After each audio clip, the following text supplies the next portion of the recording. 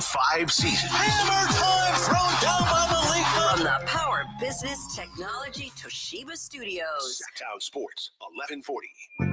Feeding your passion for local sports in the afternoon. It's the Drive Guys with Kevin Gleason and Kyle Drake on your radio at 1140 a.m. Streaming audio at sacktownsports.com and the Sacktown Sports app. You can also watch the show on YouTube at Sacktown Sports 1140. Here are the Drive Guys with Kevin Gleason and Kyle Drake.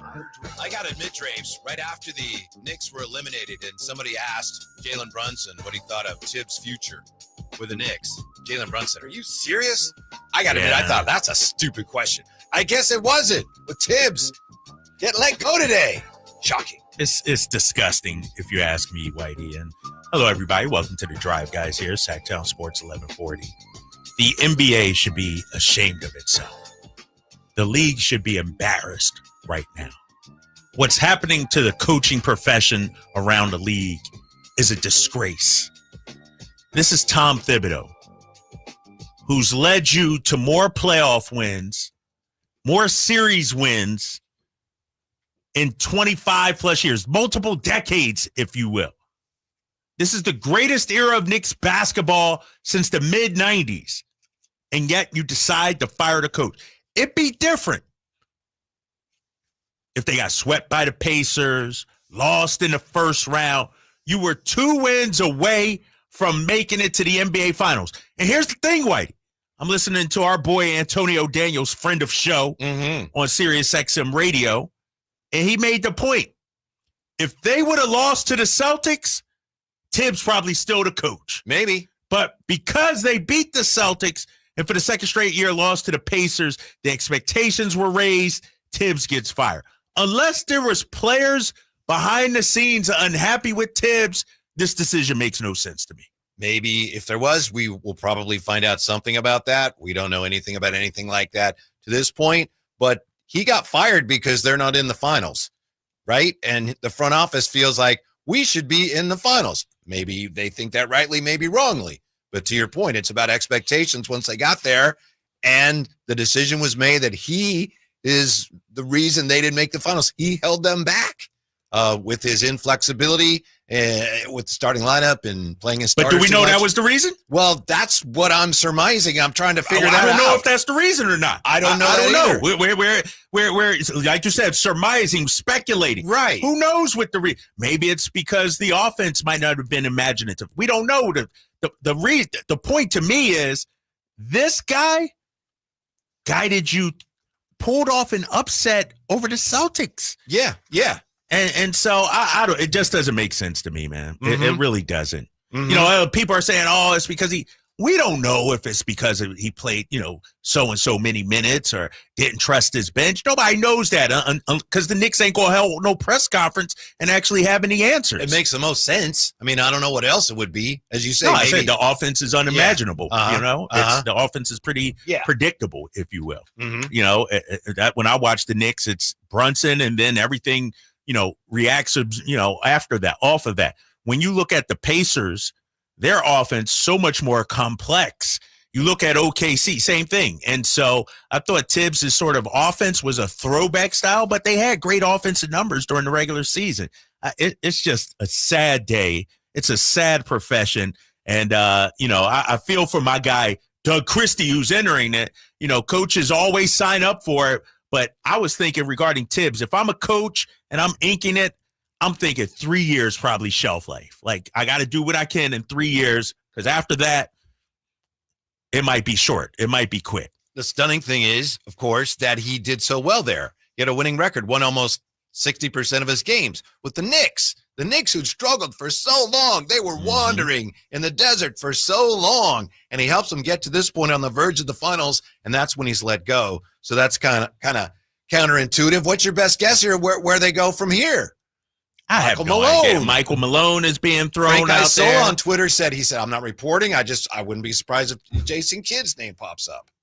Yeah, I wouldn't be surprised. Yeah. And I don't see the fit for Michael Malone there. Queens guy, but Michael Malone is hard to play for, man. He's tough, man. He's tough on his players. I just can't see it, man. Like, to me, Tibbs was the perfect fit for who they are, the kind of players, the Villanova guys that they had. I wonder if Cat maybe, felt a certain way about him or something like that. That's the only thing that I could really see, because throughout the season, you heard the players back Tibbs when it comes to minutes. And if you ask any player, and I've talked to NBA players about this, none of them say, man, I wish I didn't have to play all these minutes. Most players want to play as many minutes that they hate coming out of the game. Josh Hart just said something. What did he say? And this was before he was fired. Was it Josh? I think it was Josh Hart. I have to find it here. Said something recently about how, playing all these minutes, it's not easy on the body. So there was a little bit of indication that maybe the players were wearing out. And I think that's most likely the biggest reason why they let him go. And again, it doesn't mean they were right. He has long been known from playing his starters big minutes. The league is moving another way, and he played his starters far more than any other five-man group in the NBA. So why would they do this? Not saying it was a good reason, but my guess is that it had to be at least part of the reason. And I push back, on that, whoever wrote that, and that I know that's the narrative, but maybe they don't get to where they are without playing the starters as many minutes. Mm-hmm. There's a reason. What Tibbs thought. Yeah, that's what Tibbs thought. And so I just find it's like, what more can a guy do? He's not the reason Karl Anthony Towns can't play defense. He's not the reason Jalen Brunson is a turnstile defensively. And so I believe there had to be more to it, because if Jalen Brunson wanted Tibbs as coach, if Karl Anthony Towns wanted Tibbs as coach, he would be there, in my opinion. Mm-hmm. I just find it shocking. Like, you get 2 wins away from the end. You actually overachieve when it comes to the whole season totality. You overachieve and you still get bounced. By the way, it wasn't Josh Hart. It was Bridges who said in March, playing so many minutes sometimes isn't fun on the body. Oh, and again, I'm not saying, that's it. But I'm just saying there has been a little bit of an indication here or there that players weren't crazy with all the minutes. We also have a report that Josh Hart had suggested a lineup change. That was in the finals. Yeah, despite Josh Hart suggesting a starting lineup change in private during the Boston series, Tibbs stuck with the most used lineup in the NBA for the first 2 games against Indiana. Again, I'm not saying, there's why, and that was a good I'm just saying maybe that had something to do with it here. It's we're looking for reasons. But the thing about it is, when you look at the Pacers series, Tibbs actually did change the lineup. He did. Eventually. After the first 2 games, he did. Yeah, right. After the first 2 games. Is it Tibbs' fault that Tyrese Halliburton hits the miracle shot? Is it Tibbs' fault? Like I said, that for some reason, and we heard the reports and the grumblings after Game 6, that Karl Anthony Towns didn't pay attention to the scouting report. Mm-hmm. Like they were looking at him like, why are you playing defense this way? That's not what we practice. That's not what. And so it's and according to reports, he's going to get his $30 million still owed to him. So I'm not feeling sorry regarding that. But take care of y'all. Man, it's like and here's the thing about it too, Whitey. Tibbs had 5 years in New York? He coached, I think it was. Mm-hmm. Only 1 year with Karl Anthony Towns. Now you're going to have a new coach, a new system. He doesn't know these guys as well as Tibbs does. And so I would be hard pressed to see the Knicks going past what they did this year. Mm-hmm. By the way, his .579 career win percentage as a head coach is the highest by any coach without a finals appearance in NBA history. I will push back on one thing you said. Uh-oh. Well, you said it's not his fault that Halliburton's shot went in, and of course that's true. It was just went up and it came in. But it is his fault, not all his fault, but partly his fault that they blew a 14-point lead down the stretch of that game. Yeah, but that's everybody's. That's Brunson's fault. That's Mikal Bridges' fault. That's Cat's fault. There's that kind of thing happens. And my thing is, all right, I want to see who they get after. Mm-hmm. And it may work out. Like I said, when we fired Mike Brown and hired Doug Christie, it's like the proof will be in the pudding. We'll see how the results are. The team was better with Doug Christie as head coach than Mike Brown, record-wise, for that season. So at that point, it seems to me. Now, going forward, if you hire Michael Malone, Taylor Jenkins, whoever it may be, you go to the NBA Finals, you win it all. It was a good decision. But I tell you what, if I'm the Knicks fans, you better at least get back to the Eastern Conference Finals because you've proven you could do that with Tibbs as coach. Now, I don't want to hear any excuses. If you lose first round, second round, well, you got to give the team time. Nah, screw that. You screwed my man Tibbs, and Tibbs is my guy. Go way back with Tibbs. First met him in 2009, so I've known Tibbs for more than a decade. I just feel like whether it's Tibbs, whether it's, coaches around the league, really, teams are so quick to make changes and pull the trigger. I don't like that way. Mm-hmm. I wonder if the Knicks now, the trend in the league, as I was discussing with Alan, is towards getting younger guys, first-time coaches, maybe someone like Sam Cassell. But the Knicks are the Knicks, and they're so close. Do they have that luxury? Can they afford to go through a year where the coach is learning how to be a coach, or do they have to bring in a veteran who has some serious postseason experience? And do you, sometimes in sports, you like to bring in a coach who is a counterbalance to the guy who was there before. And Tibbs, we know, is old school, hard-nosed. So do you have to bring in someone who's a counter to that? They've got some tough decisions to make. They really do because, to your point, the mold of today's NBA coach seems to be hiring a young, up-and-coming assistant. Right. And then do you surround him with veteran assistant coaches, guys that have been around? I don't know, man. I felt like Tibbs and his players, like Tibbs to me felt like a New York guy, like the scowl, the hard-nosed, the way they played.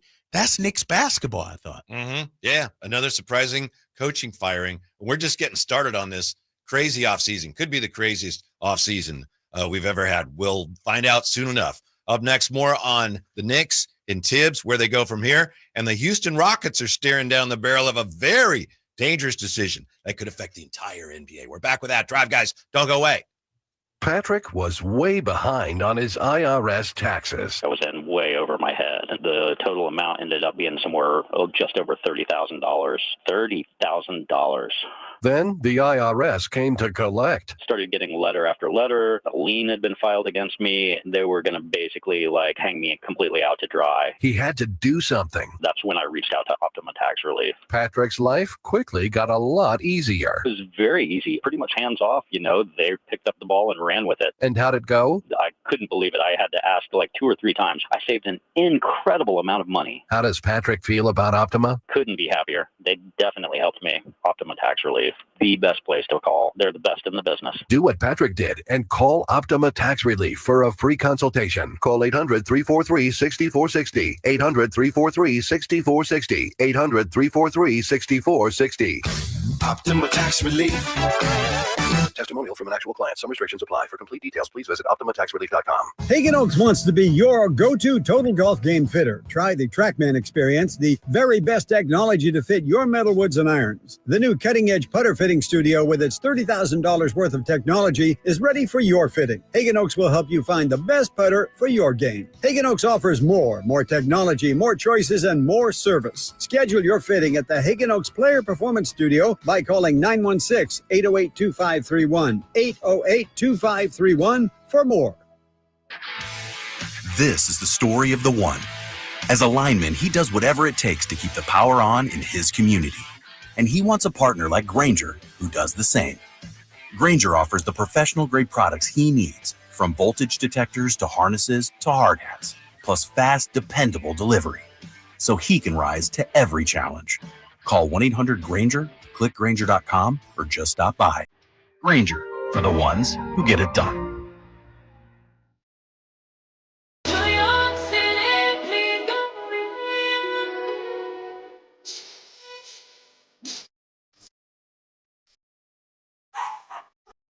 Yeah, look. The only station in Sacramento giving you local sports coverage from 6 a.m. to 6 p.m. Monday through Friday. Sacktown Sports.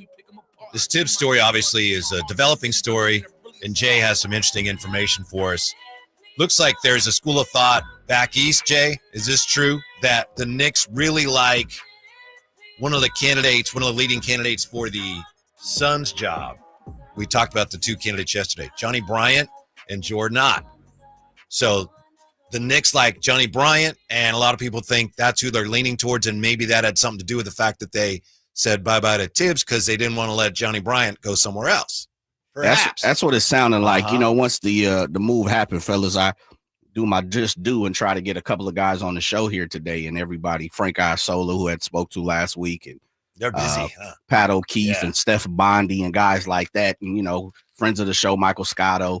And it sounds like once the Suns came out publicly and said, hey, Johnny Bryant is going to be one of the last 2 finalists for our head coaching spot, sounds like the Knicks are like, wait a minute, we might want to revisit the whiteboard. So it seems that's what a lot of the New York insiders and people around the squad, they believe Johnny Bryant might be up next, which is what Drapes you were talking about, going younger, support him with some head coaching, you know, experience, and save a little money and move forward. That's definitely the direction in which most teams are going. Johnny Bryant and Jordan Ott are both supposed to meet with Matt Ishbia this week, so maybe a preemptive strike by the Knicks. Drapes, all right, we're not going to let them hire our guy. Yeah, and Johnny Bryant, 39 years old, City College of San Francisco, got some Bay Area ties. Didn't know that. Yeah, Bay Area ties.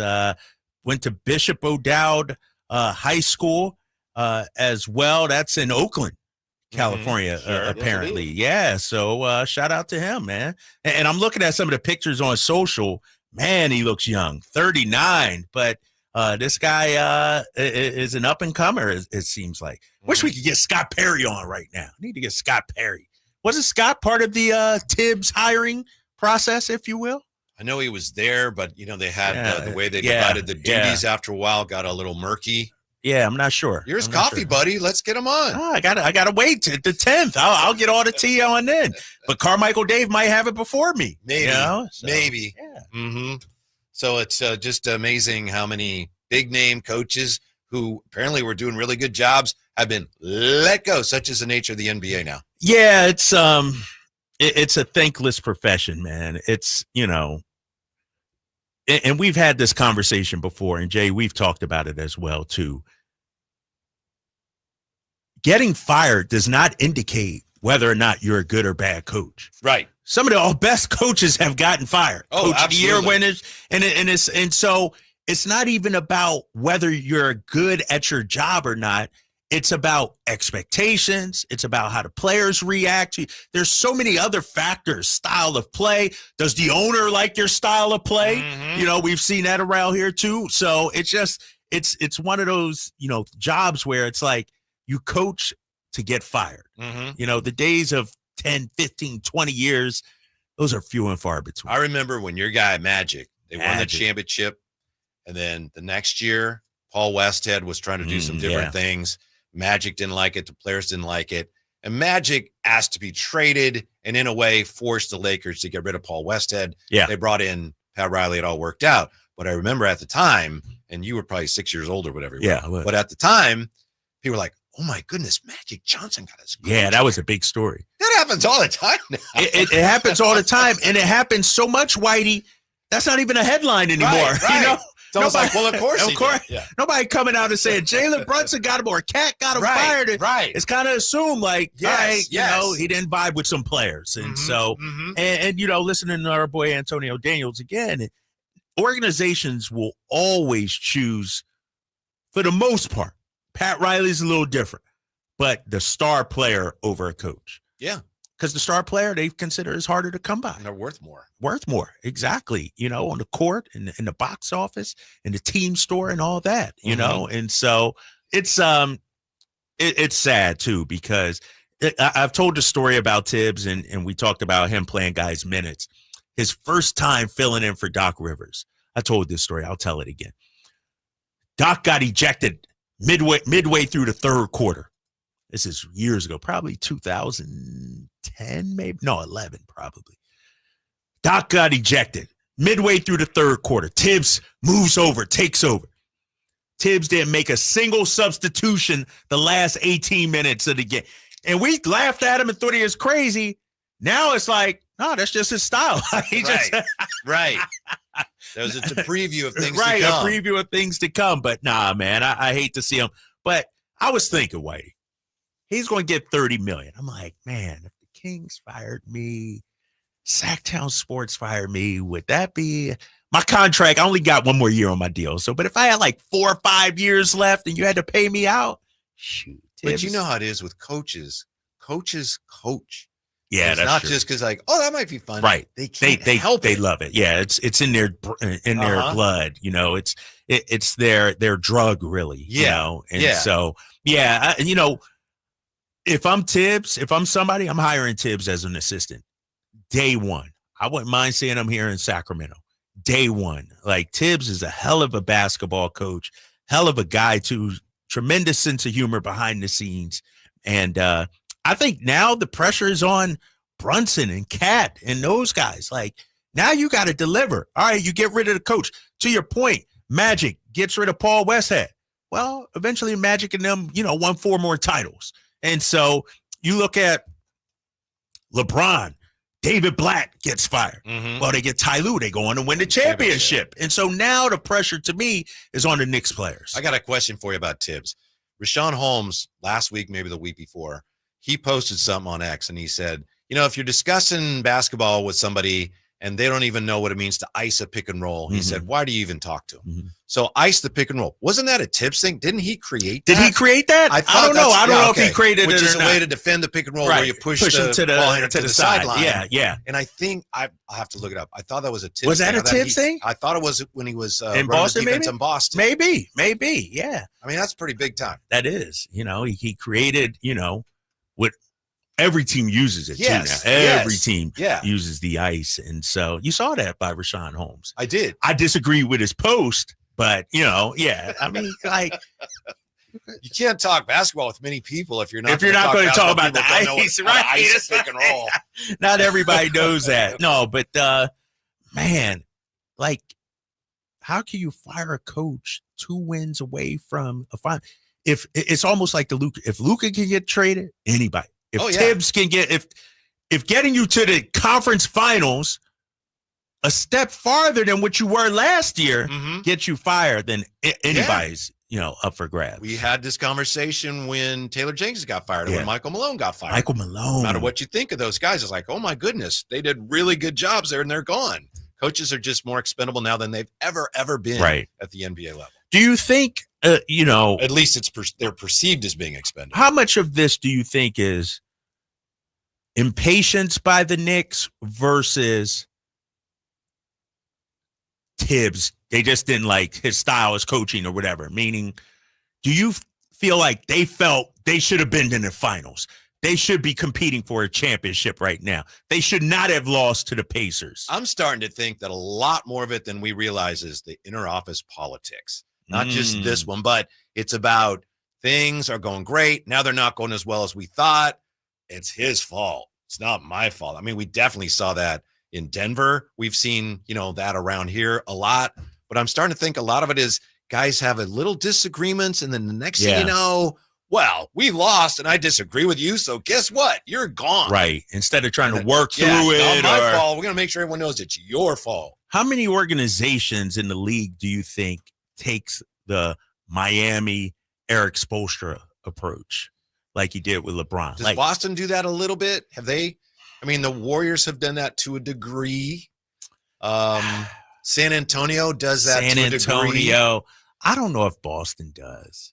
Well, they got rid of Udoka, but that was because of that. And then they stuck with Joe. They did say, would have said goodbye. Yeah, a lot of that. Joe Mazzulla's first season, halfway through, people were like, this guy got to go. Get him out of here. That's the discouraging thing because I thought Denver was one of those teams because Michael Malone talked about how they would have fired me. A lot of teams would have fired me years ago, but they didn't. We won a championship, and then they fired him. Yeah. It's and that goes back to my point last segment.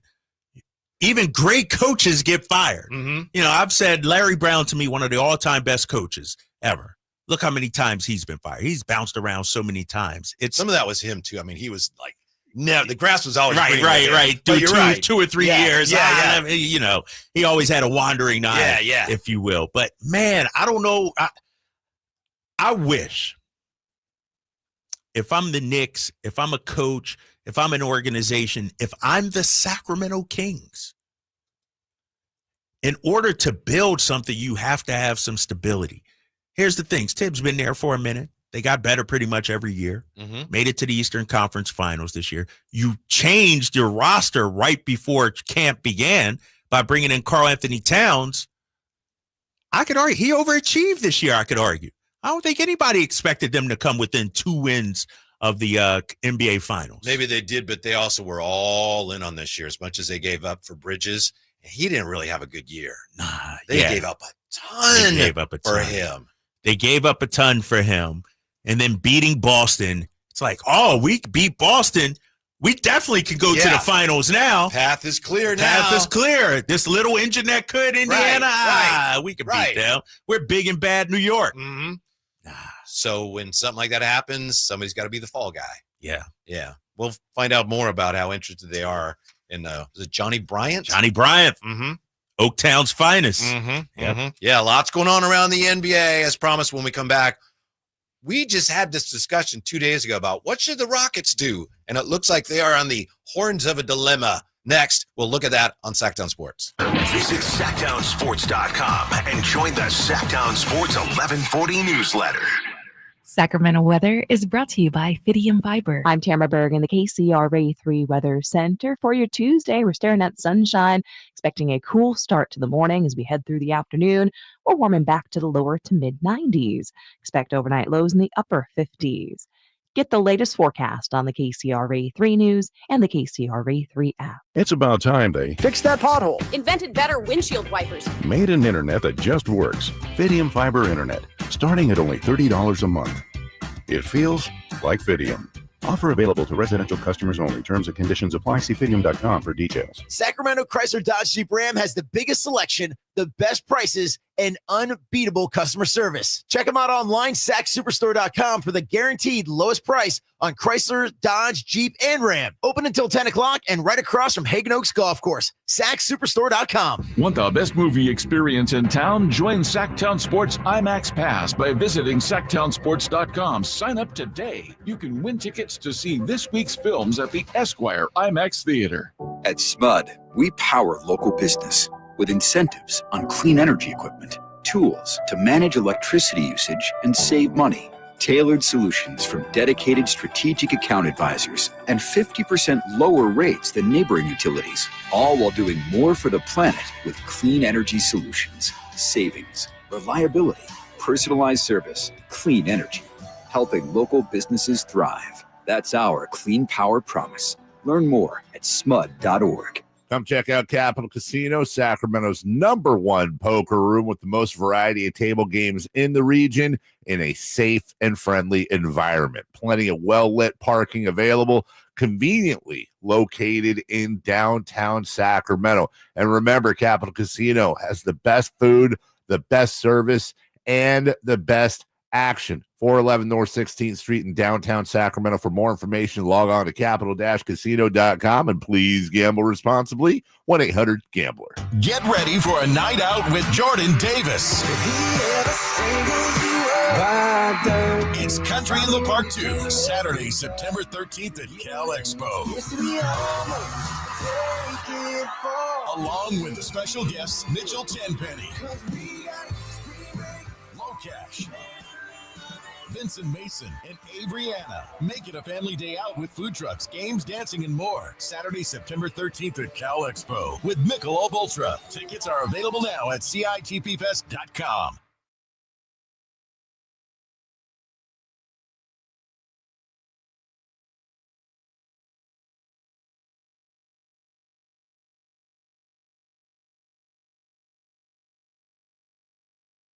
I got 100 guns.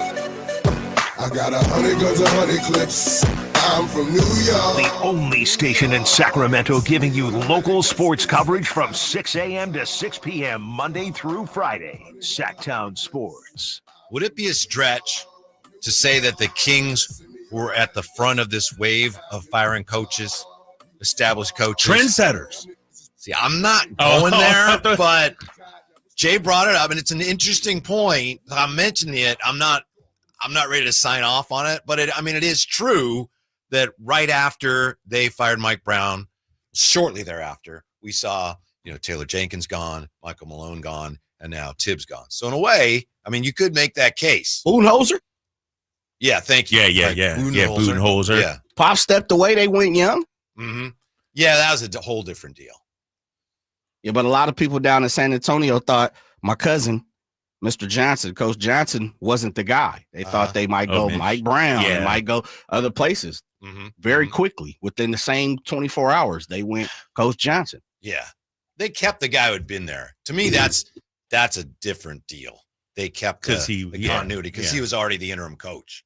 But the other ones, I mean, I see your point.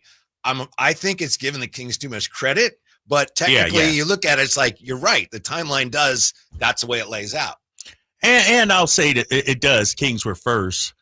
But to me, they were different, meaning every situation seemed to be different. At the core, I guess, the teams felt they should be better than what they were. But when you look at Tibbs' situation, when you look at, well, why did Mike Brown get fired, do you think, fellas? Because was it a 5-game losing streak? Was it a handful of players weren't bought in?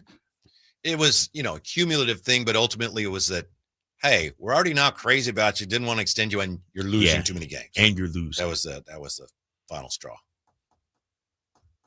I bring that up because I look at Michael Malone. The reason why he was fired wasn't because players tuned him out. It was the inner workings, the power struggle behind the scenes. So that's different. Yeah. I look at Tibbs' situation.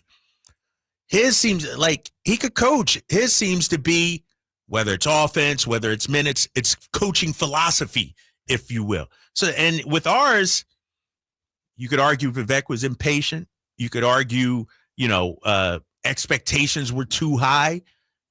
I feel like the Mike Brown firing had more to do with this team was severely underachieving at that time. You couldn't say the same about Denver. You couldn't say the same about Memphis. You couldn't say the same about New York. And so that's where I feel like we were a little different. We felt like we should be better than 13-18, 5 straight losses at home. The ship was sinking. The train was headed off the tracks, and we tried to correct it in the middle of the season. Let's just say that hadn't happened, and it happened next year. Now, I know that's like that couldn't be, but let's just say Mike Brown was still the coach, and then everybody else got fired the way they got fired, and then Mike Brown ended up getting fired this coming December. I think it would be a lot less shocking because of the way coaches now are just being discarded. It's almost not expected, but you're accustomed to it. Yeah, now. it's you're like, used to as a coach, coaches get let go all the time. Yeah. And the thing about it, all these firings outside of Budenholzer, I don't know if there was a whole lot of smoke there. Maybe Tibbs, but on the fringe. But you look at Michael Malone, you look at Taylor Jenkins, Mike Brown. They're all so shocking. Mm-hmm. It's one thing if you're Kenny Atkinson or you're Mark Dagnall, you're number one and you get bounced in the first round. All right, I get it. I can see that. But these are good coaches that coached well in the positions they are and still got jacked. I'll give you another one that probably should be on this list, and we don't even talk about it anymore. It's J.B. Bickerstaff in Cleveland. How about that? Yeah. And now we don't even think of that because he went to Detroit and got him back in the playoffs. Yeah. But that was a very similar situation. Yeah, it's and then, I look at the Phoenix situation with Budenholzer, but it's not just Budenholzer. Frank Vogel, like some owners are just so impatient, and so we'll see with Vivek. Like I said before, if I'm Doug Christie, I don't know his deal, I don't know his financials, but I need at least a 3-year deal if I'm Doug. If I'm Scott Perry, give me a 4 or 5-year deal. Like I need some stability here. Yeah, but that used to be the exception. Yeah. The really impatient owners that just got rid of coaches, that used to be the exception. It's becoming the norm. It is. Why do you think? Is it because the way business has gone and, nowadays it's like it's a results oriented thing, a lot of, you can look at a guy like Ishbia. It must be because they can afford to. Yeah. It was a time where it's like financially, we're not going to do that. Now it's like, right. We'll let him go. We'll pay him and then we'll bring in a new guy. Well, I don't want to make this political, but I look at Donald Trump in his show, The Apprentice. What was his tagline? That show, but yes. But his tagline, you're fired. that became an in thing, a cool thing. Elon Musk slashing everything. It's like, if I don't see results immediately, you're gone. I'll get somebody else in here who can do the job. Mm-hmm. The patience is gone nowadays, man. Yeah, because you can afford to be impatient. I'm a little disappointed, I guess. I can't really be surprised, but Mike Brown's name is not being mentioned for these jobs. So maybe he doesn't have any interest. Right. Maybe he doesn't, I thought I was told Mike was going to take a year off. Okay. Before jumping back in. There had been one of those, shaky reports linking him to Phoenix weeks and weeks ago. Yeah. It's been so long since Mike has been fired. Like, no offense, like December is like an eon ago. Yeah. And so maybe he does have the itch going for it. But I was told he was going to take a year off and then get back into it. Real quick here on the text line, Whitey, 916. I really think we live in the right now times, probably due to technology, the internet, social media. No one has patience anymore. All instant gratification or bust. Like, you got to the conference finals. You won, 53 games or whatever it was. You're the third seed in the East, and you get fired. Well, to your point, a lot of the owners now, that's probably how they've always run their businesses, right? Which I think is what you were saying. That's what I was saying. Yeah. It's like, at the end of the year, you look at your little sheets and everything, your profit margins. Our projections was 13%. Check out your QuickBooks. Right. We only made 9%. Get him out of here. It's ridiculous. 209, Modesto. I think part of the reason why they're so quick to get rid of the coaches, because if they don't, the player might ask out or just make the situation messy. I think they'd rather keep the players happy and just recycle through the coaches. I'm sure that is part of it in a lot of places. I'm not sure it's the reason in all places, but I'm sure that if you had any team and the coach is like, he's done well, but my best player isn't sure about him, like we were saying, the player ain't the one that's going to go. Right. It's like, how do we keep him happy? We'll get rid of the coach. Okay, fine. We'll do that. No problems. Do you think players should be held more accountable if a coach is fired? We saw it here in SAC. Apparently, De'Aaron Fox wanted Mike Brown here, and Mike Brown got fired, and Fox still took heat. Like, do you think if Towns or Brunson or whoever had a problem, like, that should be brought to light? Should Leon Rose come and say he lost the locker room or he didn't have the faith of the players? They don't do it that way, right? They don't do it that way. They talk to agents. They make sure it's out there. They leak it through agents. It would be bad for him for me to tell you that he lost the locker room, but I'm going to make sure he did if that's the case. Yeah, it's like you said, man. Coaching has got to be in your blood, but I think most coaches go in knowing it's a short shelf life, right? Yeah. You got to. Jay had another very interesting point talking about how when the Kings fired Mike Brown, they didn't come out and talk about it publicly. And, are the Knicks going to be roasted if they don't do that? But it's New York. They will have to do it at some point, right? Well, I heard, I don't know if they will. But the way they handled this is a little I heard shaky. Stephen A. Smith on NBA Today just lay into Leon Rose and James Dolan, not because of the firing, but you got to come out there and hold a press conference. Yeah, there you go. Leon Rose doesn't hold press conferences. Yeah. Dolan doesn't meet with the media. And, that New York Knicks media, they've been hard on ownership and management about that, Stephen A. Smith, to the point here locally. I'm going to talk to Scott Perry, June 10th. That's one of the things, if he ever asks me, that's one of the things I hope going forward, I'm going to tell him, we got to be transparent. We got to be accountable. You like, from my vantage point, and who am I, just a small cog in the wheel of the Sacramento Kings, but we got to get in front of stories and not just leave it out there for, everybody to speculate and try to surmise what we're thinking. Yeah, for two reasons. One, you open yourself to all the criticism if you don't do that. And two, you want to be the ones driving the message. Yes. Get out in front of it. Right. It's almost like you're caught with your pants down. It's like, and then you try to put put it back in the bottle, if you will. It's like, no, you never see this with OKC.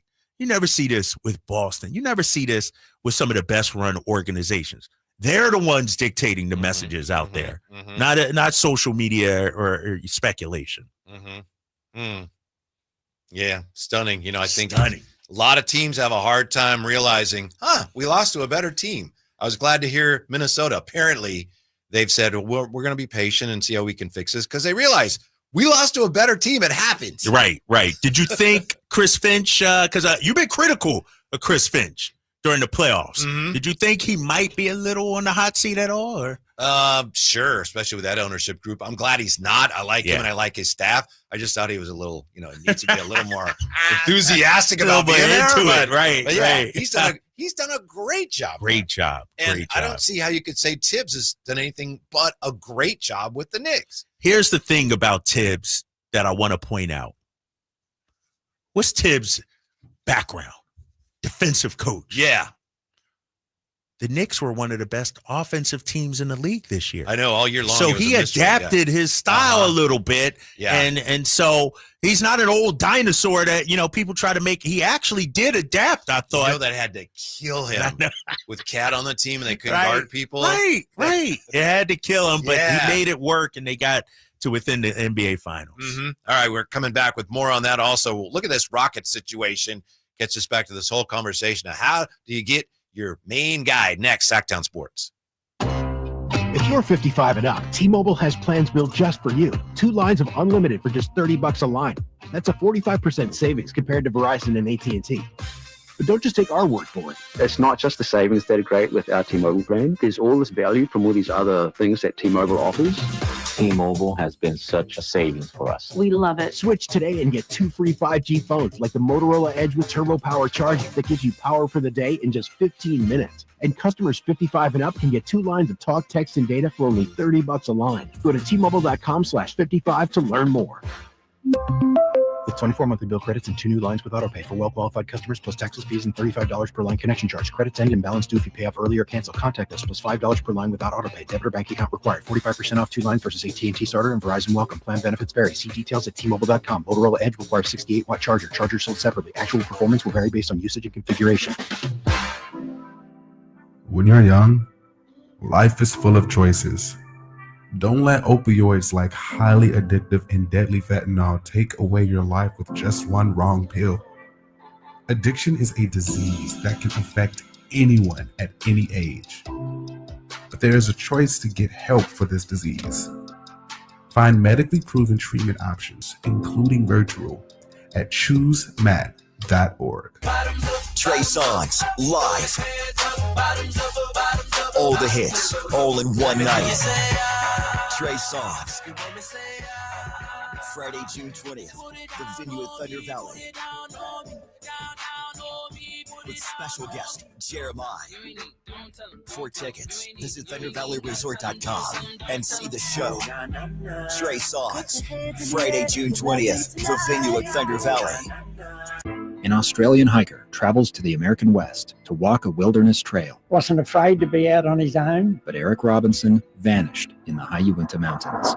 I remember thinking, Eric, what were you thinking, mate? I'm Dave Cawley. Join me on my podcast, Uinta Triangle, where I travel the world to answer the question, what happened to Eric Robinson? Follow Uinta Triangle. That's UINTA Triangle on Apple Podcasts or wherever you listen. Hey, I'm Alan Stiles. Have an injury? Call Downtown. Downtown LA Law Group, an injury law firm, has many happy clients in Sacramento and the surrounding areas who have called Downtown. Get paid for your injuries from slip and falls or auto accidents. One of their most recent settlements was $1.5 million for a motorcycle accident. Have you had an auto accident? Call Downtown. Text injury help to 40222. That's injury help to 40222 and visit them at calldowntown.com. I'm Ken Korak with your Green and Gold Report, brought to you by Comcast Business, powering possibilities. Well, when the A's broke their losing streak to finish the last homestand, it was a special day for Logan Davidson and Willie MacIver. Each guy got his first major league hit. And for MacIver, who grew up an A's fan, he drove in the go-ahead run in the bottom of the 8th inning and threw out the potential tying run to end the game. A storybook finish to a special afternoon. Comcast Business helps turn today's small businesses into engines of modern business. It's how restaurants become reliably up and running neighborhood favorites. It's how retailers become seamlessly restocking, cyber-securing must-visit shops. And it's how healthcare offices become data-managing caregivers that we all depend on. With reliable connectivity, enhanced cybersecurity, advanced fiber solutions, and Wi-Fi backup, Comcast Business is powering the engine of modern business.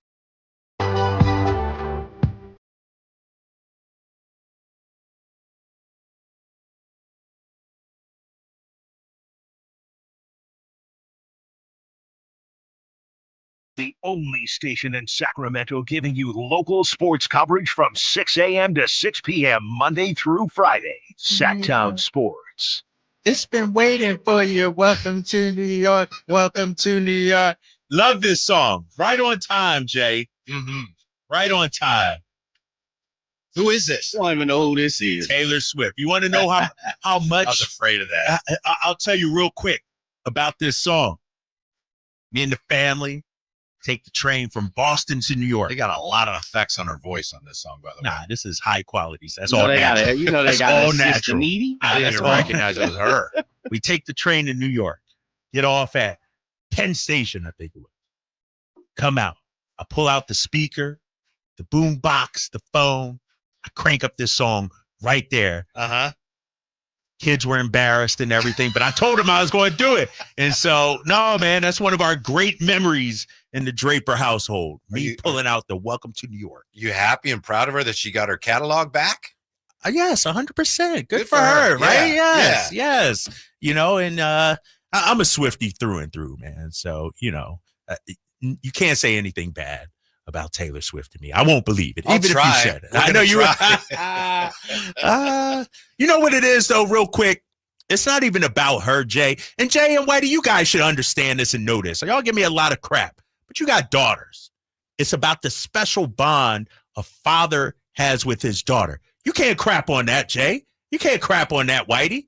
It's about That's not really what we're, yeah. I got no issue with that. Wait, I'm about to say we're not even going that way. Yeah, that's a very good try. Yeah, I see where you're going. Yeah, I'm just saying that's why it's you know, I That's love why it so you like much. Taylor Swift? Yes, Because the bond of you and your between daughter? me and my daughter. It's our Taylor thing. Swift. So you're telling me if there's no Taylor Swift, Pops Draper and daughter Draper doesn't have the same bond? How about if I don't have a daughter, I don't have the same bond with Taylor Swift? Which is we don't care about Taylor Swift. We're talking about the Draper household. I'm saying I like her stuff, man. I like her stuff. I got it on my phone right here in some of my playlists. When my daughter Janelle was in high school, our daughter Janelle in high school, she started learning how to play guitar and taking lessons at Skips and doing all that stuff and singing. And she's a big Green Day fan. So we would play in a room. How old was she then? How old was she then? Yeah, when she was a big Green Day fan. 16 or 17. Okay, all right, solid. Okay. Yeah. All right. So we'd play in her room and I'd play bass and she'd play guitar. We played to the record. So it was a big thing, you know, like you say, father-daughter thing. Yeah. Then a couple of years ago, she asked me to do her wedding. And I did her wedding. You DJ'd her wedding? Played it? I didn't DJ. I was the you were the musical performer? I was the officiant. Oh, okay. Well, you said You could do that? So we know what you're talking I've done about. that for both our daughters. They both asked me to do it. I thought you were the Yeah, DJ paperwork there. behind you. So anyway, Well, he she said gave do me it like he was playing the Yeah, music. right. Right. The day of, she gave me a present to open, and it was a Green Day, songbook, and it was really cool. It's like, oh, that's See? very nice. That's what I'm saying, fellas. So I think one of the saddest things as a parent, my daughter used to be into this girl, JoJo Siwa. Oh, yeah. Huge. Went to see her in concert. But then that phase ended. And it's like, what do I do with 20 JoJo Siwa songs in my playlist right here? It's like, we'll never have that moment back. You know what you do? What? Delete. Delete. Come on, Jay. Fire. Yeah, that's funny you mentioned that. Janelle has said, she said, I don't listen to Green Day as much, but she said that they're always going to have a special place. It's almost a little heartbreaking there, too, because it was like, so when my daughter gets out of her Taylor Swift phase, it'll be a little heartbreaking for me. But that'll be different. She's always going to have that spot in there. Yeah. When you went to Vancouver. I'm trying to hold on to that. I'll tell you what. I would go see Taylor Swift again tomorrow if I could.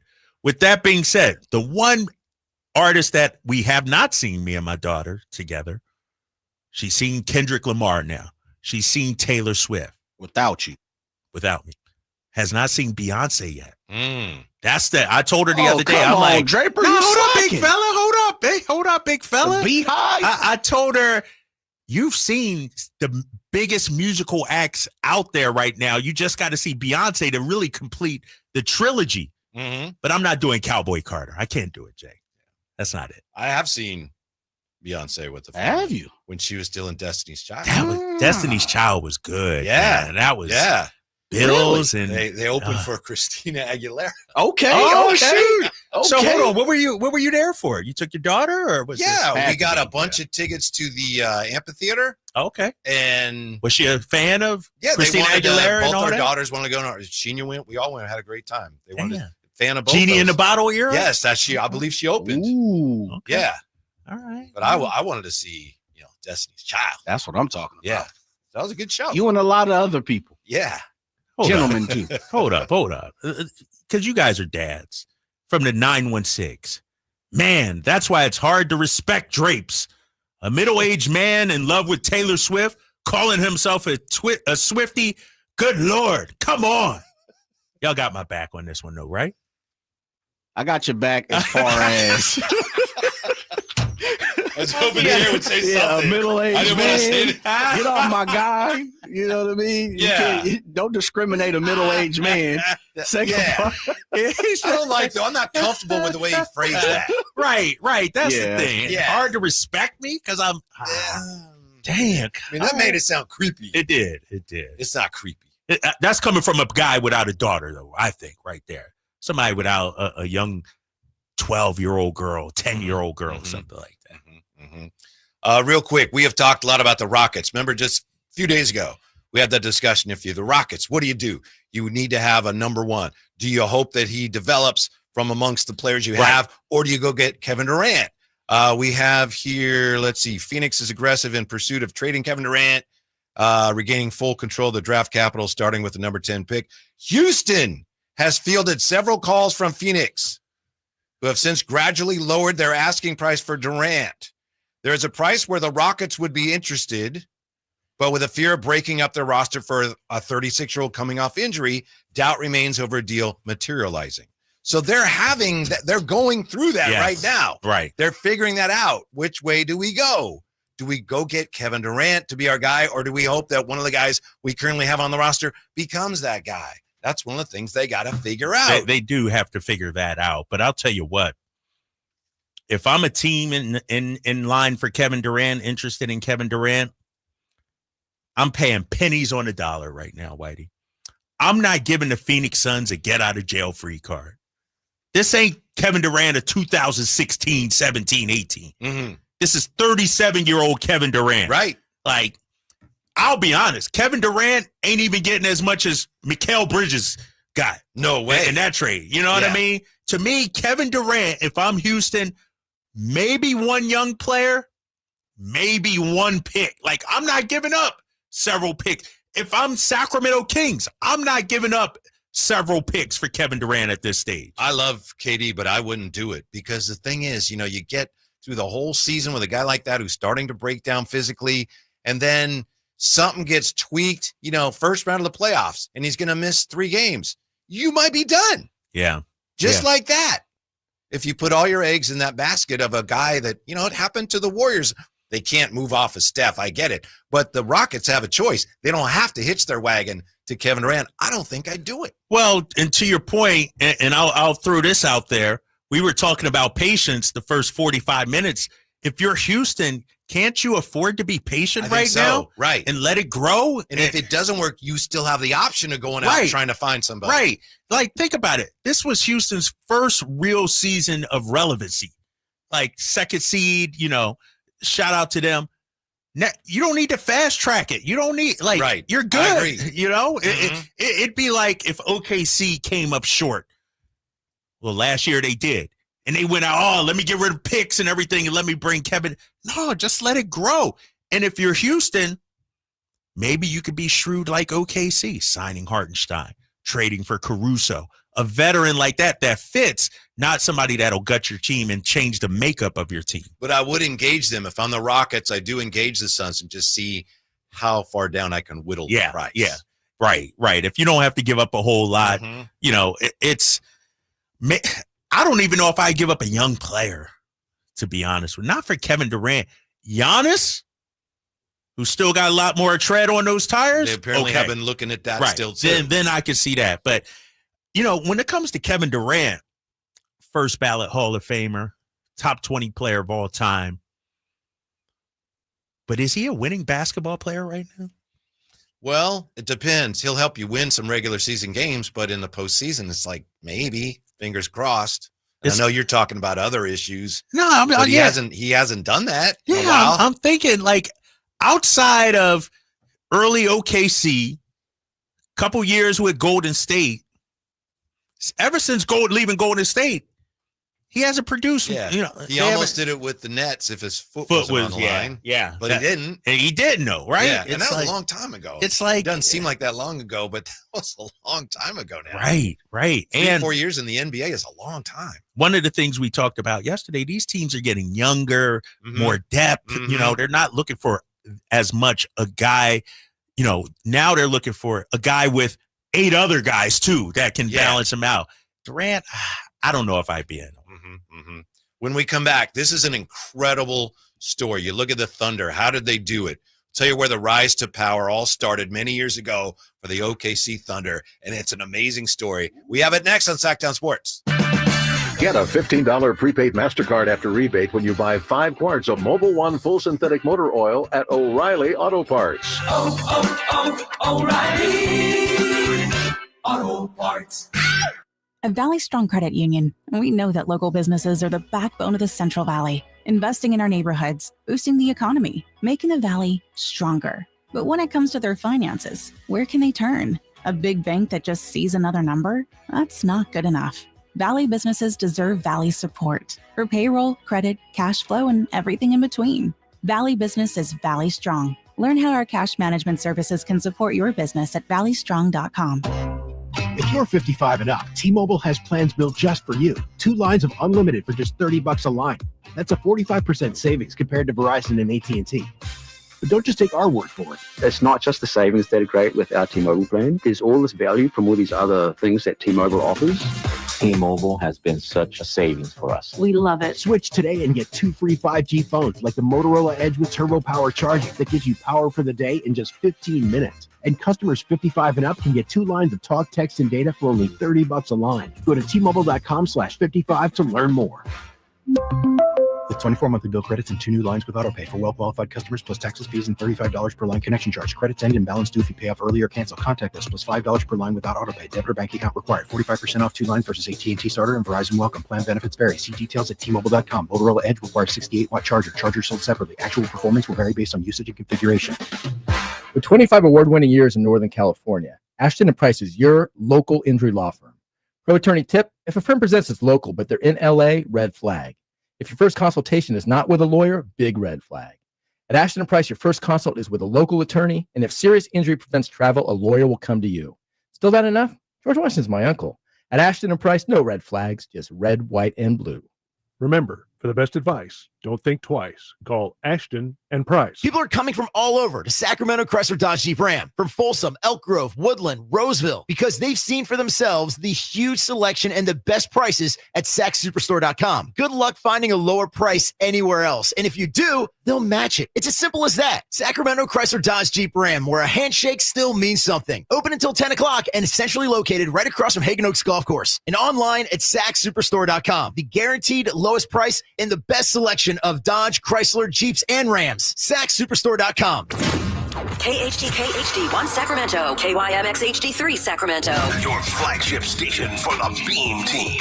From the Power Business Technology Toshiba Studios. This is Sacktown Sports 1140.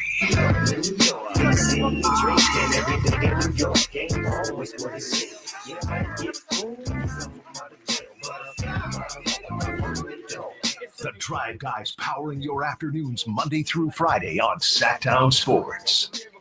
You heard the news today? Oh boy, the Knicks relieving Tom Thibodeau of his duties We have some more insight as to why they may have done that. According to The Athletic, league sources told The Athletic this organization, the Knicks organization, obviously, needed a new voice. This was the first step in a process of reaching those heights. Those sources also said it was a decision made by team president Leon Rose with the backing of owner James Dolan. Don't misunderstand me. I'm not saying, oh, okay, well, then it's fine. But I'm saying that's the official reasons that the Knicks are dispensing through various channels. A new voice. New voice. Mm-hmm. You could use that for anything. That's a cop-out. Back-to-back 50-win seasons for the Knicks. The Knicks. First time since when? Mid-90s, I believe. Late 90s. 1995. Yeah.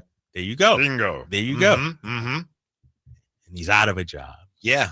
He led the Knicks to at least the conference semifinals 3 years in a row. That hadn't happened since 2000.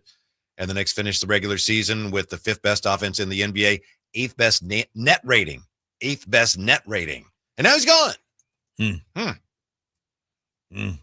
Somebody pointed out, did it go really sour when he benched Karl Anthony Towns?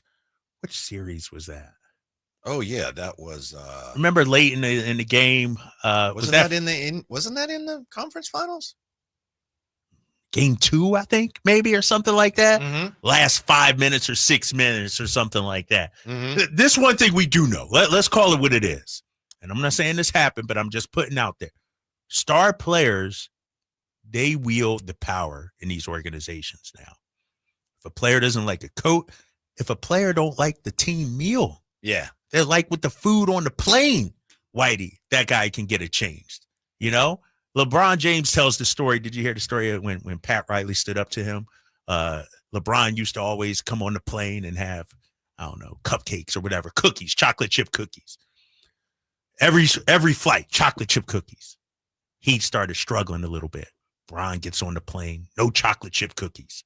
Pat Riley said, And the stewardess, the flight attendant's like, sorry, LeBron, but the thing, but organization for being, he said, you don't deserve no cookies. Wow.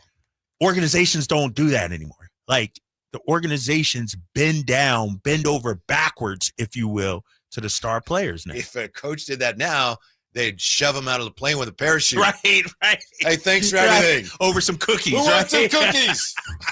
But these star players, man, they are the franchise. Everything is catered to them nowadays. Mm-hmm.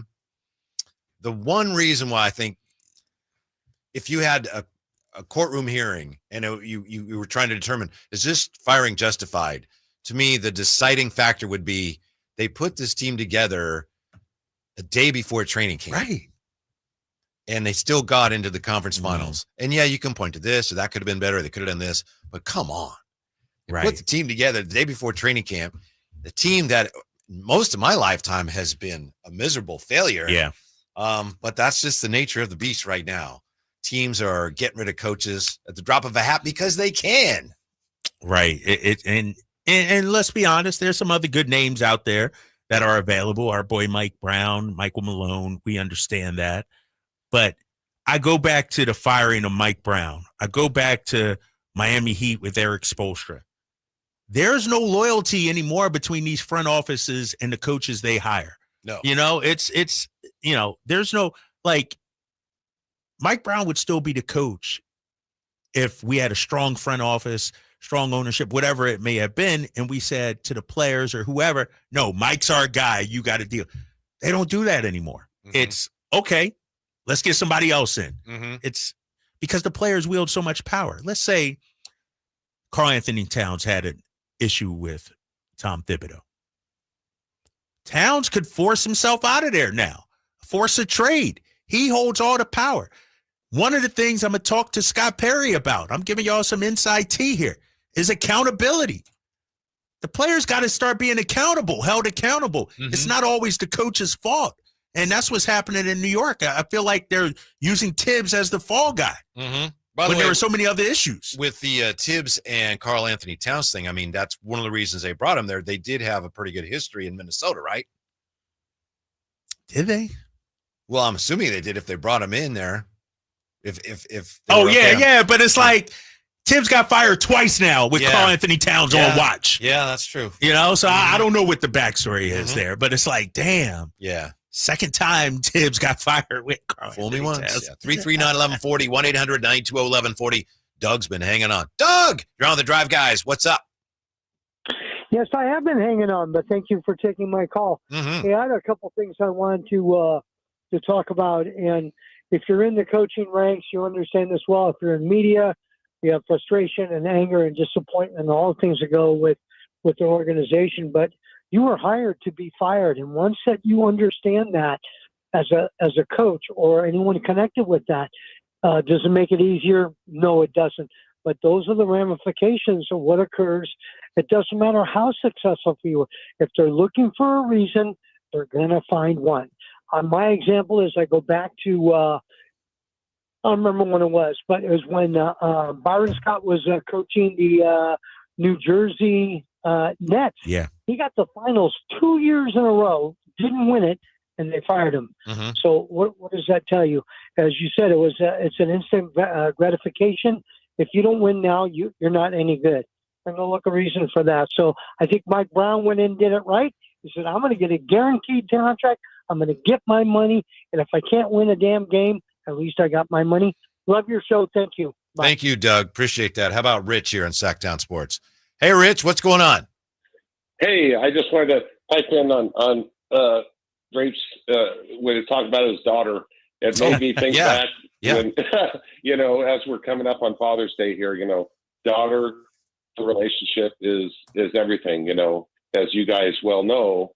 And I'm way ahead of Drapes in the time frame. I took my daughter when she was 16 to see Backstreet Boys. Now she's in her 40s, and I don't have the Backstreet Boys on my my playlist. But I'll tell you what, I'll never forget. I took her when she was 16, right, to Backstreet Boys. Now she's in her 40s. But that's something I'll never forget. And it took me 2 days to get over the ringing in my ears from all those little 16-year-old girls yelling in my ears, man. But it still is a great memory, and I just wanted to share that with you guys, man. All right, they're on tour now, Rich. They're back out on tour. Oh, well, no, I'm done with Backstreet Boys, man. Come on, they are not on my playlist, I have to tell you. Yeah, I mean, you can go see them at the Sphere. You got to take. Oh, that'd be great. Yes. No. I can get you in for $65 per person. I won't even go see the Dead at the Sphere, man. That's hilarious. Thanks, Rich. Appreciate Rich, good call. Yeah, Backstreet, they're back. All right. How'd you know that? Did you look that up? I remember hearing that they were getting back together. So as he was talking, I was looking up. I didn't know if it was like a one-off they did, but yeah, Backstreet. Yeah, I'm on there now. I see JT, you part of that? I don't know. Was JT and the Backstreet Boys or NSYNC? NSYNC, right? NSYNC, okay. Or no, I don't know. I mean, I confused those bands from back then. That's a bargain. I was just kidding, but I got to look at that now. 65 at the Sphere. Yeah, $65 to just go to the Sphere is almost. Yeah, that's not bad. Even though that's racket, but yeah, I want it that way. That'll be. Yeah, I don't think that's Justin Timberlake, so it must have been NSYNC. Yeah, I think so. They got the Eagles there also. That's not bad. Yes. I mean, the Sphere. No Eagles on your playlist. No, you might be right. I might not have that on. I think the Eagles have, of course, one of the guys is no longer with us, but I think his son, the son of the guy that passed away, I think is in the band. Oh, really? Yeah. Oh, he's took his spot. I believe. Okay. I believe he did. Is there all right? So back to real quick, Whitey. I know you got your rundown there and everything, but our last caller, Rich. He said Backstreet Boys no longer in his playlist. Right. Is there a time frame where it's acceptable for it to still be or is there a statute of limitations, totally if you will? Totally, yeah. So me and my daughter went to see Taylor, Tay-Tay, as I call her, in December. Mm-hmm. How long after am I still allowed to have that or listen to that? Or is it a year? Is it 5 years? As long as you want, man. As long as you want. Okay. You were saying JT, Jay. I thought you were talking about AJ. Because AJ's in the Backstreet Boys. Oh, okay, yeah. You were talking about Justin Timberlake. Justin Timberlake. Yeah, he was not in Backstreet Boys. Yeah, AJ, Brian, Howie, Kevin, and Nick, of course. As long as you want, Drapes. Oh, yeah, man. Right. Just making sure, man. Everybody, I still got the JoJo Siwa playlist here. Sure. I don't play it, but it's just nostalgic a little bit, you know? Yeah, that might be you might be pushing up on time again. I should probably get rid of that one. I got a theory on why people always think that the past eras were better. Oh, music was better then. Right. If you have any radio station, whatever it is, and they play a certain era, whatever era you're talking about, 60s or, classic rock, whatever, they only play the best songs. So you listen to a station that from like 60s, whatever, they only play the best songs. Whereas currently you get all the stuff, the good stuff, and in any current era, it's not all great. When you just hear the best stuff, the best of the best. That was the best era. All of it was great. Actually, not all of it was great, but the stuff there was a lot of garbage. You just don't play You don't anymore. hear it anymore. Yeah, that's true. I like that. Where's that B-side of that record? Yeah, no, you're right. So in the rear view, objects may look more musical than that. And let me ask you this, because the Orlando Magic announced today they're going back to their old school uniforms. And I'm seeing everybody say, oh, that's awesome. Those were the best uniforms ever. Is it because that was a lot of people's childhood? So, for instance, if my son, Nick, the Kings go back to 20 years, 30 years from now, they go back to these uniforms, he's going to be like, oh, those were the best ever. Is it the nostalgia of it? Like, were those really good uniforms, or was it because it was our childhood and what we knew? Didn't we just see that a little bit last year when they went back to kind of the retro? Oh, yeah. Jay and I were talking about that. And I don't mean to speak for you, Jay, but I think we were on the air together, you and I, when the Kings announced they're going back to those. And there's like, Jay and I were like, yeah, they're okay. But for some people, it's like, my goodness, this is the greatest thing ever. I think you're right. It's just, it takes you back to nostalgia. Yes. Like, for some reason, and you and I have talked about this, people are romanticizing and glorifying 90s NBA basketball. I'm just not seeing it. What's the song, Round Ball Rock or whatever? Right. Everybody want to hear that. They want to look at the uniforms. And I'm like, I don't need to go back to the 90s. It was okay, but yeah. Mm-hmm. I'm an 80s guy. The Kings also helped us get out of that era. That's true. That's true. Slug it out, slow-paced basketball. Where the rise to power started for the Thunder. This is really interesting, and it tells you a lot about how you should put a team together. Yes, Kyle Draper. And I want to add, because you have not checked your text, I sent you a text, and Jay, a name that the Kings might, if I'm Scott Perry, make a call on. We got to bring you that coming up. We will do that next on Sacktown Sports. Wow.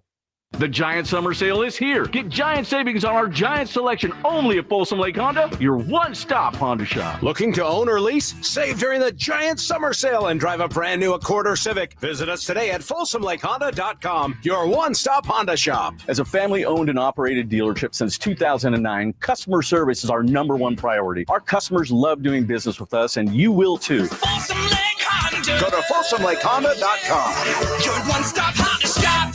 Come check out Capital Casino, Sacramento's #1 poker room with the most variety of table games in the region in a safe and friendly environment. Plenty of well-lit parking available, conveniently located in downtown Sacramento. And remember, Capital Casino has the best food, the best service, and the best action. 411 North 16th Street in downtown Sacramento. For more information, log on to capital-casino.com, and please gamble responsibly. 1-800-GAMBLER. Saturday, June 7th, the Spears Cars Tours West lights up the Stockton 99 Speedway with limited and pro late models, MMI Legends, mini stocks, and NCMA sprints. Presented to you by Tracy Ford. Gates open at 5, racing at 6. Grab your tickets now at Stockton99.com. Be there.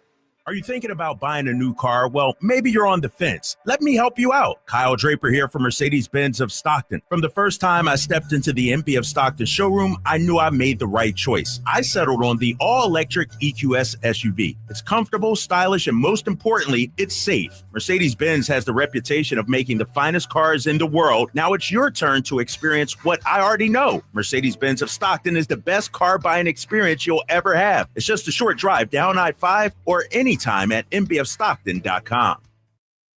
Yeah, I'm on my New York. Hat to the back on my New York. Yeah, I'm on my New York. Live and local, 6 a.m. to 6 p.m., Monday through Friday. Sacktown Sports. Yeah, we got a name. We got to talk about it in terms of whether the Kings should have interest. Before we do, in the chateau here, Campy. Campy doesn't like it. I'm sure he's not the only one. But he doesn't especially care for it when we stray from meat and potato sports. Bothers the hell out of him. He says, is this America Top 40 or The Drive? Yeah, that's right. America Bandstand. Yeah. What's the Soul Train? Soul Train. BD916 says it must be Michael Bolton. I got to tell you a quick story. I was producing a show in San Francisco early on in my career. Michael Bolton was supposed to come in. Hey, coming up, we got Michael Bolton. Michael Bolton was a huge star. He was back. Michael Bolton was late. Don't know what happened. It's like, oh, Michael Bolton's supposed to be here. I said, hey, let me get the phone book. And it's like some guy named Michael Bolton and called him up. Just some guy. Did you really? We You had put him on the air? Yes. You delivered. There he is. There's You said Michael Yeah. Bolton would be on. That's terrible, man. The white pages? Yeah, the old school white pages. Yes. Yes, sir. Michael Bolton. And then Michael Bolton eventually did show up, and he thought that was very fun. Okay. All right. Spencer Lampkins. One uni they've never brought back is the Brad Miller era goals. Yeah. Not saying they were my favorite, but they keep trying all the other schemes. Those were terrible. Kenny Thomas liked those, I think. Did he? Yeah, he played during that era. I think we did a segment, a couple years ago with him, and he actually liked those, I believe. I mean, they've brought back, Royale, and they went back to the Cincinnati Royals, and they brought back a lot of uniforms. No one has dared to try bringing those back. What, this old those school? gold, Oh, no, yeah. no. Those are like, nah, we're not doing that. Drapes, do you know what happened to Royale? Because I remember being at a game. Cincinnati, right? Yeah, but then they were going to bring him back. They did do something, right? They teased something. Yes. They had, the video was like, hey, I think you have something of ours. Yeah. And then they showed like the Cincinnati Reds mascot, and it looked like they were going to do something with him, and they never did. So you don't have any insight? I don't have any insight. I think it's one of those things where they, throw it out there like a test balloon and see what the reaction would be, and probably fell down, and people, they were like, but dude, what do you do with all that merch? Mm-hmm. You guys sitting on thousands and thousands of dollars of merch somewhere in the warehouse. Yeah. You said test balloon, like a trial balloon. Trial right? balloon. Yeah. I was on the air with Emran Saturday, and I said that, and he goes, what is that? You never heard that? But never heard that before. Emran's my age, right? He's like yeah. Okay. You need to get out more. Okay. What do you got for us? You got a name for us? Yes. And let me say this. This guy I'm about to mention is first team all Drapes. Always been high on this guy. Even when he struggled his rookie season, even when his jump shot couldn't fall, I was high on this guy. Evan Sittery, friend of show. After signing the 2-year, $20 million extension in February, Lonzo Ball is expected to be made available in trade talks by the Chicago Bulls. Ball's $10 million annual salary, which includes a team option for the second year, is easily digestible for contending teams in need of guard depth. Any interest in Lonzo Ball? Before you answer, Whitey, stop. Do I get Vucevic too? Billy Donovan is coaching. I'm talking about just the player with Zach, let's say, and Domas. How do you view, let's say Lonzo Ball had a Celtics jersey on and he was being made available. Is he the kind of point guard we want? But because he's played Chicago with DeMar and Zach, we're jaded. We're down on that. How old is he? Do you know? I should know. I know he's young, dude. He's Markelle Fultz age. He's probably like 27 or something like that. Lonzo Ball, 27 years old. Okay. Because remember I said I'm looking for somebody 25 or younger. So he's a little $10 million a year. It's impossible to separate it from that Bulls thing. $10 million and a team option, Whitey. That's nothing. Can I get anybody got from the that in Bulls your that back actually pocket. want? Can I get Ayo Dosunmu or somebody? Do I have to take all these guys that the Bulls don't want anymore? They're not very good, and I keep taking all the guys they don't want So anymore. you're okay with another Bull. It's just not this Bull. Like if it's Ayo, if it's Kobe White, you're okay with that.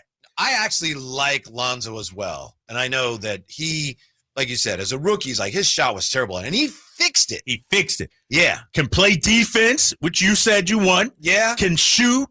Only thing he doesn't have is he's 27 and he played with Chicago. I can't get over the Bulls thing. I can't get beyond the Bulls thing. Jay? I like Lonzo too. Two things for me, fellas. And it's funny you said Markelle Fultz, Draper. He's Markelle Fultz to me. I think they're the same guy, not the same style of play. But if I'm going to hunt for Lonzo at $10 million, I'm hoping to get Markelle at a vet minimum. Second part of it is I think Markel's game fits a little bit better for what the Kings. And then the third part is he's just not healthy. And I don't even want to march down that road right now. I need someone that's going to be there for sure. I like what you said that what is it, a team option or player option? Team option. Team option. There you go, Whitey. Yeah. I mean, I could kind of, if I'm going to try to convince everybody we're going to be halfway decent this year and then. Is that Lonzo without DeMar? I don't know. What I heard you say. I don't know. You said it's Lonzo, Zach, and Domas. Oh, and Domas. Yeah. No, meaning DeMar's not here. Yeah, right. Okay. Correct. Because probably, and independent of this move, you might look at DeMar and send him somewhere where you can compete for a title. Is Lonzo my starter? Probably would have to, wouldn't he? Yeah, I'm out. I feel like I'm just kind of back on the hamster wheel. Nothing against him. I like Lonzo. How about this, fellas? I'm going back to his season in Chicago, his first season in Chicago. Was that 19? 21-22. 35 games. Yeah. Mind you, you got DeMar, you got Zach on the team, you got Vooch. What'd I say? 35 games. The Bulls at that time were 25-10. Yeah. And then who got hurt? And then Lonzo got hurt. Yeah. So, but this is what I'm saying. It's not the Bulls that's the issue. It's like pairing him with DeMar and Zach through 35 games actually proved that it works. But as you know, they never got back to that level. He never got back to that level. Okay. Lonzo missed the next 2 years. He came back this year. And so we never really even got to see it fully play out. How many games Lonzo played this year, Drake? This last season here? Yeah. Lonzo played 35. I was going to say not even half, right? Yeah. He's one of those guys. You know what he is now? And unfortunately, I have this vision. He is Penny on the Suns.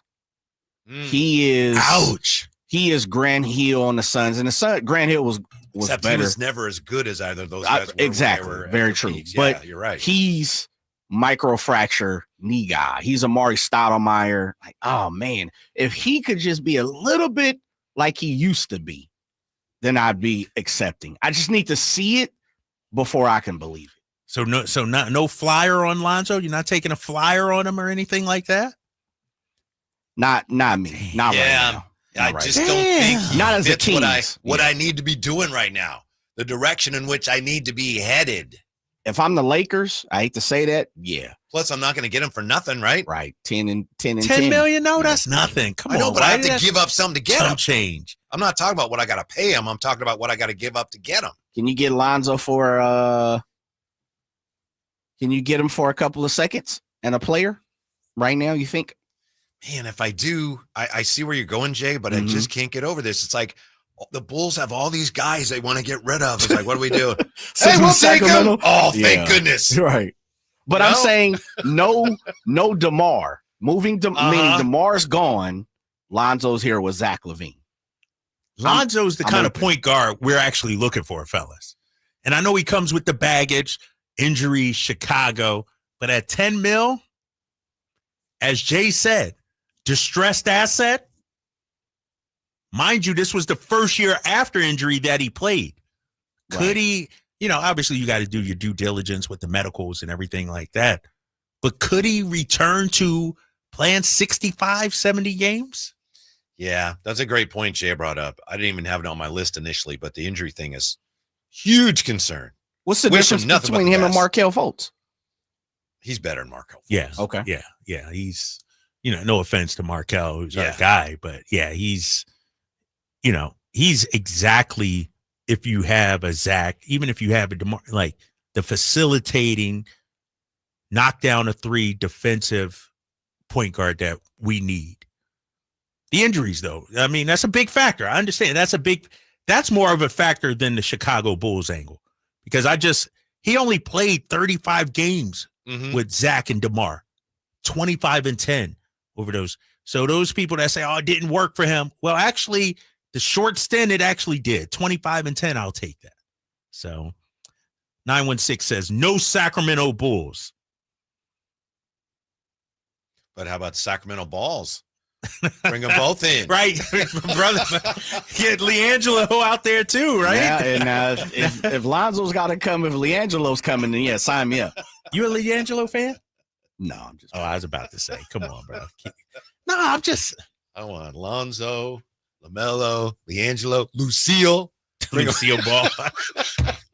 That's what the young kids don't know who that is, man. I know. Thank you for laughing. Right, I know Lucille Ball. If Lonzo is wearing Brooklyn Nets uniform, Charlotte, like somebody other than Chicago, do you think there would be a different feeling? Maybe a little bit, but it still comes down to a guy who unfortunately gets hurt a lot. And he's just, I need to get younger. He's not old, but he's not young. Okay. He'd be a bridge point guard, right? Kind of a guy you'd bring in while you're looking for. Yeah. But like a Jimmy Garoppolo of point guards. Yeah, but here's the thing. Well, in some ways, Jimmy's my guy, though. But yeah, I didn't know he was yeah, your guy. yeah. You know. Why is Jimmy Garoppolo your guy? That's done me too. Because anytime we have a Brock Purdy debate, I pull up Jimmy Garoppolo's stats and say, "Look at that." I thought maybe you were going Jimmy Patriot connection. Patriot. Nah, it don't matter.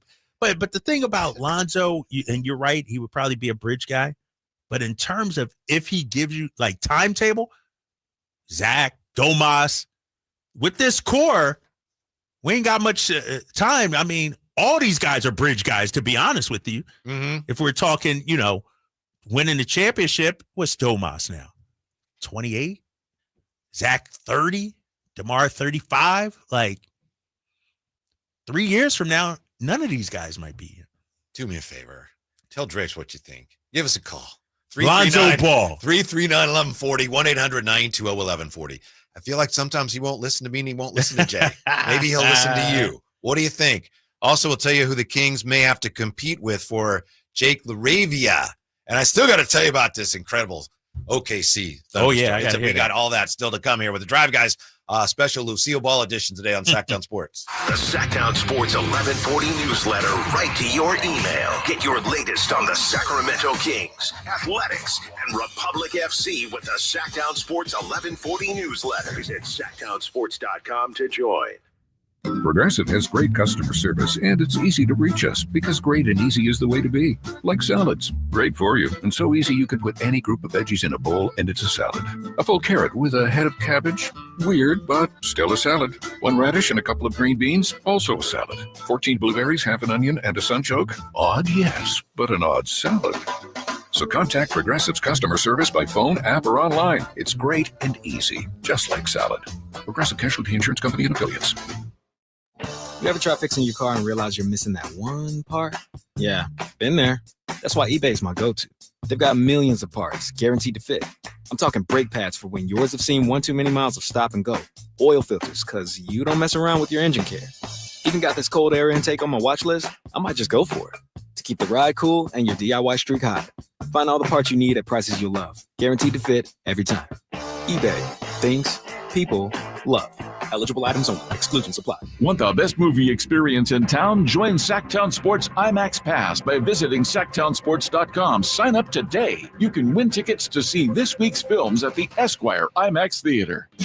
Only one radio program captures the excitement of hunting and fishing as it happens. The award-winning California Sportsman with Sep Hendrickson. Only California Sportsman takes you where the action is. Live on the water, live in the blind, and live with the top pros and experts in outdoor sports. California Sportsman with Fishing Hall of Famer Sep Hendrickson is your premier destination for all things outdoors. Sep's Saturday Morning Outdoors. Ultimate Bass and California Sportsman, 5 a.m. to 8 a.m. Saturdays on Sacktown Sports 1140.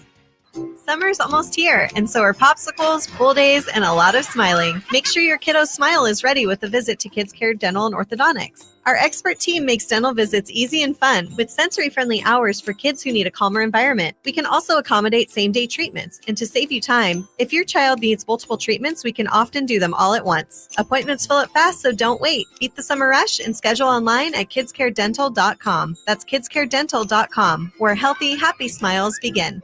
Hey, it's Carmichael Dave here for American Energy, and oh my goodness, I've I'm born and raised here. I know it gets hot, but my goodness, we're already seeing 100-degree days. Listen to me. You do not want your system to conk out in the middle of June or July or August with one of those big 100-degree stretches. You want to make sure you're good all summer long. And my friends at American Energy Heating and Air can do that with a $24.50 tune-up right now. That's half price. And if you need a new system, $3,500 off, up to $3,500 off in rebates for qualified systems. They've been around since 1981, serving the greater Sacramento area. A+ with the Better Business Bureau. Call them right now, 916-520-9990. That's 916-520-9990. Jingle Singers, take it away. Call 916-520-9990 now. Get ready for a night out with Jordan Davis.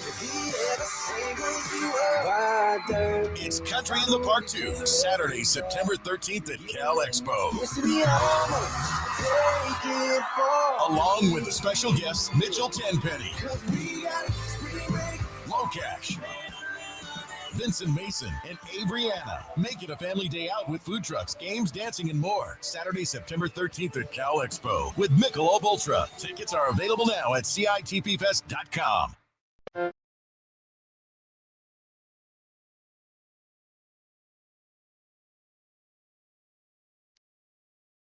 Your afternoon home for Kings talk and so much more. The Drive Guys on Sacktown Sports. There you go. Remember, it was an October show at the amphitheater, and it was warm. You know, when we got there, I wore shorts. By the time Christina Aguilera finished her set, I was freezing. Freezing. Were you? Yes. Dude, you weren't like moving around and dancing. That didn't keep you warm. I did all that during, Destiny's Child. Oh, okay. Thank you, Jay, for playing that. Were you Team Britney or Team Christina? Britney Spears or Christina Aguilera? At the time, I think I was free agent. Okay, So all right, okay. You could have went either way. Like you're up for grabs. Right. Okay, Yeah. I get it. Unsigned free agent. Okay, all right. We're going way back. Unrestricted. Because it sounds like the daughter's like Christina. Yeah, that's true. You probably lean towards Christina a little more. Yeah, it's probably restricted. Yeah, restricted. Yeah. And then Brittany made an offer, and then Christina matched. We're going way back here to 2017-18 when Lonzo Ball was one of the hottest players coming out of college. Drapes still wants Lonzo Ball on the Kings. Drapes, here's why I can't do it. And I just have the numbers in front of me. Okay. But like Jay said, the injuries, you look at his year by year, games played 52, 47, 63, 55, 35, none, 35. The poor guy just gets hurt too much. You ain't got to give up anything, though, Whitey. I mentioned off air. Yeah, but you could use the trade exception for him. I'm talking about taking a flyer. I'm not saying this guy is the answer and he's going to be there for 10 years. Well, I'm like kicking the tires on this. If I was close to being a contender, a legitimate contender, maybe then I'd be looking for that guy. Like, let's take a flyer on this guy. That's not what I need right now, in my opinion. Okay. You know? And there's a reason why nobody else wants him. Let's be honest. If I could get him for cheap, that's because no one else wants him. So why should I want him? The Bulls don't want him because they got Kobe White and Ayo Dosunmu. Mm-hmm. So, he'd be a third guard. And I'm moving off of those guys. I don't know. We're just spitballing, trying to find answers for this upcoming season for point guard. Lonzo has 2 years on his deal, the second a team option. In my opinion, you could do a lot worse than 1 year of Lonzo Ball. 916. Draper sounds like Vivek trying to build a team of his guys. Never mind that they are blank at actually playing basketball. They're ass, he says, at playing basketball. I can say that. No, when I say a guy is my guy, usually they're pretty good at basketball. Man, I need to be in the front office. When I talk to Scott, I'm going to ask Scott Perry about Lonzo Ball. What do you think? If he's healthy, and that's a huge if. Right. Huge if. I get that. We said the same thing about Zach LaVine, didn't we? Why doesn't any other team want him, Drapes? We don't know if they do or not. Then how am I going to get him if I don't give up anything? Trade exception and a second rounder might even get it done. Might get it done. Because then, if I'm correct, the Bulls create a trade exception. That might be enough for them. They get that $10 million trade exception. I don't know. All right, how about this? You're out on Lonzo. I'm out on Trae Young, too. Can somebody please tell me who you guys want then? Damn it. I'm throwing out Schroeder. I'm throwing out all these Trae Young, John Morant. Everybody's, no Kings fans. We don't want him. We don't want him. Well, who the hell do you want, Kings fans? Well, hold on. That's a bad way to look at it. You're saying you got to get somebody, so you might as well get one of these guys. Because these are stopgaps. This is a small investment I'm talking. And Lonzo Ball, $10 million for one season? That's chump change in today's NBA. Very small investment. Kings fans, it bothers me, and I woke up thinking this, and I'm not going to go on a huge rant about this, but we are so quick to point out a person's flaws, a player's flaws, when it's like this, Whitey. You're baking a cake. You need some sugar, but it's not high-quality sugar. So what? You got Costco sugar right there. You need sugar. Use the damn sugar. We need a point guard. Go get the damn point guard. It don't have to be the perfect fit right now, Kings fans. It don't have to be the next answer, Whitey, for the next 8 to 10 years. If a guy isn't a good fit, if he's got issues, I'm not talking about necessarily off-court issues, but if there's reasons why you're not sure you should bring him in, and you're already floundering, and you're looking for some kind of stability and some sense of direction, why do you want to bring in somebody who's like, I don't know, but hey, let's see if it works? Why would you want to do that? Because it's a short-term investment for a potential long-term payoff. It's a second-round pick probably. That's nothing. That's the other thing. We don't know what it would cost. It sure as hell ain't costing a first-round pick. And we ain't got no players that we're offering for that. But I'm kicking the tires. And here's the thing, though, too, Whitey, about it. And I hear you. But we're actually in no position. We don't have a single point guard on the roster other than Markelle, I guess you could say. We need somebody. I just listed 5 guys I'd go after. I want Kings fans to tell me, and it got to be realistic. Maybe it's Drew Holiday.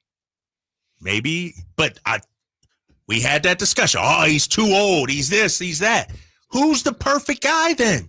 Well, is the perfect guy there? Probably not. The Schroeder thing, I've come back around on that because initially I said, Schroeder, I don't think so because he doesn't fit my offense. And now I don't know what the offense is. Right. But I'd almost rather bring in a younger player who is not going to be a stopgap, but who might end up being a piece for me going forward than bringing a guy that's a bridge guy. Because I just don't think the Kings are going to be that good this year. Team Simpson, Tyus Jones. Maybe offer Tyus Jones the vet minimum and roll it all back out. You cool with a Tyus Jones? Maybe, yeah. He's on my list. If I don't come up with something better, he's not going to cost me very much at all either. Tyus Jones. And he can shoot. Tyus Jones. And he's probably going to play. He has a poor fit out there in Phoenix. He basically got demoted in Phoenix at the end there. Yeah. Well, see, here I'm trying to bake my cake and I bring the sugar and you're complaining that no, because you don't like my sugar. You don't like my sugar. I brought sugar over to the party. Your sugar has a big turned hole your nose in the bag in the bottom. And I got Lonzo. Where is he? Oh, he's hurt. You turned your nose up at my sugar, man. Tyus Jones. To me, that's a stopgap. All right, there you go. Thank you, Jay. That's a stopgap. Mm-hmm. You're looking for. So if I'm hearing you right, you're looking for a stopgap, Drapes, unless you can go get a Ja Morant, a Trae Young. Right. Something. Okay. How old is Tyus Jones, Whitey? Couldn't tell you. 28. Okay. That doesn't fit your criteria. You said under 25 or 26. Right. I said he's on my list if I can't get anybody better. Tyus Jones. I'd rather have Tyus Jones than Lonzo. Okay. Neither one of them's very high on my list. All right. I see what you're saying about Lonzo. I just don't. Is he a free agent, Tyus, or no? I can't remember. Yeah, I believe he is. Okay. And I think he's unrestricted. All right. Yeah. All right. And I don't think there's going to be a lot of takers, a lot of suitors. Probably not. If you will. Man. Probably not. I like Lonzo a lot. There's just whole questions of once I get, and you help me get through the whole Bulls thing, but still it's like, oh my goodness, the poor guy. And it's a knee, right? He's had knee issues. I guess.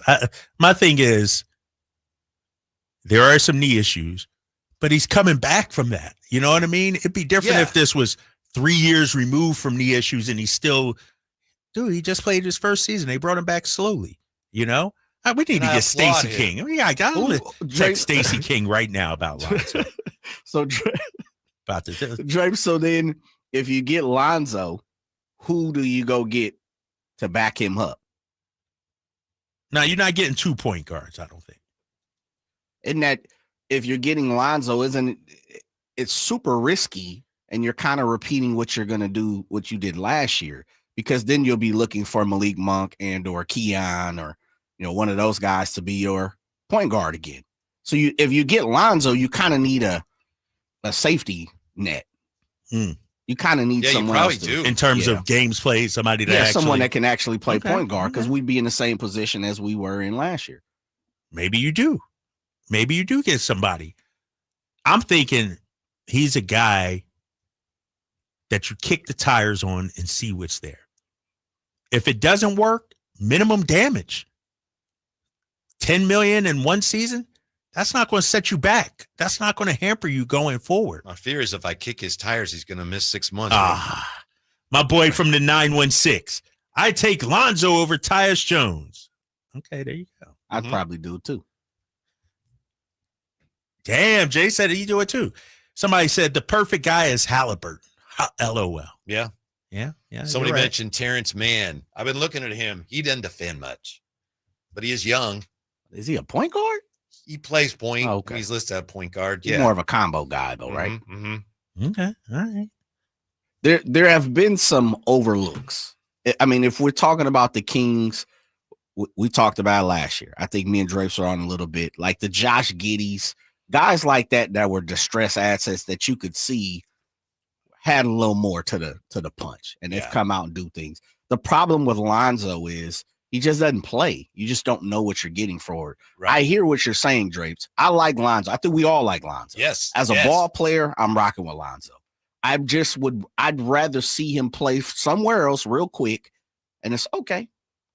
This is his last, or even if he plays with the Bulls in the beginning, let me see him play 25 games and not miss a game.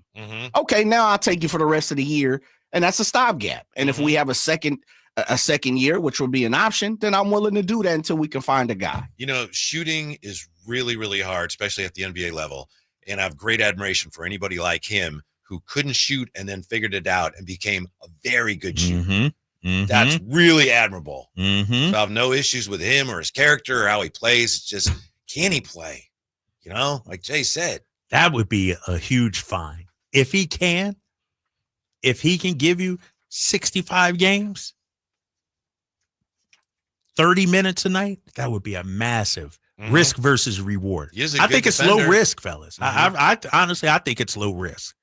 Go ahead. See if there's any. I have to see how much interest there is in him. He can shoot and he can play. Even last year, I checked in a limited games he played last year. It looks like he played defense pretty well. No, he's still got that. Yep. How about LaRavia? Do we need to worry at all about LaRavia? We're back with that and more on Lonzo Ball to the Kings next on Sacktown Sports. At Valley Strong Credit Union, we know that local businesses are the backbone of the Central Valley, investing in our neighborhoods, boosting the economy, making the Valley stronger. But when it comes to their finances, where can they turn? A big bank that just sees another number? That's not good enough. Valley businesses deserve Valley support for payroll, credit, cash flow, and everything in between.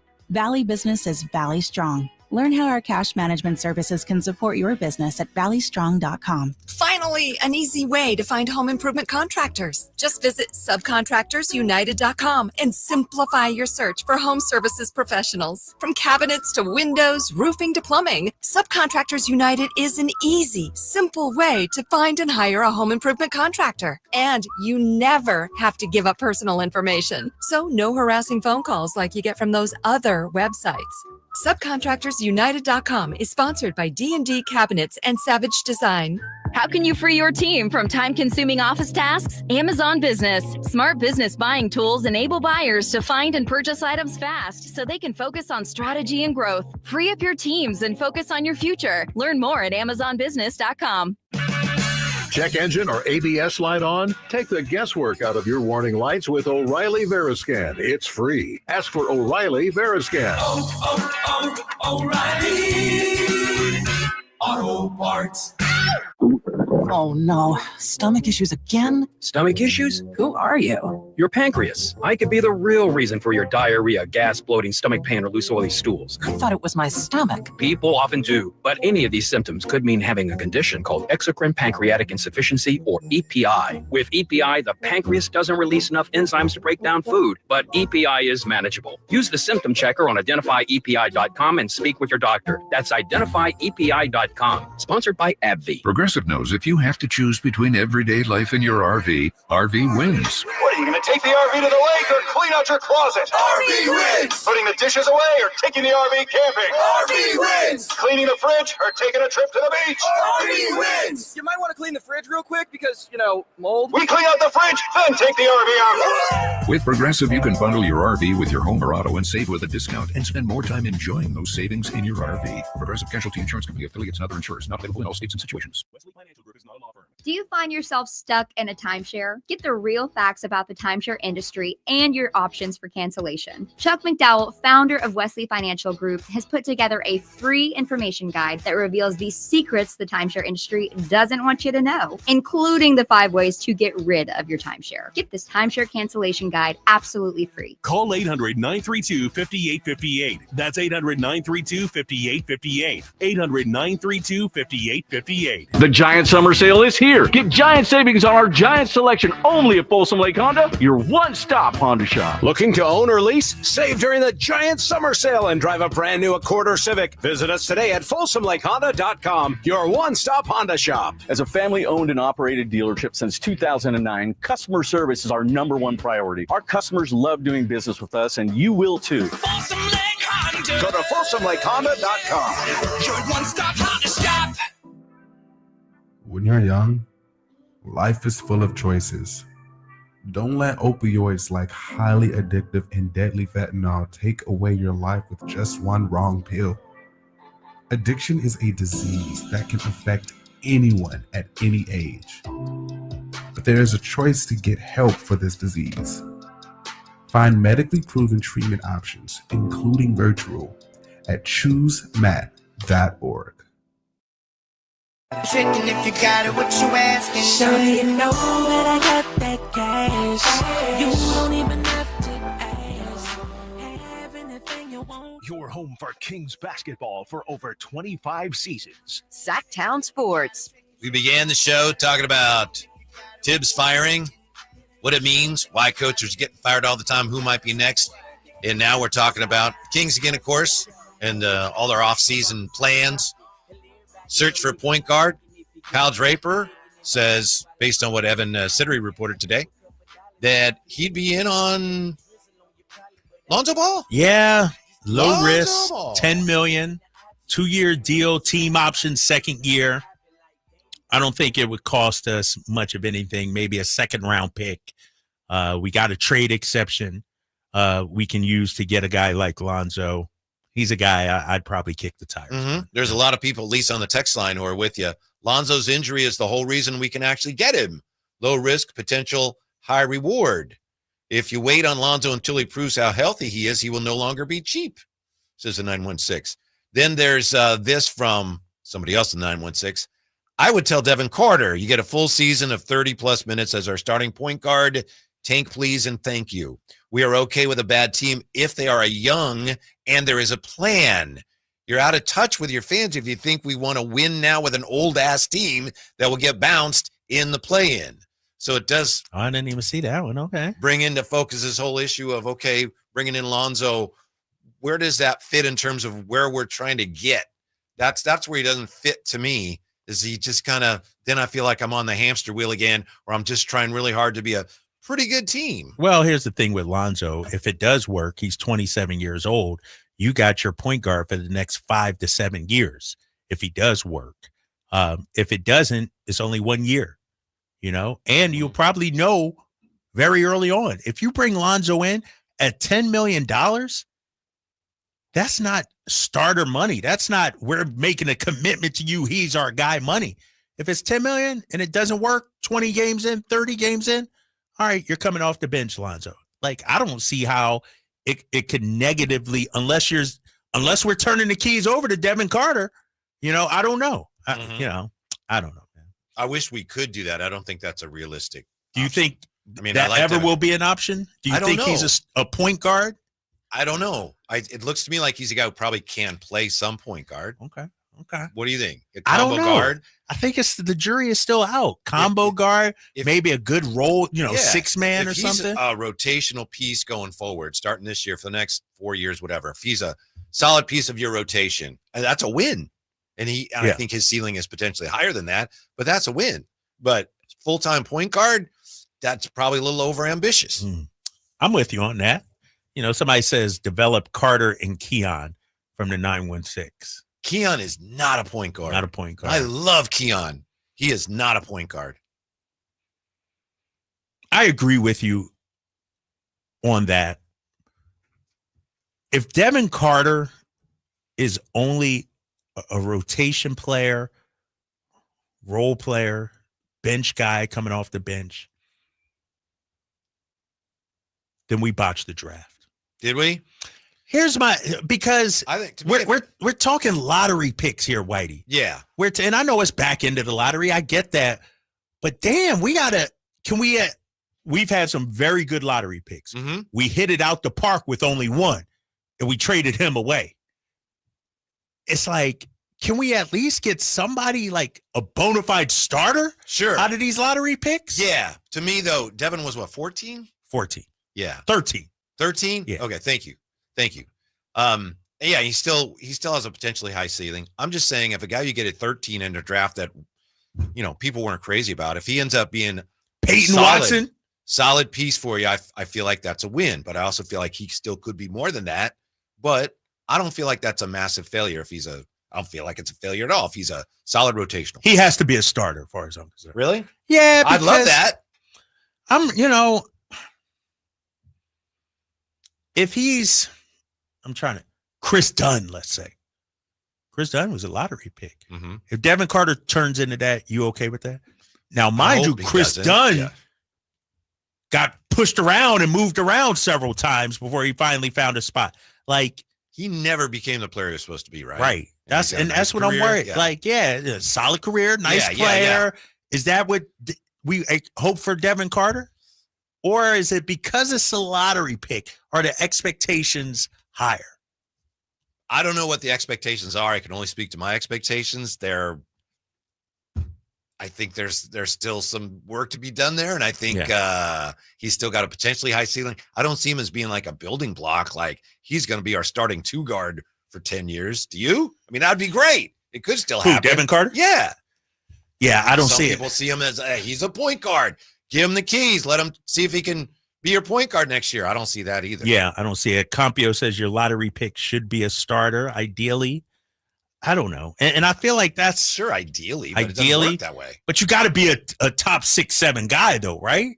Like because you can find rotation players, but when you get a lottery pick, those are the reasons those are protected. Those are the reasons those, are so valued. Lottery pick. This guy was a lottery pick. But if he is the 8th man on your team, I'm just looking at the Pacers and guys like Obi Toppin and Neesmith. Those are very starting. Now, if Carter turns into one of those, okay. Yeah, okay. But those are rotation guys. Right? Neesmith, I know, was starting. And Obi Toppin's pretty damn good. Obi Toppin, I take Obi Toppin yesterday. Yes, but he's never been spot starter. But with the Knicks and with Indiana, he wasn't a starter. But he could a good be player. He could be a starter. He was a starter before they got Pascal. They got Pascal, then he moved to the bench. Obi Toppin is phenomenal. Oh my God. Phenomenal. But to your point, we desperately need more than that right now, don't we? Uh-huh. And so if we're worried about bringing in Lonzo because it might stunt the growth of Devin Carter, to me, that's a good problem to have. Because if Lonzo is outplaying Devin Carter, that means Lonzo is playing well for you. I could see, and I wasn't looking at it this way initially, the way you framed it is interesting. Lonzo is kind of a Moneyball acquisition, which is Moneyball your language right there. Yeah. It's like this guy, he might not be able to play because of his health. If he can, you might have your guard, like you said it. Right. You might have your starting point guard for a few years. If he doesn't cost me a lot, then yeah, I could see that. Yeah, because the Kings got to get talent any way they can. Right. We got to find it's somebody. hard to get talent. He might be worth taking a flyer on in that regard. I might even be more open to Lonzo than even a guy like Dennis Schroeder. Because, and I want Dennis Schroeder here. I brought him up first. But Dennis Schroeder is your answer for this year and next year. Lonzo Ball has the potential. It's a long shot. I get that. To be your answer for the next 5 to 7 years. That's the gamble I'm taking on. It's not right now. It's not about 6 months from now. It's like, all right, if this guy does have something at 27, he's our guy could be our guy for the next 5 to 7 years. Yeah, I understand that. I see what you're saying. Stanley says Keon had the ball in his hands a lot when he played for the Stockton Kings. He could be developed. I know they've been trying to do that. I know that's one reason he played summer ball last year. And he's, he can play point at times. It's too bad if he were a better point guard, man, he could really help you. Right now, I don't think he's ever going to be a full-time point guard. He's a really good player, and I like him a lot. But, just have him play point. I think they were talking about that on the morning show today. And right now, I don't think that's a viable option. I don't think so. But we also got to define what's a point guard in the Sacramento Kings offense. Because you can have a point guard a la Keon, brings it up, passes the ball, and goes stand in the corner and then doesn't touch the ball again. Or do we want somebody to actually run the offense? That's what we got to decide.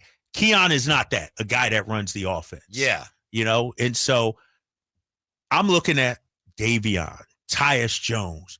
Those are guys that could do even the little pick and roll. I don't know if Keon's, great at, good at playing that, to your point. Like your friend, your coffee buddy, Scott Perry said in the meeting with the media, said, we don't have a true point guard. So that's what we're talking about. That's what the Kings, as far as we think we know, that's what they're looking for. And Keon's not close to that right now. He's a really important player, but let's not kid ourselves. And if he was, then Scott Perry wouldn't have said that at the press conference, right? It's a need of ours for a reason. Who's a better defender, Ball or Dennis Schroeder? Dennis Schroeder. Oh, I think Lonzo, if he's healthy. Yeah, if he's healthy. He's a plus defender. Plus defender. That's why I want my guy. Defends, shoots, if he can stay healthy. And we don't know that yet because he's just coming back from the injury. Bulls, took it easy on him, brought him along slowly last year. Don't you think it's Jay too? Because you brought up the health issue. It's possible no one really knows right now. Lonzo himself probably is like, right, he might not know. Good last year. Are you healthy going forward? I don't know. Hope so. I hope so. I don't know. Yeah, real quick. 530. Dennis Schroeder would be the cancer of the locker room. I don't think so. Where's that person getting that from? I've never heard of Dennis Schroeder being a cancer. What is this? I hate sports talk, man. Gosh. He wasn't a good fit offensively in Golden State, but But it wasn't no cancer in the locker room, right? Right. Just didn't fit the system, right? Yeah. Okay. Does he fit the King system? We don't know what the system is. We're right back with more on all of that. We got to get to Jake LaRavia. And I know you're dying to hear the story of the rise of the Oakland. Yeah, we got to do that. It's an incredible story, which speaks to how careful you have to be when building a team. We'll come back with that, I should say, next on Sacktown Sports. Summer's here, and you can now get almost anything you need delivered with Uber Eats. What do we mean by almost? You can't get a well-groomed lawn delivered, but you can get chicken parmesan delivered. Sunshine? No. Some wine? Yes. Get almost anything delivered with Uber Eats. Order now. Alcohol in select markets. See app for details. This is the story of the one. As a safety manager at a manufacturing plant, he does everything he can to keep his coworkers safe. From finding ways to reduce risks to keeping safety supplies in stock. And for that, he relies on Grainger. Grainger offers a broad range of quality products and next-day delivery, so he can always play it safe. Call 1-800-GRAINGER, click Grainger.com, or just stop by. Grainger, for the ones who get it done. Hi, Sacramento. It's the No Surprise guys at Bell Brothers Plumbing and Air Conditioning. Need a new water heater? Call Bell Brothers. Need drain or sewer work? Call Bell Brothers. Need a free plumbing estimate? Call Bell Brothers. We don't guess at plumbing and drain problems. We use advanced camera inspections and diagnostics to identify the issues. We're fast, reliable, and respect your time by showing up when we say we will. Our technicians are all background checked, drug tested, and will leave the work area cleaner than they found it. The price we quote is the price you pay. We are the No Surprise Guys. With more technicians, more trucks, and more experience. We get the job done right the first time. No surprises. Don't wait. Call Bell Brothers today for a free plumbing estimate or book online at nosurpriseguys.com. That's nosurpriseguys.com.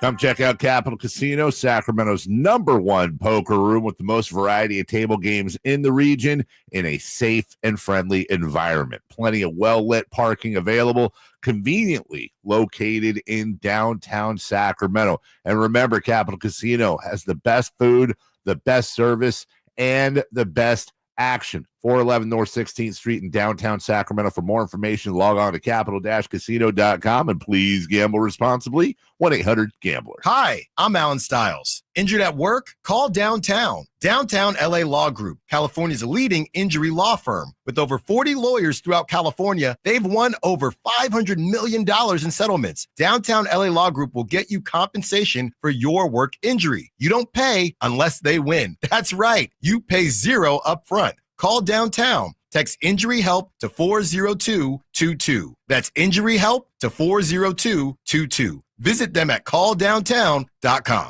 Hello, Sacramento. I'm Emran Pilati, owner of True Sports Cards and Collectible Store here in Rockland, California, and the host of the True Sports Cards Show that airs right here on Sacktown Sports 1140 every Saturday from 10 to 11 a.m., where we discuss the latest trends, hottest products, and deliver exclusive interviews with other industry leaders. And don't forget to visit our shop, True Sports Cards, at 6661 Stanford Ranch Road in Rockland and see what we have for all your sports card and memorabilia needs.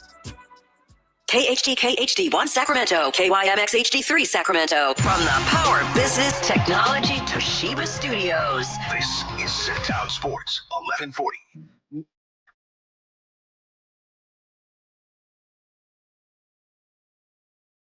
Live and local, it's the Drive Guys. Watch the show on youtube.com/Sacktown Sports 1140. Or listen on the Sacktown Sports app. Here you go. Here's the answer to the Kings point guard issues from gold, silver, and diamonds. How about Kevin Porter Jr.? There you go, Whitey. Like that idea so much, he sent it to us 2-3 times. Signed you up for that, right? Then bring in John Wall and Ben Simmons as budget backups. He did not say that. He did. Problems solved. I got another guy for you. Did you see what Dwight Howard tweeted out? No. Some teams should be looking at Victor Oladipo. While we get Oladipo, John Wall, who else from the mid-2000s? Brandon Jennings. Brandon Jennings.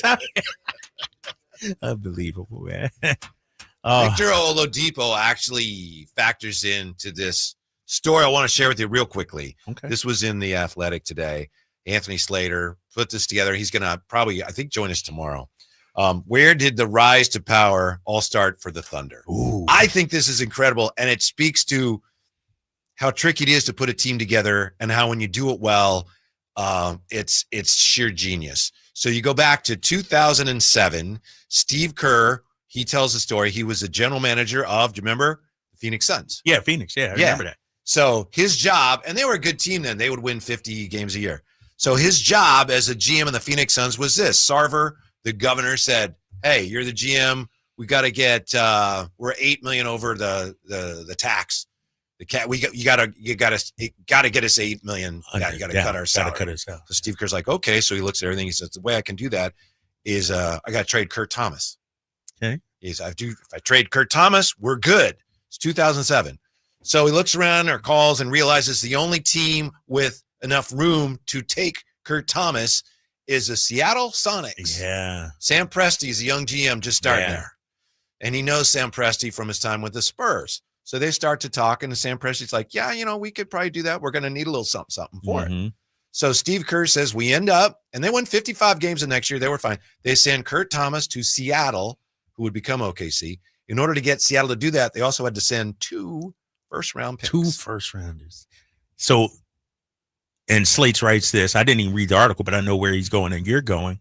What Sam Presti did very early on was take on bad contracts with draft capital attached to it, right? Yes. That's smart. So 2008, he has one of those picks. The 5th pick that year, they get Russell Westbrook. Yeah. With the 24th pick that year, which they got for taking on Kurt Thomas, they draft Serge Ibaka. Yeah. Serge Ibaka helps them a great deal. A few years later, you fast forward. Obviously, they had a lot of success. They trade Serge Ibaka to Orlando for Victor Oladipo and the number 11 pick.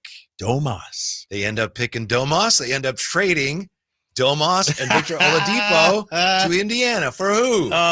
For Paul George. And then, they trade Paul George for Shai Gilgeous-Alexander. And here you go. Isn't that amazing? That is amazing. It goes back that far. Yes. Kurt Thomas. Yes. Wow. Just managing your assets all the way through. Yeah. You start with nothing and you end up with Shai Gilgeous. That's pretty. I don't even know what to call that. It's genius, but it's also very lucky. Kind of lucky too. You got to be really lucky for that. You got to be lucky. And Orlando obviously overpaid for Ibaka, right? They get Oladipo on the 11th pick. Well, think about it though, Whitey. To your point, all along the way, it seems like teams have overpaid for OKC's players. Paul George, Kurt Thomas, Oladipo, like it all. Yeah, like Presti throughout every deal sort of worked out for him. Damn. Yeah. When it works out like that, obviously it's beautiful. It's amazing. It's stunning. Doesn't always work out like that. You do that for the Kings sometimes, you end up in some unhappy places. Yeah. Where basically they got Domas, and Domas is a fine player, but they got him for Halliburton, who was a 12th pick, and basically for Cousins, because Cousins ended up with Buddy Hield. Yeah. They traded both of them for Domas. So that's a net loss. And that's nothing against Domas, right? No, not nothing against Domas. Fine player. Yes. Yeah. Somebody's really on the YouTube chat trying to get us to really consider John Wall. Gold and silver diamonds. John Wall, and he said it twice. John Wall played well with the Clippers. He's a veteran, former All-Star who can give productive minutes. Ben Simmons, another former All-Star, can also come off the bench. Both are upgrades. I think this guy's been listening to Carmichael Dave in the morning. With the John Wall last played, ladies and gentlemen, in 2023. So he's missed the last 2 years. Yeah. How's that 3-ball for John Wall? Damn. You see how bad it was early in his career too, Whitey? Yeah. It's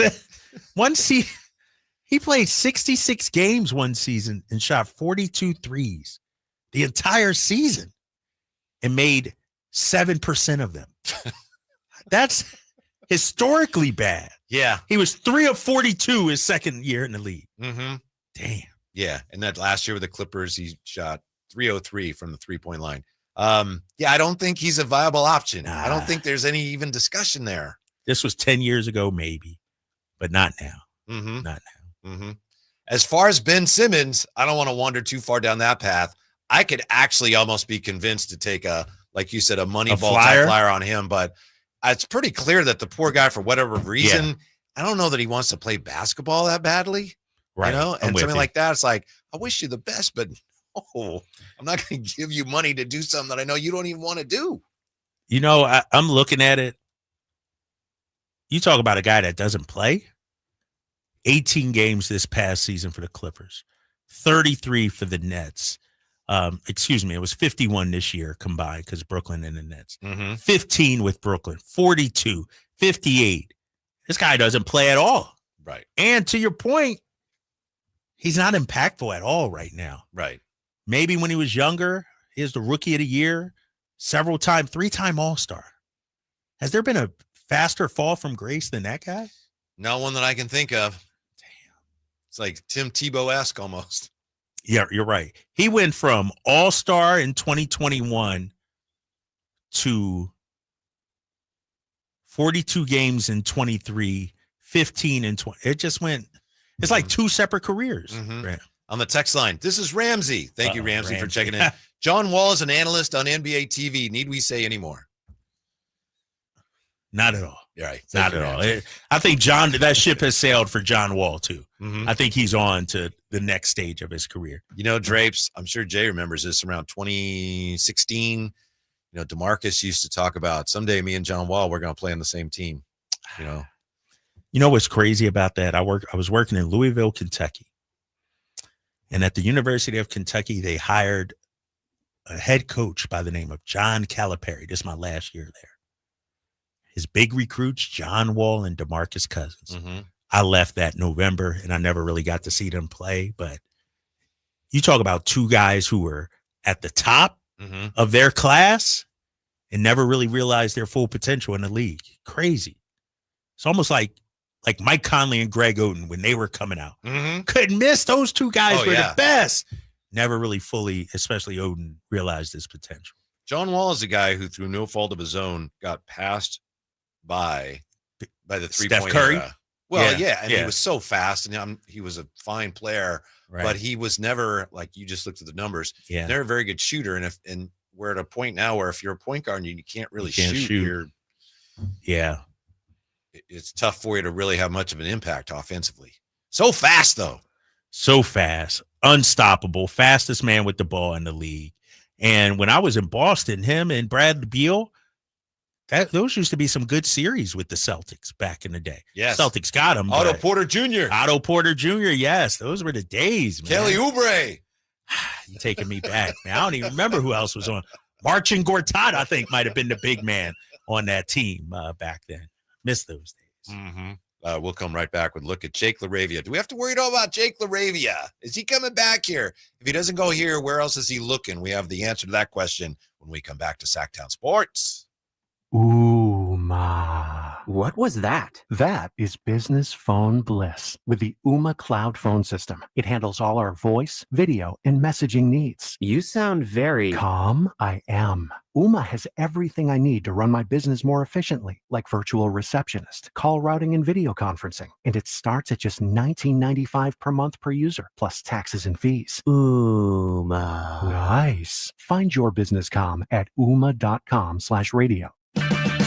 Right now, get a $15 gift card after rebate with the purchase of select AC Pro refrigerant products at O'Reilly Auto Parts. O'Reilly Auto Parts. Go from daydreamer to industry leader with Amazon Business. From office supplies to IT essentials, Amazon Business provides tools that help you save costs and make insight-based decisions. Learn how to bring your visions to life at AmazonBusiness.com. At Valley Strong Credit Union, we know that local businesses are the backbone of the Central Valley, investing in our neighborhoods, boosting the economy, making the Valley stronger. But when it comes to their finances, where can they turn? A big bank that just sees another number? That's not good enough. Valley businesses deserve Valley support for payroll, credit, cash flow, and everything in between. Valley Business is Valley Strong. Learn how our cash management services can support your business at valleystrong.com.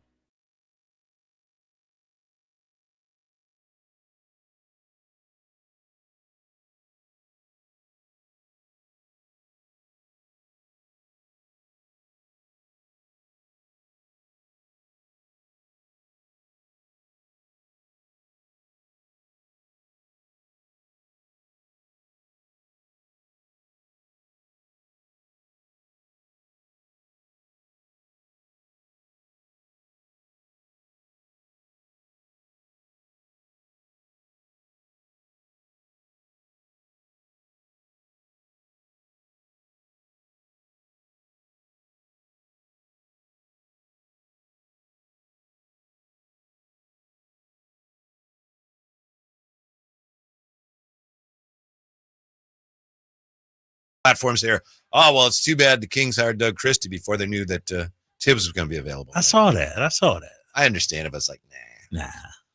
We wouldn't have hired Tibbs anyway, I right? don't think so. Would he have had any interest in coming here, even if the Kings had interest in him? Kings, that's one thing they feel really good about and should feel good about.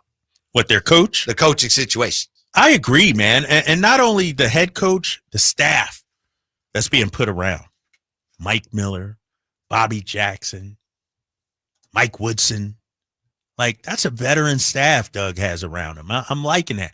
You know, and the thing I like, too, about it These are name guys. These are NBA guys that we all know. They've been around. They have connections within the league. And so, no, I think it's great. I think it's great. Jake LaRavia says that in his exit interview, he told them, I like it here. I'd be even more looking forward to coming back if you give the job to Doug Christie. Yes. And that's massive because I think we all agree, Jake, when we look at the Pacers, when we look at OKC, Jake is one of those guys, rotation guys that can play at a high level and deliver, whether it's big shots, great defense, energy, hustle. He's the kind of guy you need when you're trying to build a champion. Yeah, and one of the reasons Doug Christie likes him so much is because he does embody the type of play that Doug wants the entire team to embrace going forward. And, at times last year, it had to be frustrating for him to talk about it, and the team just wasn't really capable of playing that way as much as he wanted them to. We saw it at times, but overall, we didn't see it enough. Yeah, it's Doug wants to play a certain way, and I've asked him many times off the record, but do you have the roster that reflects that? And I think for any coach, you look at, I always bring up Ime Udoka in Houston. They did a hell of a job getting players that fit who he wants to be. And not saying Jabari Smith, but you go out there and get Fred VanVleet. That's a hard-nosed, tough Dylan Brooks. Like, they believed in their coach and what kind of culture he wanted to build. I'm hoping that's what the Kings do with Scott Perry and Doug Christie. I don't know that Durant would fit that either. We talked about it, the Rockets apparently talking to the Suns, and the Rockets are trying to figure out, do we stay the course? Do we bring in a guy like KD? I'm not sure KD could be. I mean, he's not a softie, but he's not like Dylan Brooks. I don't know if he would fit that aspect of what Houston's doing.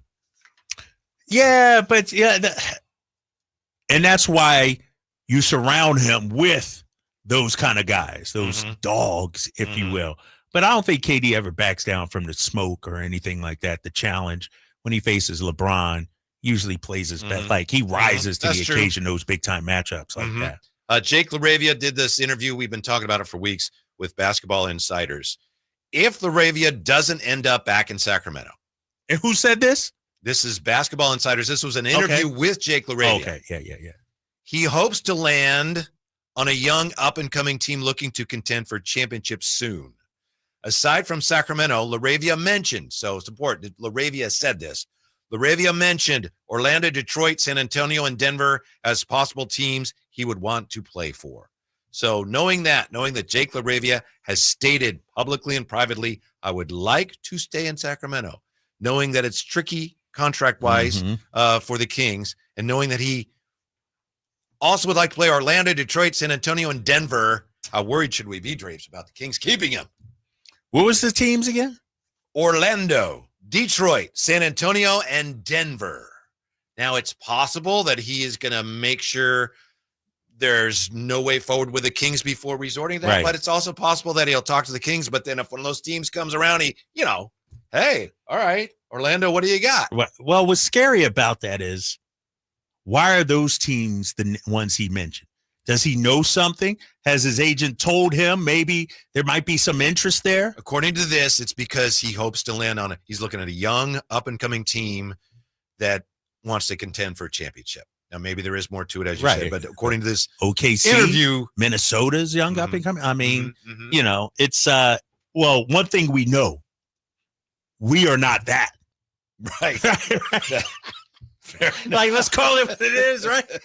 And so it's about what's he going to prioritize, right? Like, it's, he's talked about his love for Doug, playing with Doug. He likes Sacramento. But damn, if a Detroit comes calling or one of those teams comes calling and the money is the same or even more,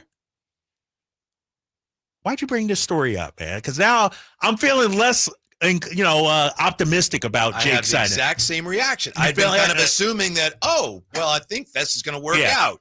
And I hadn't read the whole piece, and I looked at it today, and I thought, ooh, yeah. I mean, even if I'm Denver and there's a way I can bring him in, I'm pitching hard. And because we can't offer, like usually the home team gets to at least have the money. We don't even have that. Yeah. We don't have winning culture. We don't have the money.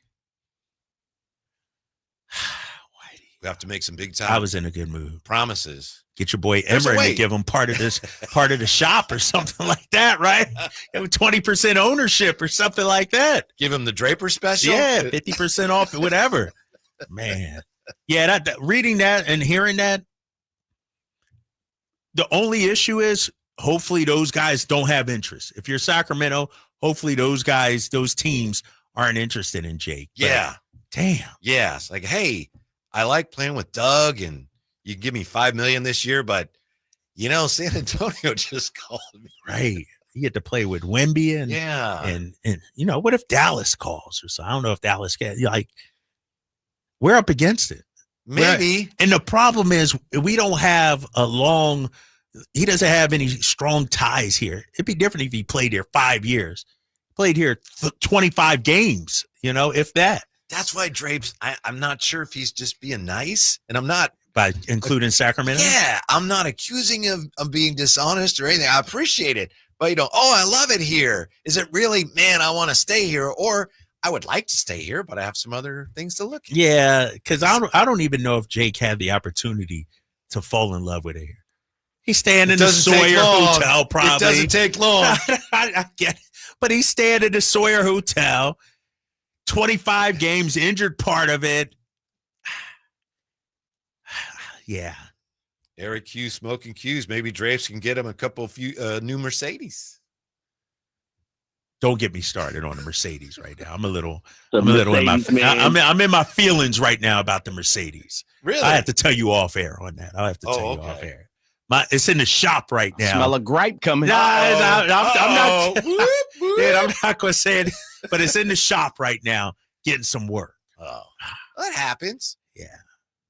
I'm not going there. That's a no, by the way. Whitey's looking at me like, Eric, that's a no. I would introduce him to my people. I'd take care of him, Eric. But yeah, I'm a little in my feelings with the Mercedes. Right Eric also says, bye-bye, Jake. No, now see, I didn't mean it. Oh. I didn't mean for it to come to that. That's what it sounded like to me. Listen, the way you read it and everything, it's like, I'm guilty. He's good as gone. I fell into that trap. I thought, he loves it here. We're good. Wow, I didn't know that they'd be able to keep him. But it's like Malik last year, right? Right. We thought he was gone. Yeah, for sure. So here's the thing that Sacramento can offer, I believe. Maybe other teams can't. If I'm the Kings, Jake, to me, is a 20 to 25 minute per night guy. If I'm bringing him back, ain't no DMP CDs, ain't no 8 minutes. Like, he's part of our rotation going forward. I don't know if in Detroit it's like that. Mm-hmm. I don't know if in San Antonio, definitely not San Antonio. You got too many guys out there in San Antonio. There you go. So maybe it's the role that we can offer him. We already have a role carved out for you. You've earned it. I don't know how much they can do for him beyond this year. You can apply, you can suggest, right? But legally, I don't know how much you can do. Come on, man. You don't have to, talk to him about it. You could talk to his, agents or, his best friend, or you can get word somehow. Mm-hmm. Sign this 2 year, 10.2 player option, second year, and we'll hook you up. Mm-hmm. All right, we're in then. See, nothing to worry about. Nothing to be concerned about. How much of a priority would you say he is, though? Like, if you're Scott, because we talked yesterday, Keegan's a priority. Where's Jake in that? I think he's a really high priority for a bad reason. The reason is I just don't have enough of what he has. He's a good player, but I'm so desperate for that. Like, T and Keegan are like they're the only things I have that's really close to legitimate 3-and-D guys. That's it. That's all I have. Right. So it's really important to hang on to him. We think that. I wonder if Scott Perry thinks that. I wonder if Doug thinks that. I don't know. Because if he is that important, usually we open up the checkbook. Uh-huh. But we can't do that. Mm-hmm. He knows the most we could pay him in that first year is $5.1 million. And so you just raised a really important and fascinating question when it comes to all these priorities for the Kings. The guy making the decisions now, or at least having a lot of say in it, we don't know what he thinks of any of these guys, right? Now, he might not be liking any of these guys. Right. It's hard to imagine for certain players, but we really don't know. Right. That's the thing. And it could be, as much as we think Jake LaRavia's a priority, maybe Scott Perry does it. Yeah. Maybe he's like, I could find another Jake LaRavia out there. I hope not. I hope Doug gets in his ear and says, with this guy brought to us in the small time that he was here, I hope Doug has the ear of Scott Perry in that regard. But like we talk about Jake, what about a guy like Trey Lyles? Trey, probably not a priority, huh? Would you say? It's like, no, because we're getting Bobby Portis.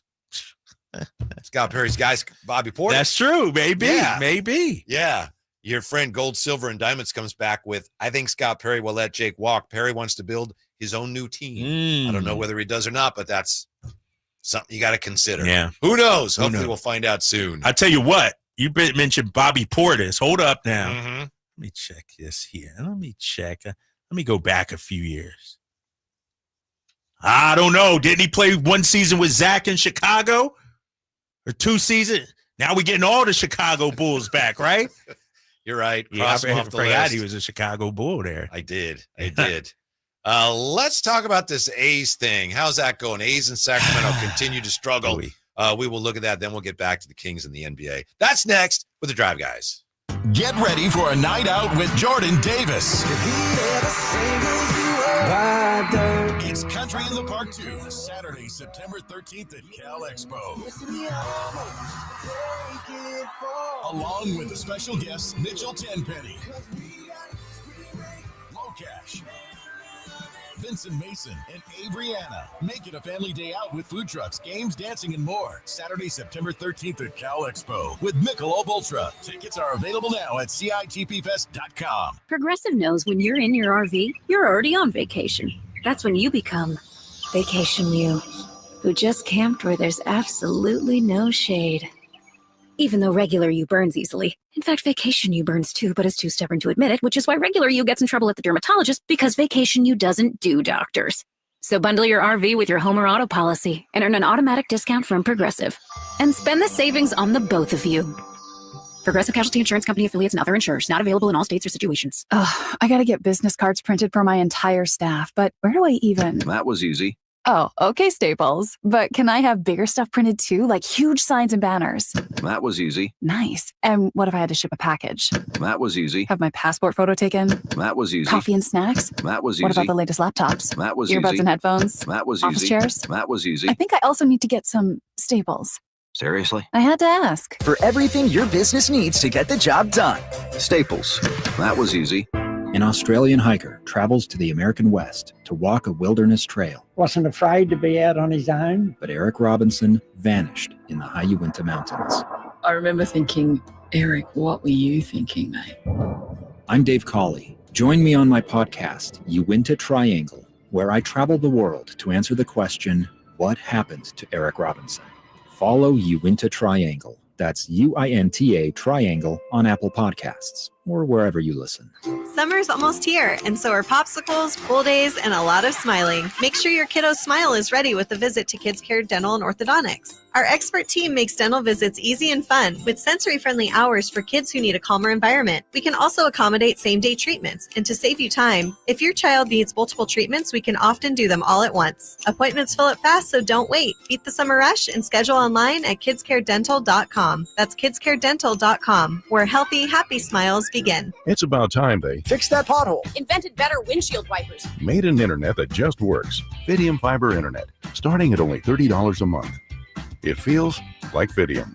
Offer available to residential customers only. Terms and conditions apply. See Fidium.com for details.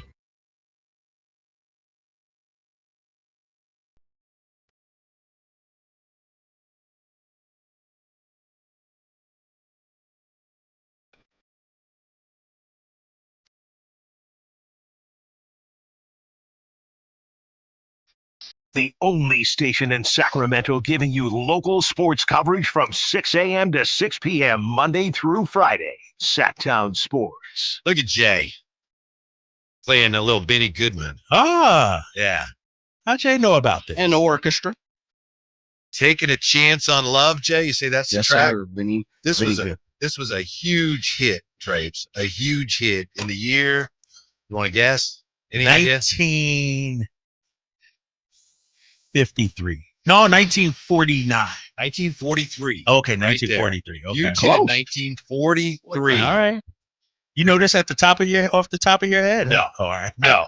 But I do know All right, this. damn. We go back to 1943 with Jay because the A's of West Sacramento have lost 18 of 19. Oh, Their yeah. worst stretch since 1943. That's terrible. Were they at Philly? Yes, sir. They were the Philadelphia Athletics. Yeah. And I know Alan and Kyle Ledbetter were talking about this today. You know, Kyle Ledbetter pointed out 1943, you know, you had a lot of the players, they were fighting World War II. So right. You didn't have the very regular good squads right. for some of these teams. But the A's have lost 18 of 19, Drapes. They fell last night to the Twins. They'll behind early, rallied a little bit, but they lose the game. Severino now at Sutter Health has an ERA of 6.99. They've been outscored during this stretch, 154-64. And I just feel like everybody deserves better than what's going on, what they're getting from the A's right now, including the players. We had Dallas Braden was on a podcast, and he was asked about everything going on. It seems so disorganized, uncertain. Is it affecting the players? Forget about the attendance and the shed and all that and the ticket prices. What about the players? Is it affecting them? Dallas Braden said, it is affecting them a lot more than any of the professionals in that clubhouse will acknowledge publicly. Yeah. It's a thing. And, you know, when I heard that, I was thinking, but they've been on the road, you know, they playing road games too and they stuff, but it's affecting them psychologically, emotionally, mentally. I mean, even from a family respect, you're not in housing. You don't have roots here in West Sacramento. And so I heard you and Jay a couple of weeks ago talk about it being a failure or not. To me, that's where it's a failure. The team is suffering because of the move here to West Sac. Right. I don't care about the attendance. We knew that was going to be bad. I don't care about the clubhouse, the press conference room and everything like that. We knew that wasn't going to be Major League Baseball standards. But it's affecting the players on the field. That, to me, is a failure. And I'm going to be honest with you. I didn't grow up an Oakland A's fan. I'm not an A's fan. I'm not like Jay and some of the other people that I know out here that live and die. But this move to West Sacramento is damaging the A's brand, fellas. And this might be something they may not recover from. That's this stretch. That's what I'm worried about for the A's.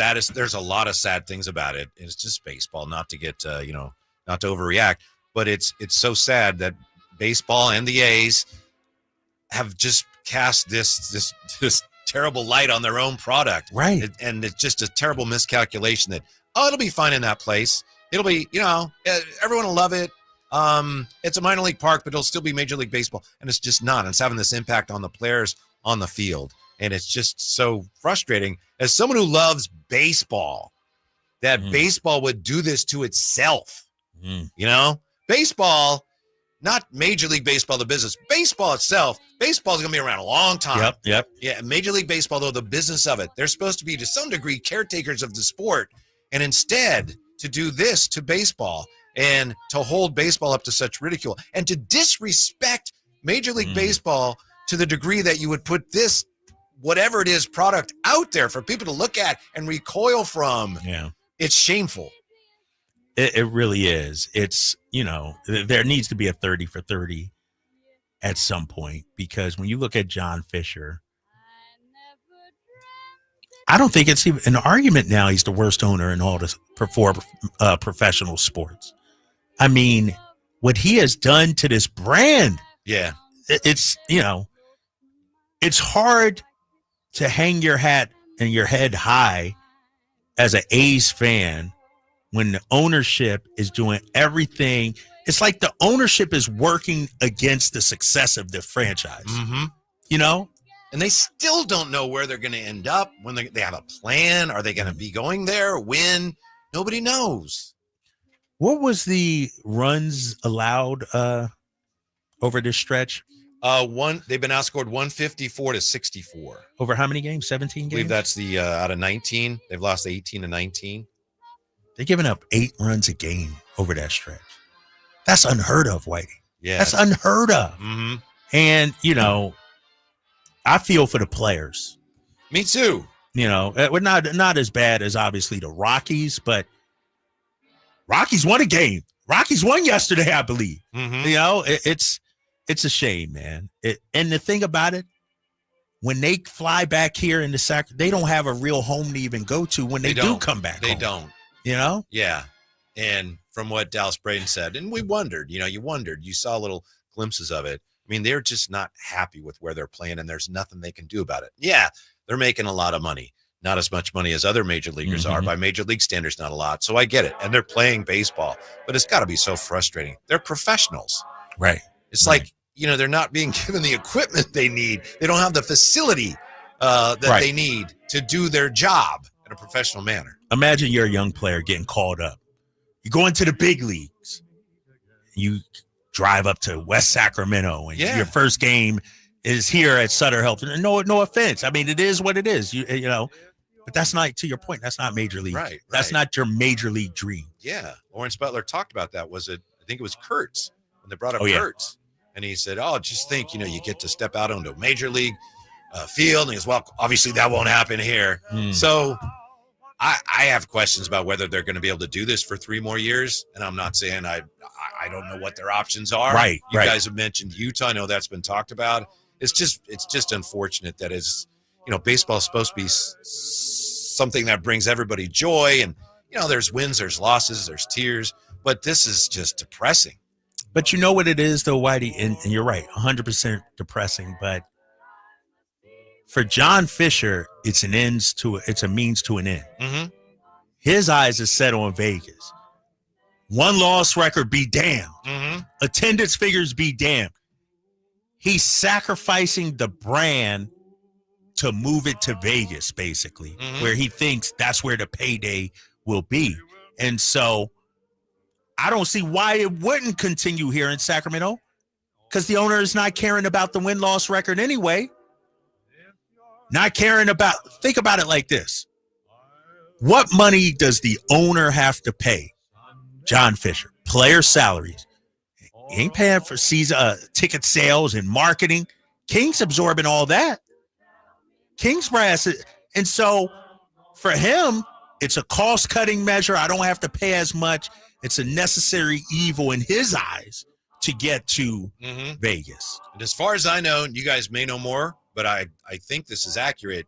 They don't actually have any lease with Sacramento. So if they could. Yeah. Right. Sorry. We're going to be 1 year's enough for us. Going somewhere else. By the way, you mentioned the Rockies. They're 10-50. They won last night. How about these great Rocky fans? The Rockies are 10-50. They're 16th in attendance. They get more than 20,000 fans a game. At their ball games. Damn. That's pretty good. That is pretty good. Either that or you have to question their the numbers or all right. I think the numbers are okay. You think the numbers are all right? Yeah. Okay. But that's a good point too. But baseball, and I may get in trouble for this. You and Jay may, get on my case.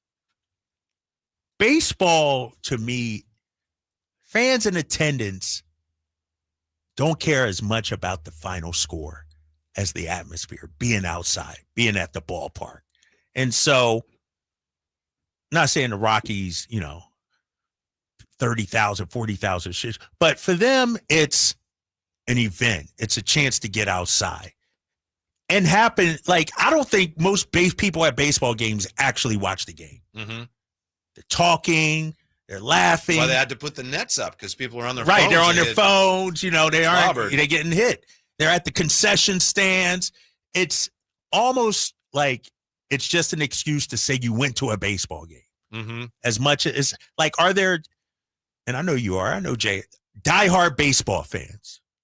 Oh yeah, there are, but it's a dying breed, though, right? Would you say? Or yes, yeah, well, baseball's dying. Baseball, yeah. Don't you think, Jay? Yeah, 100%. It's ambiance, Drapes. Right, that's the experience. Yeah, I'm with you. You go there for the spectacle, 100%. You got the fireworks after the game. you're there. Like, you're not bummed if your team loses. Nah. You're not walking out. Well, it's a million games on top of that. Right. Which you don't get in a minor league park. You don't get that major league ambiance. True. And why did anyone try to convince us that you would? That's unfortunate. By the way, that game last night, we looked at the picture, Colorado and the Marlins. Yeah. Officially, they had 5,894. Apparently, there had been some storms there. But I saw one post that said there actually was like fewer than 300 people there. Get out of here. Yeah. You saw that picture. I saw the picture. Yeah. 5,000. Yeah, that's a little generous based on that picture. I'm like, I can't see 5,000. Drapes, it was interesting, and I hadn't even thought about this. I don't know why I hadn't even thought about this, but for whatever reason, what you just said soaked in the brand of who the A's are. You see what I mean? Suffering. Yeah. And an epiphany, I guess I would say. I know John Fisher doesn't care about the brand because I believe John Fisher. Well, I don't know. I believe John Fisher doesn't care about the brand because I believe John Fisher wants to separate himself from the brand as quick as possible when the proper paycheck comes his way. But I hadn't thought about, minus the fact if they go to Las Vegas, Nevada, they go anywhere, you're going to lose the Northern California based A's fans, a lot of them, guys like myself, but the brand may suffer completely from throughout baseball fans too. Yeah. I hadn't even thought about that because the way I look at the Marlins, I don't really feel indifferent, even though I know, and I can't think of the former owner, how they did the city Miami and then got out when they were, where they could, once they basically signed the lease stipend was over. And so I really feel John Fisher is not only running this team into the ground, but I can definitely see the brand. Like, he could care less about baseball, MLB almost at this point. Yeah. Damon Amendolara points this out. As he drags down the A's brand, he's also dragging down the brand of Major League Baseball. MLB. But the owners of Major League Baseball they cooperate with him at every turn. What do you need? Yeah. You want to move to Sacramento for a couple of years? Okay, great. You don't want to pay a relocation fee? Okay, that's fine. I don't know why they willingly allow someone to tarnish their own brand. Yeah. I mean, it's 1 of 32, and to your point, it's a bad look, not only for the A's, but for the brand of baseball. Like, let's call it, they're the laughing stock of sports right now. They know it. That's sad. The players know it. You know what they are, and I just thought the best efforts of all the people that are working really hard out there. Sorry. No, please. They are the house in the neighborhood who's bringing down the property value. Absolutely. Cut your grass. Paint the house, do a little rehab on the patio. Everyone else is sparkling. The HOAs are on that ass, but the A's are like, we ain't cutting our grass. We don't care. Bushes ain't trim. They ain't called a landscaper in years. The A's is John Fisher the worst owner in sports history? Nah, he's close on that. Has he put his name on that list yet? No, because some have done things that go beyond sports. Business sense and customer service. Meaning personal things like racism. Okay. So he hasn't even put his name on that list. No, he's on the list somewhere. He's on the list. I don't know if he's top 2 or 5 or anything like that, but he's on the list. You know why he's on the list, fellas? And, we could talk about some of these other owners and, some of the things they've done off the racism and things like that. But this is malpractice, what we have going on here. This is the worst owners in sports. Most of the time it's because they do stuff outside of. But this guy is malpractice-wise devaluing his brand. Like, not only a bad owner, this is a bad businessman right here. Yeah. And they blamed they blamed Oakland for so many of their problems. Were you going to blame Oakland for this now? As this continues? Oakland's out of it now. Oakland has nothing to do with it. It's not Sacramento's fault. It's certainly not Sacramento's fault. So whose fault is all this? Should the players speak up, fellas? Nah. Is that a tough position for them? Yeah, I think it's a no-win for them. Somebody will at some point. What if they're human beings? Someone's going to pop one time. They're going to get so frustrated. but it probably doesn't What benefit them. What about an opposing play? What if the Yankees came in and said, you know what? No, we're not playing this. Like, to make a stand. Not against West Sac or Sutter Health, but in support of their brothers, in support of the A's play. And not play or do something. Do something. Because right now, you said, I don't know how long it's going to last here. Why wouldn't it last? It is what it is, It might take a Yankees or Phillies or just some team or organization to say, MLBPA, Players Association, to step up and say something. Yeah. Well, that's why they have grass and not the artificial turf. They've already signed off on it. So how can you renege on it? Yeah. Maybe they'll figure out some of the kinks in the years to come. It is just year one. Yeah. But it's tough to see the players having such a hard time with it. When we come back, what the NBA wants more than the high ratings and the big market teams on TV. Oh, small market teams. Tell you why the NBA doesn't really care about that when it comes to TV. Tell you what they do care about when we come back to Sacktown Sports. Sacramento weather is brought to you by Fidium Fiber. I'm Tamara Berg in the KCRA 3 Weather Center for your Tuesday. Bright sunshine and just a subtle breeze out there. Temperature still warming, a bit above normal, but more manageable heat. Highs in the low 90s, dropping back with a steadier Delta breeze tonight into the 50s first thing Wednesday morning. Get the latest forecast on the KCRA 3 News and the KCRA 3 app. This is the story of the one. As a lineman, he does whatever it takes to keep the power on in his community. And he wants a partner like Grainger who does the same. Grainger offers the professional-grade products he needs, from voltage detectors to harnesses to hard hats, plus fast, dependable delivery, so he can rise to every challenge. Call 1-800-GRAINGER, click Grainger.com, or just stop by. Grainger, for the ones who get it done. Drivers who switch and save with Progressive could save hundreds. With that kind of money, you could go big time on a fancy water bottle with ultra titanium alloy metal. You're not sure why you need all that. I mean, it just holds water. But you're getting it anyway. Because if you're hiking near an active volcano and you accidentally drop the bottle into molten lava, your water will still be icy cold. Switch to Progressive and you could save big time for water bottles. Progressive Casualty Insurance Company and affiliates, not available in all states. Potential savings will vary. Financial Group is not a law firm. Do you find yourself stuck in a timeshare? Get the real facts about the timeshare industry and your options for cancellation. Chuck McDowell, founder of Wesley Financial Group, has put together a free information guide that reveals the secrets the timeshare industry doesn't want you to know, including the 5 ways to get rid of your timeshare. Call now and get this timeshare cancellation guide absolutely free. Call 800-837-5050. That's 800-837-5050. 800-837-5050. When you stay in your home, what you love gets to stay too. From the gardens that grow wild to the grandkids that run wilder. From the Friday night baseball games to the Sunday morning brunches. Even the daily crosswords and weekly book clubs. There's room for it all with help from Home Instead, the largest in-home senior care network with over 30 years of trusted experience delivering the peace of mind you deserve. Visit Home Instead online for a better what's next. People are coming from all over to Sacramento Chrysler Dodge Jeep Ram, from Folsom, Elk Grove, Woodland, Roseville, because they've seen for themselves the huge selection and the best prices at SacSuperstore.com. Good luck finding a lower price anywhere else. And if you do, they'll match it. It's as simple as that. Sacramento Chrysler Dodge Jeep Ram, where a handshake still means something. Open until 10 o'clock and centrally located right across from Hagen Oaks Golf Course. And online at SacSuperstore.com. The guaranteed lowest price and the best selection of Dodge, Chrysler, Jeeps, and Rams. SacSuperstore.com.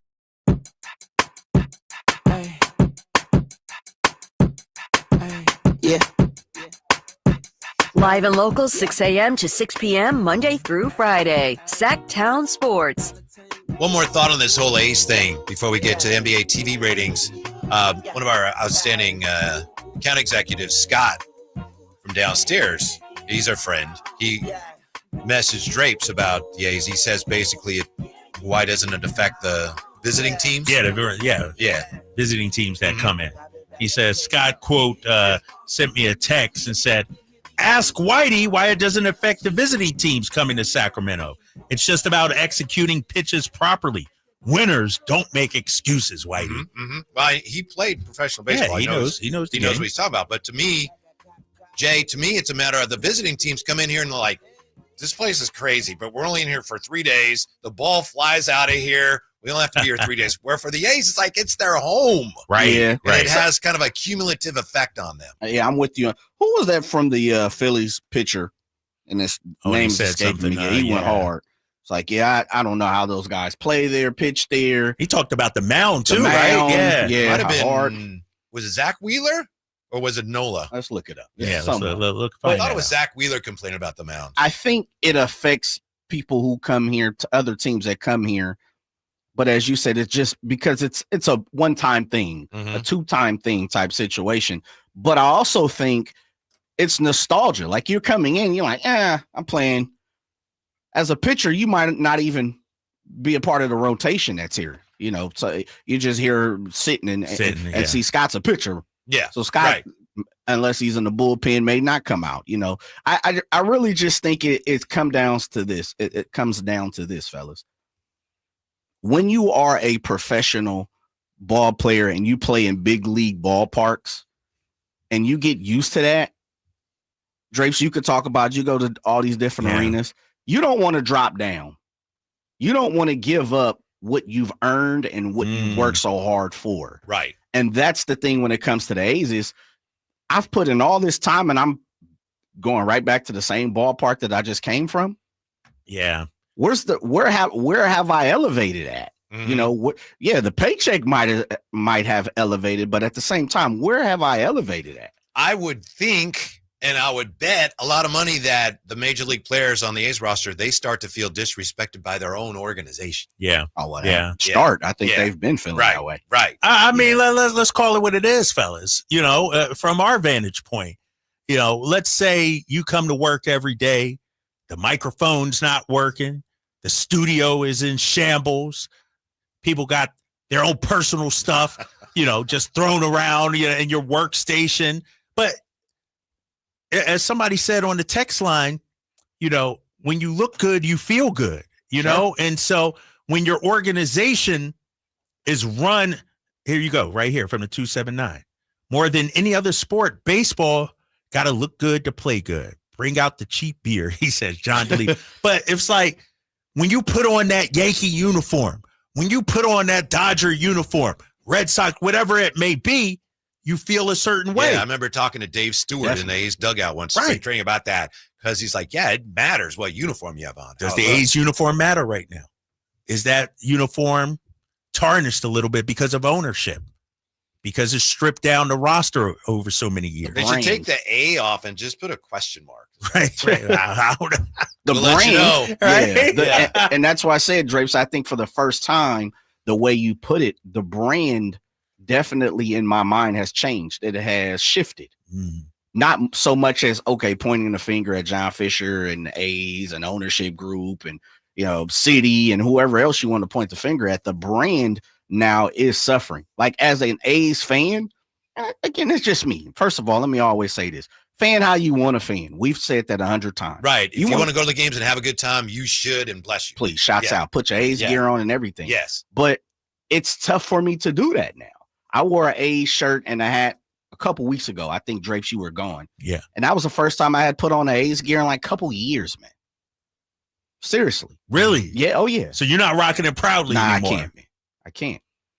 And it's because of the brand. And that's why I said it makes sense to me now where I look at it and I say, okay, the team is doing bad, but I always, as a fan, look at the Kings, not to be like this, but the Kings have done terrible in many different years, but you still rock your gear. Yeah. You're still proud of the purple. You still got your kicks that go with your, with your uniform, so to say. The A's, it's like, yeah, I don't know if I even want to put a hat on anymore. It's disrespectful. It's almost like you're disrespecting yourself as a fan. We got to get Jay one of those A's hats with the Tower Bridge on it. You'll wear that, won't you? Yeah, because it's got the bridge. Got the bridge representing SAC. Yeah. Okay. Yeah. Hopefully they can, if not turn things around, just stop playing so poorly. This is historically bad. Yeah. Yeah. This is, and it's trending the wrong way. Like it's no end in sight, if you will. Meanwhile, we've got the NBA Finals in sight. And I know a lot of people, I think it's quieted down a little bit, but, you still hear from people and read things about, small markets, the TV ratings. Oh, boy. Entering the NBA Finals, by the way, according to Sports Media Watch, NBA playoff games have averaged 4.2 million viewers across various formats. That's up from last year. But as The Athletic points out, the NBA would have benefited if they had the Knicks or the Lakers. But it's not really an issue that they have small market teams. Quote, there's really no direct impact between ratings and financial success. Certainly in the near term, this is a former senior NBA executive said.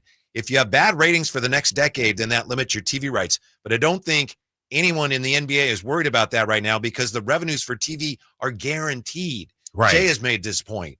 The TV deals are done. Right. The amount of money the NBA gets, they get that. I don't have to give any of it back. Right. And when it comes to these negotiations too, it's about what happens in 5 years, 6 years, where things stand now. Right now, yeah. But now if this is a trend, Whitey, over the next 5 under this new TV contract, then you can go back if you're the TV and say, I will say this though. And, I would love for some of our salespeople downstairs to, maybe text me and weigh in on this. Sounds like the salespeople already are. They're listening. We know they're fans of the show. But I know with NBC, let's say, NBC Sports California Bay Area, when you sell the package, the Kings package, sometimes playoff games are included in the package. If the Kings don't make the playoffs, if you don't live up to certain numbers, there's buybacks out there. I wonder, I can't imagine the NBA having buybacks with Amazon or ESPN or anything like that, but it's something that would be interesting. Here's the one thing that everybody agrees. A longer series benefits everybody. Oh, yeah.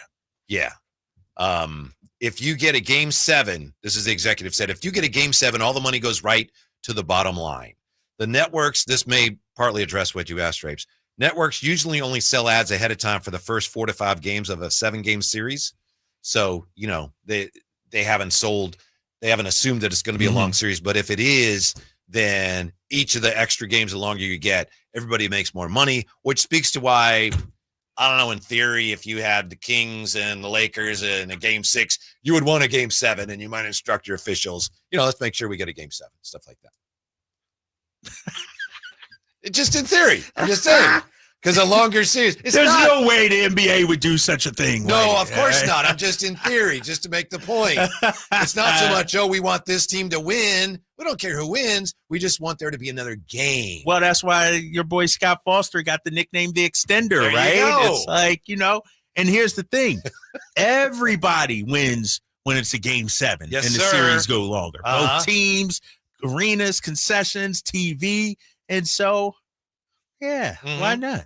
They might not have a favorite unless it's 2002 on who they want to win. But, yeah, it's good for business. Drapes, I hope you'll stick around because coming up, we talked about Lonzo. I might be sick. The price of Zion. What people say it would cost to get Zion. Right now? Yes. Okay. Should the Kings be willing to consider it? We look at that next on Sackdown Sports. Here at the Almond Joy Factory, where tropical vibes abound, we use soft, fresh-tasting coconut. The crunchiest almonds and delicious chocolate candy. But do you know what our most important ingredient is? Sometimes you feel like a nut. Sometimes you don't. Almond Joy's got nuts and something even way better than that. Yes, Almond Joy is made with almonds and joy.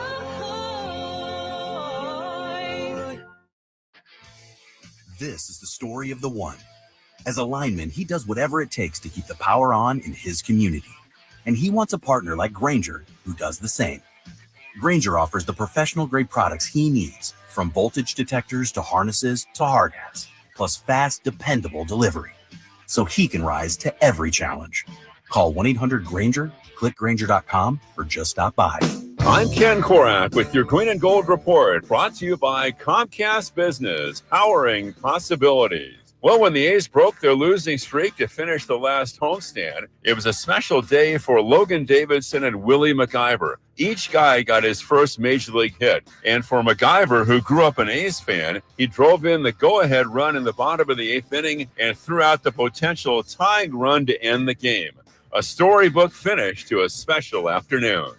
Comcast Business helps turn today's small businesses into engines of modern business. It's how restaurants become reliably up and running neighborhood favorites. It's how retailers become seamlessly restocking, cyber-securing must-visit shops. And it's how healthcare offices become data-managing caregivers that we all depend on. With reliable connectivity, enhanced cybersecurity, advanced fiber solutions, and Wi-Fi backup, Comcast Business is powering the engine of modern business. If you're 55 and up, T-Mobile has plans built just for you. 2 lines of unlimited for just $30 a line. That's a 45% savings compared to Verizon and AT&T. But don't just take our word for it. It's not just the savings that are great with our T-Mobile plan. There's all this value from all these other things that T-Mobile offers. T-Mobile has been such a savings for us. We love it. Switch today and get 2 free 5G phones like the Motorola Edge with Turbo Power charging that gives you power for the day in just 15 minutes. And customers 55 and up can get 2 lines of talk, text, and data for only $30 a line. Go to T-Mobile.com/55 to learn more. With 24 monthly bill credits and 2 new lines with autopay for well-qualified customers plus taxes, fees, and $35 per line connection charge. Credits end and balance due if you pay off early or cancel. Contact us plus $5 per line without autopay. Debit or bank account required. 45% off 2 lines versus AT&T Starter and Verizon Welcome. Plan benefits vary. See details at T-Mobile.com. Motorola Edge requires 68-watt charger. Charger sold separately. Actual performance will vary based on usage and configuration. Golf to Go is brought to you by the Hagen Oaks Golf Super Shop. Here's Frank LaRosa. I had the chance to interview former professional golfer and broadcaster Gary McCord a few years back. He hadn't yet enraged the Green Jackets with his television comments about their revered Georgia golf course. He was welcoming and above all humorous, which is why I recently picked up a copy of his book, Golf for Dummies by Gary McCord, a man possessed by golf's magical allure. This 5th edition will help new golfers learn the basics of the game and bring them, as he writes, from the darkness to the light. The book discusses types of clubs, types of courses, how to hit the ball, and how to keep score. The intent is to help you get the ball to the hole in fewer tries and with better form. You'll even find some basic exercises to get you into golf shape. It's a fun read and will help you get over some of the game's intimidation while getting you ready to visit the golf course on your own or with some friends. I always recommend a good PGA professional to guide you along the way, but Golf for Dummies is a fun way to approach a fun game. That's your Golf to Go. I'm Frank LaRosa. KHD1 Sacramento, KYMX HD3 Sacramento. From the Power Business Technology Toshiba Studios. Sacktown Sports 1140.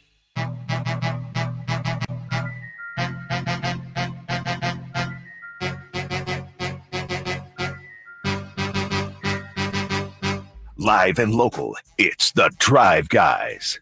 Watch the show on youtube.com/Sacktown Sports 1140. Or listen on the Sacktown Sports app. We had all, for good reason, pretty much crossed Zion Williamson off the Kings' wish list. But we have more information on what it might cost if someone was interested in getting him this summer. So we'll just take a look at that in just a moment here. Before we do, we were talking about the A's in Sacramento, and we were talking about the pitcher with the Phillies that went off on the mound. It was Zach Wheeler. Zach Wheeler said, the mound was terrible. That was really it. Honestly, I felt great today. That's why I was frustrated, because I felt great and the mound was bad. Damn. It was like cement right in front of the rubber. Yeah. So I was just trying to break it up. Once you kind of did break it up, there's little bumps in it. It probably doesn't sound like a lot, but when you're used to pitching on similar mounds throughout the league, just that little difference kind of messes with you. I really couldn't get into the dirt to drive, so I was throwing all arm tonight, little different. Just had to make little adjustments out there as I went. Zach Wheeler. So you know that A's players have things like that are on their minds, and they just feel like it's best to not say anything. Well, I mean, I think of it in the NBA terms, Whitey. For the most part, NBA arenas are all the same. The floor, the basket, the lighting may be different, but it's like what we have in Major League Baseball is like going to an NBA arena and the three-point line being different here, or the one rim being bent up or bent down. It's not an even playing field from market to market, ballpark to ballpark. Mm-hmm. And so as a pitcher, the mound should be standard throughout the league, you would think, right? Mm-hmm. Mm-hmm. Not here. You would hope. Yeah. I guess not. All right, here's our source on this, Drapes. Yeah, what you got? I think we do a good job. This is important. Okay. It's important to establish this one way or the other because I think we've done a good job here when we have these rumors, speculation of, drilling right down to who is saying this. Yeah. So I'll tell you. Yeah, who is? And I was really proud of what we did yesterday with our guy from the Toronto Star. Doug Smith. Yeah, dismissing all of this Domas nonsense. This is a guy by the name of Shamit Dua. And you probably are not going to know the name. Now I got to look him up. Shamit Dua is in New Orleans. He has, I think, 13,000 plus Can you spell followers. it for me, please? Shamit. Shamit. Dua. Dua. He does stuff for a TV station there. Fear the Brown is his. Yes. Okay. Yes. And he's been covering the Pelicans for a long time. All right. So I'm not saying that he's Shams or anything. Nah. Hold on. He's got boots on the ground, man. Hold on, Drake. Don't discourage him yet. All right, let's hear. You have it? I got his Okay. Twitter feed up right now. Okay. He, by the way, doesn't tweet anymore. Oh, he's only on Blue Sky. Yes, Yeah, let me get a Blue Sky. Oh, see. All right. Mm-hmm. So here, do you want to hear what he had to say? I would love to hear it. No, go ahead. Here's what he said. I've just been texting random executives across the league.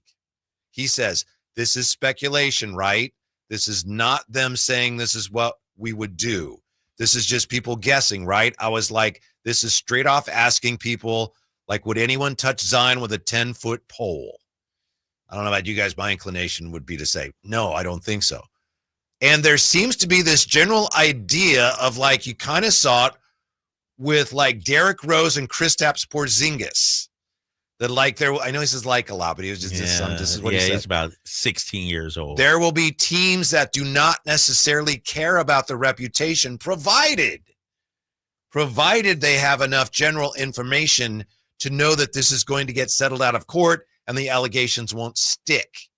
I have no idea where this is going. All right, I'm but still this will be waiting based here. on that. Waiting for the payoff here. There will be man. teams who do not care, but those teams who do care, those teams who do not care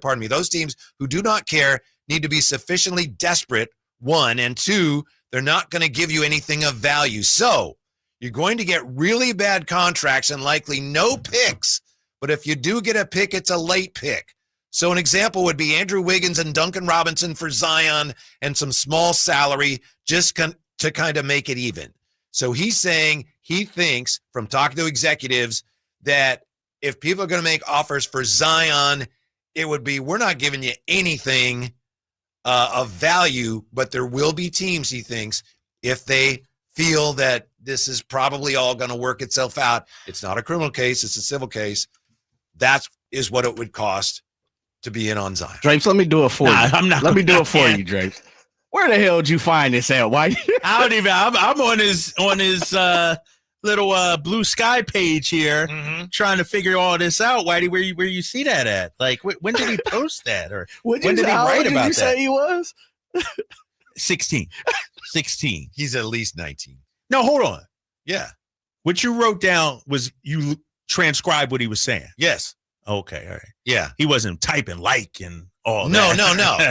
You watched the video of his. Somebody watched it. I didn't watch it. But I checked. But they put the like in there too? Okay. Yeah, that's what he said. This is not them saying this is what we do, just like them guessing, right? So anyway, this is somebody who is in New Orleans. I'm not saying he's Windhorst or Shams. I know you, especially you, Drapes. I know you like the idea of the Zion thing. So when I saw this, I thought, all right, maybe that's what it would take to be in the Zion Derby, if there is going to be. Well, I mean, why do you put me in these tough positions? You don't have to be in a tough spot. Here's the thing. We're assuming for the purposes of this conversation that the teams, your team, would look at this and say, all right, this is going to be settled out of court. I'm not saying that you should in any way, shape, or form, condone violent acts, especially those of a sexual nature. That's of course not. This is, again, like I said, this is a civil case, not a criminal case. So if you looked into it and you felt like, all right, they're going to get this taken care of, then maybe. So this is much not about Shamit Dua, more about Zion, the case, and would you entertain it? And it's not so much Shamit Dua as it is the people that he talked to. He says he called random executives across the league. You do it. Why do you know I always have a problem with this kind of thing, though? Well, that's why I'm being as transparent as I can be. I'm looking at Shamit Dua's Blue Sky. This is my opinion and my opinion only. But the Pelicans need to just cut Zion today. Just end it. I make zero proclamations about his innocent or guilt. By law, he's innocent until proven guilty. My reasons for cutting him are purely just ending this all. So I don't think that's an unreasonable point of view. Nah, but it sounded like a fan right there, man. It sounded like I don't know. All right, go ahead. All right, so let's say the price is that low for Zion. Yeah. I'd be interested, but I got to do my due diligence on the civil matter. Of course. 100%, right? Course. Like, see, I would not be interested at this point, even if that's what it comes to. It's just another reason, and there are already reasons why I'm not sure I would want to be interested in Zion, and that's just another reason. Even if it comes out like, oh, they got it settled, just this type of drama follows him around. What if it's not 100% not true? It's still this type of drama follows him around, whether it's true or not. Okay, all right. And for whatever reason, I don't want to, because if he came here, he'd be like, my guy, right? I'm open. You're my guy. Did you have the same energy when Kobe was going through what he did? I sure did. Okay. You would have cut him? Don't want him on your team? I would not have cut him. No. Okay. I wouldn't have wanted him on my team. Okay. It's amazing because Kobe is one of the most beloved players ever after that. Yeah. So the question is, could Zion rehabilitate his image? That's what I'm saying. Could he rehabilitate his image? He could. I just don't know just that I would want to assume that risk. Again, it's not about he's bad or he's good or I don't know. He's getting a raw deal. I don't know. If I'm an organization and I'm going to pay somebody that much money, it's like, is this a good investment? Is it smart? I got to separate all my emotions from what's smart and what's not. And I'm not sure it would be smart to pursue that in this case, given what we know now. I mean, and that's your choice, your opinion. For me, I'd have to vet all this. And if we agree on that 100%. And then I would make my decision based on that. But from what I hear from you, even if he is cleared, even if you do vet all this, it doesn't matter. So you're out no matter what at this point. I think I am on Zion. Tell me why I'm wrong to think that way. No. It's a matter of choice. It's a matter of, it's, and we've had this conversation with Jay before. Could Sacramento handle somebody with some baggage? Well, the key is, and I know we keep saying this, but you're right. If you looked into it and you were able to show people, it's not what it looked like. I don't know whether it is or not, but that's a huge difference. It's like, it's not really the way it was presented here. So yeah, I think people would be smart enough if it came to that to consider what evidence you brought forward. I would say this regarding Sacramento and to, come to your side a little bit. Well, thank you. Right now, I don't know if we need headaches like that.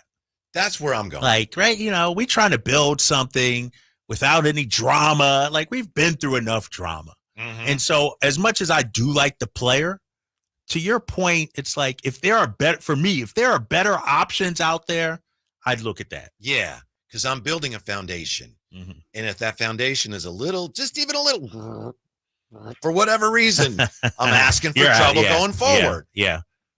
I wish him and the best, and I wish her the best, and I hope they all work it out. And I pray it's not as heinous as it looks, because that's awful stuff. Right. But also above all of that, there's just too much uncertainty there for me. 530. If that's so, the Kings should offer up the best of the worst offers for Zion. Yeah, I think there's a segment of the fan base that would be like, you know what? I'd take him. Distressed asset. There you go. I was just going to say that. If you will. Yeah. Okay. But again, it's really important. Not to be redundant. Right. We agree. You would have to look into it and make sure that this was all going to work itself out, was not as horrific as it looks. Exactly. We agree on that. And somebody on the text line said it exactly. 916. Settled doesn't mean he didn't do it. I'm not looking to make sure this is settled. I need to know the details. Did you do this or not? Yes. Kind of thing. That's what I'm talking. Not settled or anything like that, or they come to an agreement. Good point. No, it's about right. Did you do this? Or is this the kind of person you are or not? Yeah. Going forward. Yeah. Mm-hmm. All right. So there you go. Thank you, Shamit Dua. We'll probably get him on tomorrow. He'll be on the Alan Style show probably tomorrow, 105. I was going to try to get him on at 6, but he's back east, and that's past his bedtime. Oh, man. So technically, the after show. The after show, right? Yeah. I'll tell you what the Pacers are trying to do that many fans have never, ever seen before when we come back. Drive Guys on Sacktown Sports. The Sacktown Sports 1140 newsletter. Right to your email. Get your latest on the Sacramento Kings, UC Davis, and Sac State with the Sacktown Sports 1140 newsletter. Visit sacktownsports.com to join. Whitey here for Napoleon Grills, reminding you that when buying a new grill, every detail matters. While supplies last, you'll receive a $149 gift with purchase on every new Napoleon Prestige stainless steel grill. The kit even includes a pizza lover starter kit and much more. And now up to $79 off Napoleon Rogue models. Napoleon grills are built different, built better, built to last with a lifetime warranty and premium steel that boasts amazing quality. Visit Green Acres Nursery today for your best selection of Napoleon grills and accessories. Get ready for a night out with Jordan Davis. It's Country in the Park 2, Saturday, September 13th at Cal Expo. Along with the special guests, Mitchell Tenpenny, Locash, Vincent Mason, and Abriana. Make it a family day out with food trucks, games, dancing, and more. Saturday, September 13th at Cal Expo with Michelob Ultra. Tickets are available now at CITPFest.com. I love a day on the water with friends, but my moderate to severe plaque psoriasis sometimes holds me back. Now I'm all in with clearer skin thanks to Skyrizi. Risankizumab Riza, a prescription-only 150 milligram injection for adults who are candidates for systemic or phototherapy. Teaching music is my passion, but my active psoriatic arthritis can limit me at times. Now I'm treating my joint symptoms with Skyrizi. With Skyrizi, most people with plaque psoriasis saw 90% clearer skin at 4 months. Or if you are an adult with active psoriatic arthritis, Skyrizi helps you move with less joint pain, stiffness, swelling, and fatigue. Don't use if allergic to Skyrizi. Serious allergic reactions, increased infections, or lower ability to fight them may occur. Before treatment, get checked for infections and tuberculosis. Tell your doctor about any flu-like symptoms or vaccines. There's nothing like clearer skin. There's nothing like better movement, and that means everything. Ask your doctor about Skyrizi. Visit Skyrizi.com or call 1-866-SKY-RIZZI to learn more.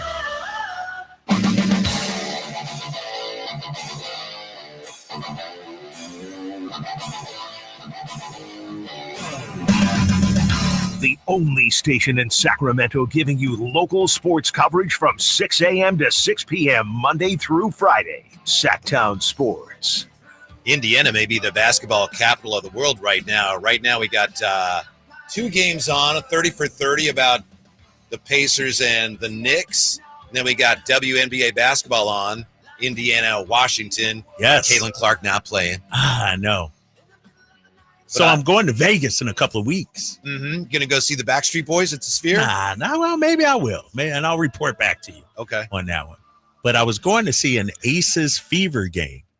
But I don't know if Caitlin Clark is going to be playing. That. So I might cancel the trip. Right about the time where she might be back. Yeah, I might cancel the trip. I don't know. I don't know what to do. I'm on the fence. I really like the State Farm commercial, the logo one that she's in. Oh, that's a great I think that's commercial. funny. That is a funny commercial. I like that too. She's really good. She's kind of deadpan, but she's good. Yeah. And the logo idea, like she's shooting from all over, you know, the couch from, what did she say? Sheboygan and everything. No, it's good stuff. It's good stuff. Hopefully she's back in time. She got that from you, right? The Sheboygan thing? Yeah, that's right. You know, and then, no, I'm not going to start. Yeah, she got that from me. I'm not going to. I just remember something you brought up during this past season. And I walked in and you're like, hey. Oh, yeah. And so I don't want to. You try to stir the pot. I don't want to bring that up again. Is this a thing for the first time in nearly 20 years? What you got? Neither of the teams playing in the finals appeared on the NBA's Christmas Day schedule. Wow. How about that? Not a marquee franchise, neither one of them. Mm-hmm. For the first time since 2015, the finals will feature 2 all-league guards opposing each other. Really? How about that? Yes. 2015 was Kyrie and Steph. Kyrie and Steph. That's the last time 2 all-league guards. And so 2016, Kyrie wasn't all-league. Wasn't all-league, huh? Damn. Interesting.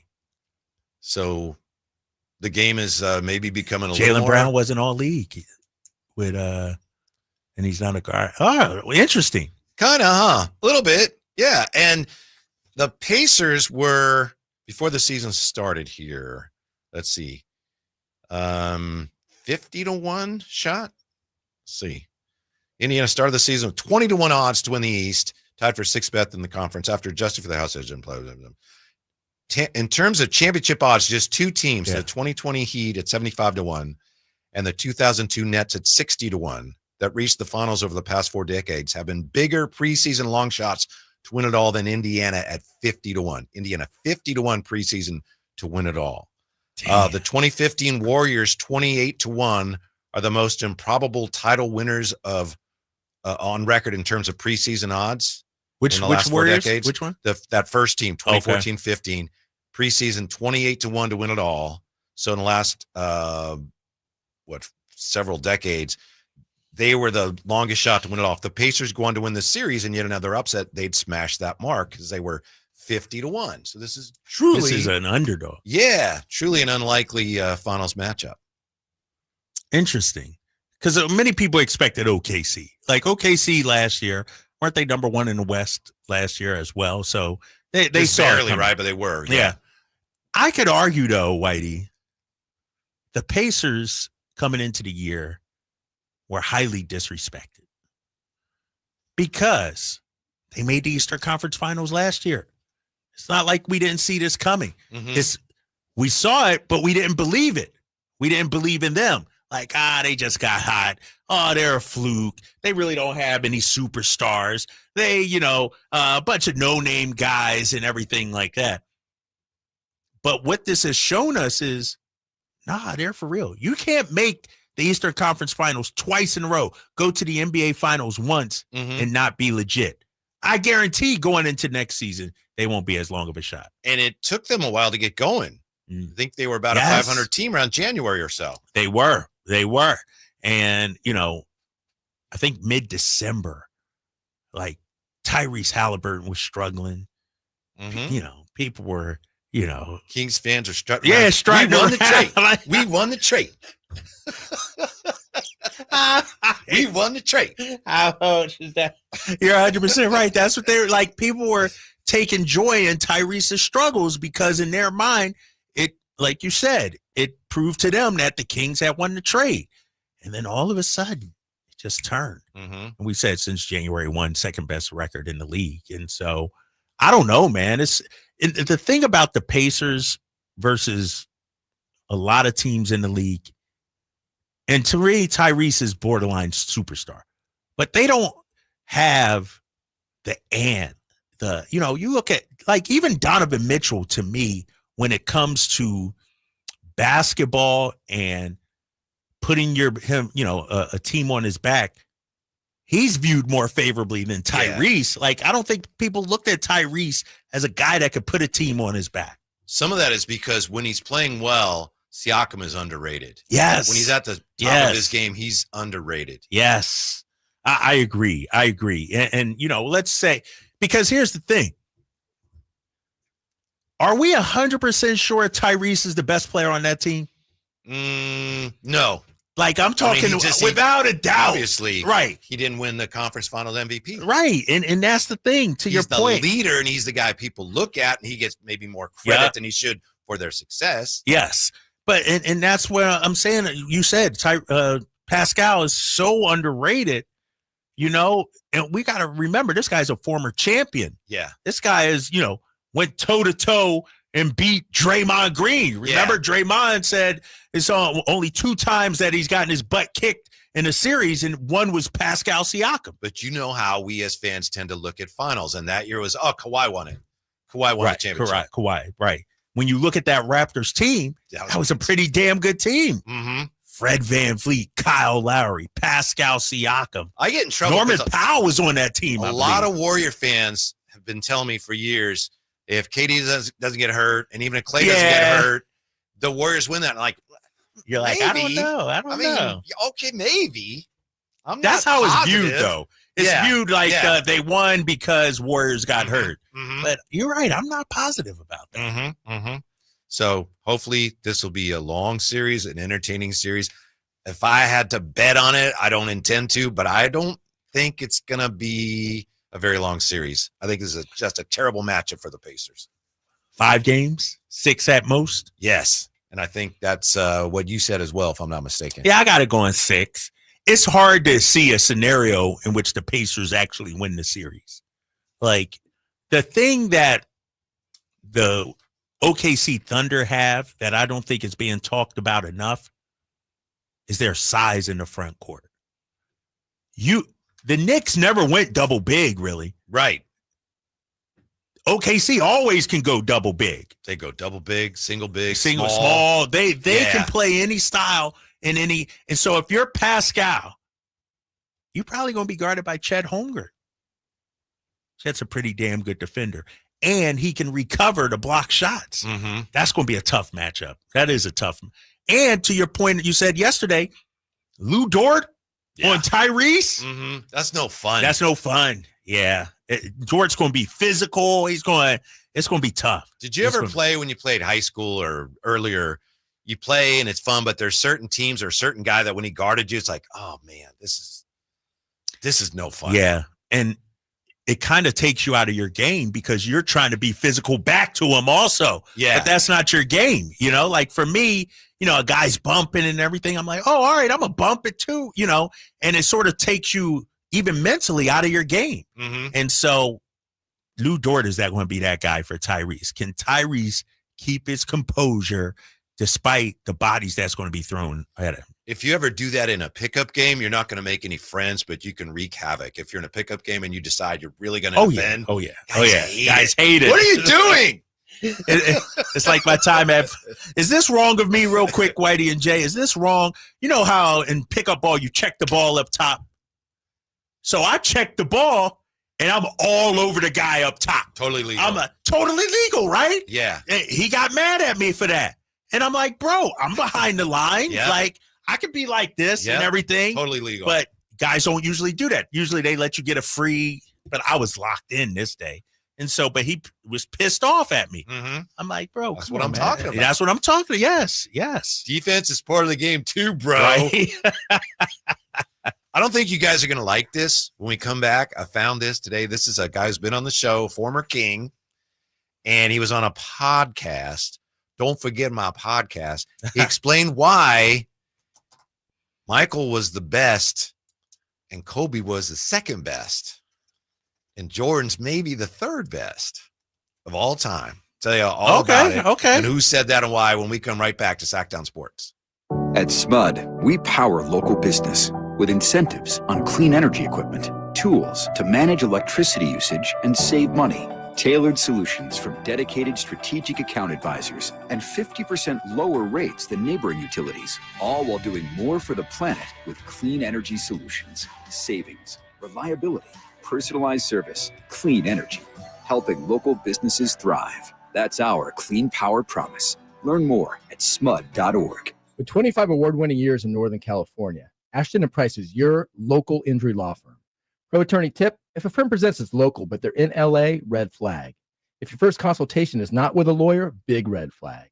At Ashton & Price, your first consult is with a local attorney, and if serious injury prevents travel, a lawyer will come to you. Still not enough? George Washington's my uncle. At Ashton & Price, no red flags, just red, white, and blue. Remember, for the best advice, don't think twice. Call Ashton & Price. This is the story of the one. As a lineman, he does whatever it takes to keep the power on in his community. And he wants a partner like Grainger who does the same. Grainger offers the professional-grade products he needs, from voltage detectors to harnesses to hard hats, plus fast, dependable delivery, so he can rise to every challenge. Call 1-800-GRAINGER, click Grainger.com, or just stop by. Grainger, for the ones who get it done. Wesley Financial Group is not a law firm. Do you find yourself stuck in a timeshare? Get the real facts about the timeshare industry and your options for cancellation. Chuck McDowell, founder of Wesley Financial Group, has put together a free information guide that reveals the secrets the timeshare industry doesn't want you to know, including the 5 ways to get rid of your timeshare. Get this timeshare cancellation guide absolutely free. Call 800-932-5858. That's 800-932-5858. 800-932-5858. Finally, an easy way to find home improvement contractors. Just visit subcontractorsunited.com and simplify your search for home services professionals. From cabinets to windows, roofing to plumbing, Subcontractors United is an easy, simple way to find and hire a home improvement contractor. And you never have to give up personal information. So no harassing phone calls like you get from those other websites. Subcontractorsunited.com is sponsored by D&D Cabinets and Savage Design. The Giant Summer Sale is here. Get giant savings on our giant selection only at Folsom Lake Honda, your one-stop Honda shop. Looking to own or lease? Save during the Giant Summer Sale and drive a brand new Accord or Civic. Visit us today at FolsomLakeHonda.com, your one-stop Honda shop. As a family-owned and operated dealership since 2009, customer service is our #1 priority. Our customers love doing business with us, and you will too. Folsom Lake Honda. Go to FolsomLakeHonda.com. Your one-stop Honda shop. Did you know addiction to drugs like meth or cocaine is a disease and not a choice? But getting help is. If you have stimulant use disorder, you, your family, and friends may have a lot of questions, including where to start. Choose Change California can help. Make a change today and find a proven treatment option for you at choosechangeca.org.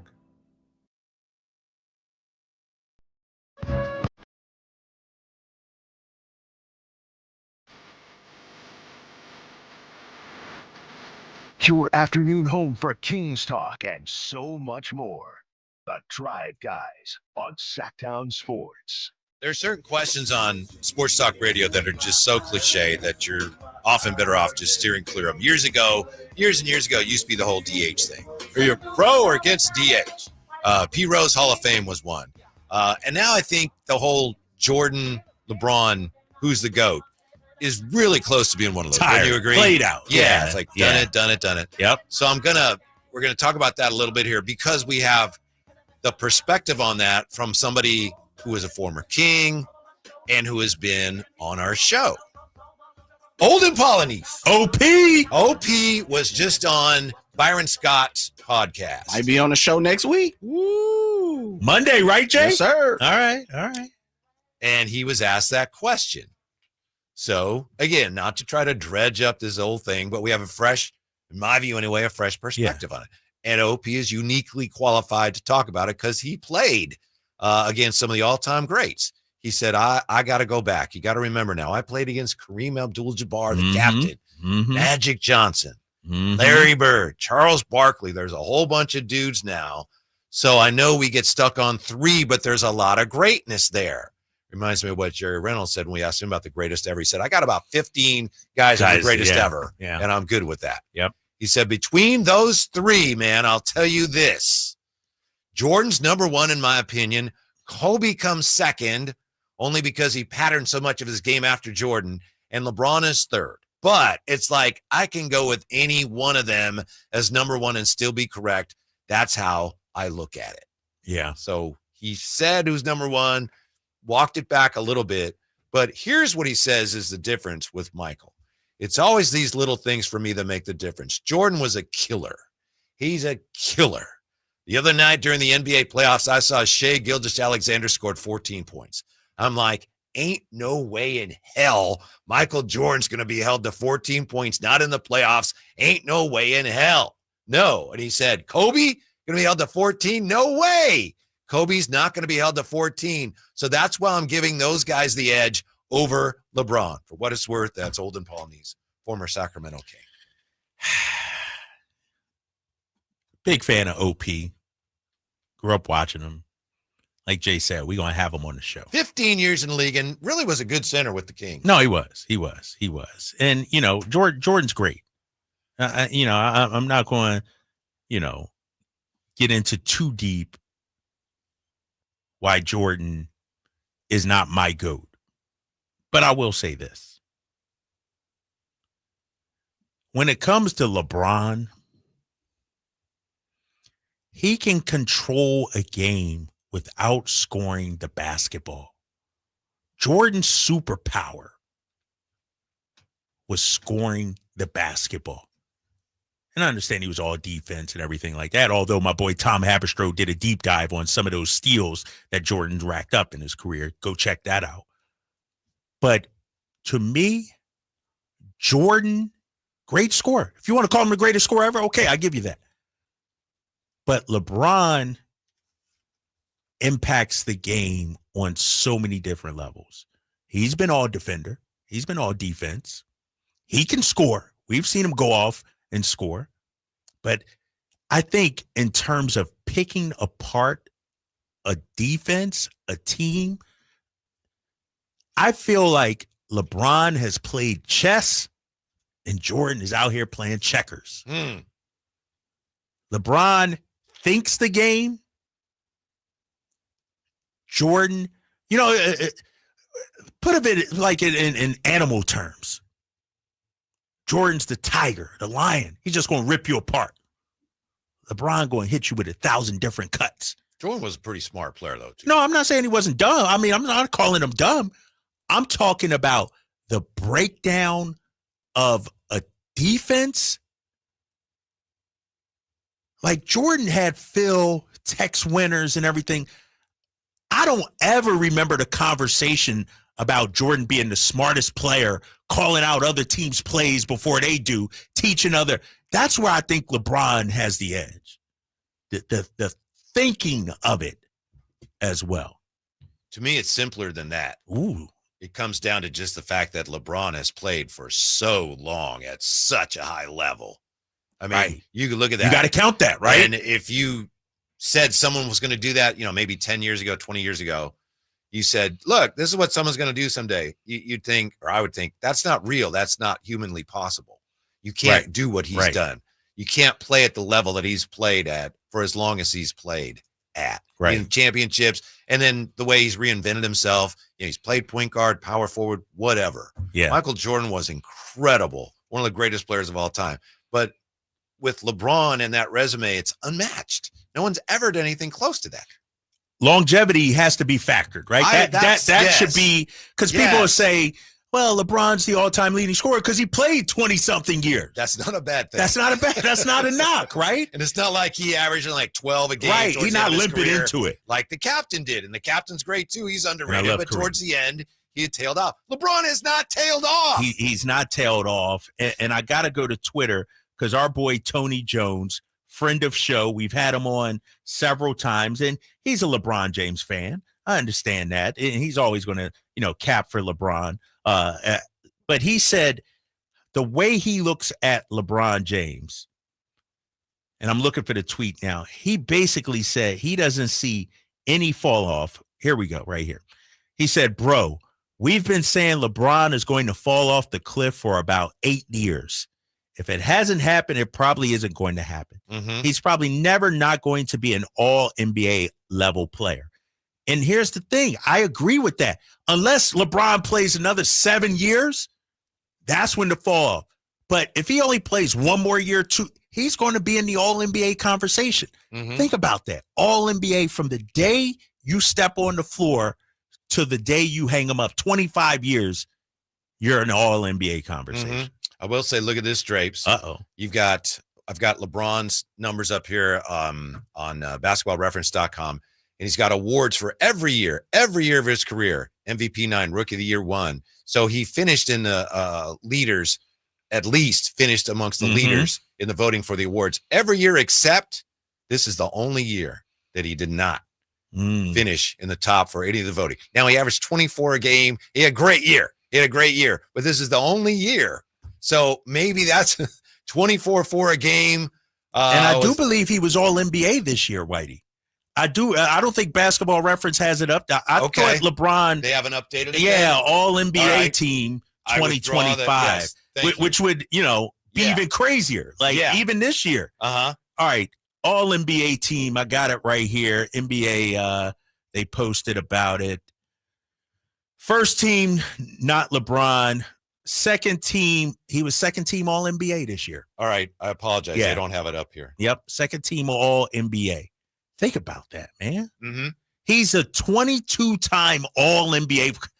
Man, that's case closed right there. It is. So let me ask you this, because I've wondered, is best basketball player of all time different than best career of all time? Because we give the nod to Jordan because of the rings.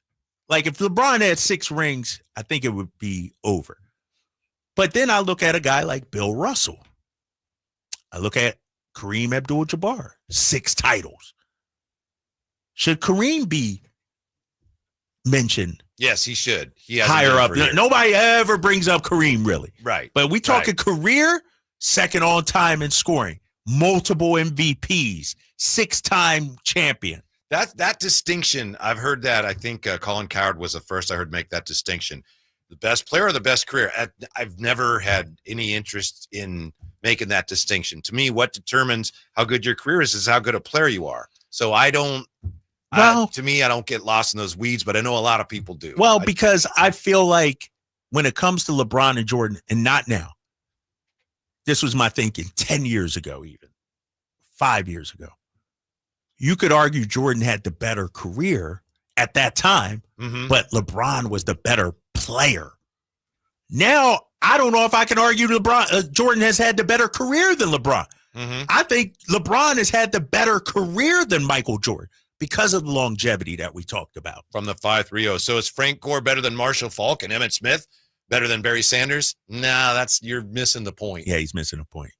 It's not just like LeBron was pretty good for a long time. Right, he was the best. All NBA year. He's one of the 2 top decades. 15 players in the league out of 450 every single year. Like, think about it. You could put together LeBron's 5-10 worst seasons. That's still a Hall of Fame career. Like, that's an interesting exercise. That'd be funny what you'd end up with. It'd probably be like still 25 points, 6 assists, 7 rebounds, or whatever. Like, you could put together his rookie season. His rookie season, probably his most recent season. Recent. And then maybe a couple. I see 25.3, a couple in Cleveland. But it's still. Yeah. And I'm a Michael Jordan guy, but there's just no way. There's no way. Right. The best player is anyone other than LeBron James. Yeah. I think with LeBron, you could argue. And I do think LeBron doesn't get enough credit for his scoring, Whitey. Because we've seen if LeBron wanted to, the dude could average 35 easily. That's just not how he's wired, though. We saw it in the finals against Golden State when guys were injured. The way he he almost won finals MVP on a losing team because he put up 42 points per game, I think it was. So I'm a team LeBron guy. That's just. All right. Yeah. You can bring that up with OP next week. Oh, yeah, I will for sure. Yeah. 100%. Whitey's Wayback Machine quiz is coming up. Kyle Draper is the champion. The champ. See if Jay will do anything That's about this trophy that. off. Been a long time. We'll come back with that on Sacktown Sports. Ugh. Kitchen ants, runaway roaches, a spider. A spider! A spider! Relax. Just use Zevo. Zevo insect killer sprays use a powerful blend of mint and rosemary to eliminate those pests and up to 20 other bug types. Plus, Zevo is safe for use around people and pets when used as directed. Just spray the bugs and wipe them away. Zevo. People friendly, bug deadly. Wesley Financial Group is not a law firm. Do you find yourself stuck in a timeshare? Get the real facts about the timeshare industry and your options for cancellation. Chuck McDowell, founder of Wesley Financial Group, has put together a free information guide that reveals the secrets the timeshare industry doesn't want you to know, including the 5 ways to get rid of your timeshare. Call now and get this timeshare cancellation guide absolutely free. Call 800-646-5959. That's 800-646-5959. 800-646-5959. We all hear the radio ads about the IRS. They tell you to be afraid, to be scared, and they try to frighten you into calling. I'm not here to do that. Tax Relief Advocates is different. TRA is here to tell you that if you owe money to the IRS, whether it's $5,000, $50,000, or $500,000, we have a solution. It doesn't matter if you're sitting in your car, at work, or with your kids. No matter where you are, call now. 800-575-9861. Don't lose hope. TRA can eliminate or reduce what you owe to the IRS. Generous programs are now available that can give you a fresh start. Our passion is taxes and helping individuals fix their IRS problems. We have over 1,000 5-star reviews on Google and an A+ with the Better Business Bureau. You don't need to be afraid of the IRS any longer. End your tax nightmare today by visiting us online at TRA.com or call 800-575-9861. That's 800-575-9861. Tax Relief Advocates. Real solutions for real people. Whitey here for Napoleon Grills, reminding you that when buying a new grill, every detail matters. While supplies last, you'll receive a $149 gift with purchase on every new Napoleon Prestige stainless steel grill. The kit even includes a pizza lover starter kit and much more. And now up to $79 off Napoleon Rogue models. Napoleon grills are built different, built better, built to last, with a lifetime warranty and premium steel that boasts amazing quality. Visit Green Acres Nursery today for your best selection of Napoleon grills and accessories. I'm Ken Korak with your Green and Gold Report, brought to you by Comcast Business, powering possibilities. Well, when the A's broke their losing streak to finish the last homestand, it was a special day for Logan Davidson and Willie MacIver. Each guy got his first major league hit. And for MacIver, who grew up an A's fan, he drove in the go-ahead run in the bottom of the 8th inning and threw out the potential tying run to end the game. A storybook finish to a special afternoon. Comcast Business helps turn today's small businesses into engines of modern business. It's how restaurants become reliably up and running neighborhood favorites. It's how retailers become seamlessly restocking, cyber-securing must-visit shops. And it's how healthcare offices become data-managing caregivers that we all depend on. With reliable connectivity, enhanced cybersecurity, advanced fiber solutions, and Wi-Fi backup, Comcast Business is powering the engine of modern business.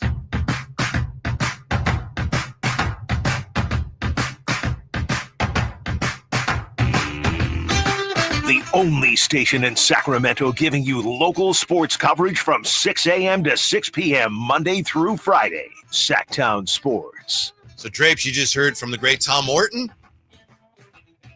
Yeah, we're going back and forth. He says you cannot compare eras. It's like comparing Jack Nicklaus and Tiger Woods. I'm like, come on, man. We all know Tiger is the GOAT. Man, you can see that's that golf stuff right there. You see what happens? I agree with you that Tiger is the greatest player of all time. However, if you dig into the numbers, Jack had a better career per your discussion. Did he really? I have to, Tom, me and Tom going to have to talk about that. Tiger got 83 career wins. Jack ain't up to that. No, he's not. You know what I mean? So yeah. Jack got him on the majors, 18 to 15, if I'm correct. I think this might be the anniversary of when Tiger broke Jack Nicklaus's record for tour wins, by the way. Oh, really? It's not going to come up on the quiz, I don't think. But if it does, then I'll get that one. Yeah, thank you, Whitey. Yeah. We also have this. Thank you, Jay. I think it was Jay. Yeah, thank you, Jay. According to Stephen Bondi, you can forget about Michael Malone as a replacement for Thibodeau. Not going to happen. I'm not sure who that is or why they say that, but do you know who that is? Stephen Bondi? Yeah. New York Post? Yeah. Oh, yeah. He's a legit New York guy. Decades. Yeah. So Michael Malone, not going to happen. I'm still holding out hope for Jeff Van Gundy. That ain't the show. Imagine that. Going back to New York, that'd be awesome. Right now, it's time for Whitey's Wayback Machine quiz for June the 3rd. Tiger Woods. Kyle Draper is your champion. Yes. Man, what happened? Jay's run was long. It was. Jay was on fire. Mm-hmm. Jay was on fire. So you're up first today, Drapes. Here's what we have. Everything is based on things that happen on this date, or it's related to things that happened on this date in these years. June 3rd in these years, 1937, 1984, 1992. We have 1995, 2017, and 2018. 2017 Tiger Woods. 2017 is multiple choice. Are you ready? Yes. This date, 2017. Who became the first player to reach the 600 home run milestone by hitting a grand slam? He's the first player to reach the 600 home run milestone by hitting a grand slam this day, 2017. Jim Thome, Albert Pujols, Miguel Cabrera. 2017. Albert Pujols. That is correct. I got you, Jay. Let's go, baby.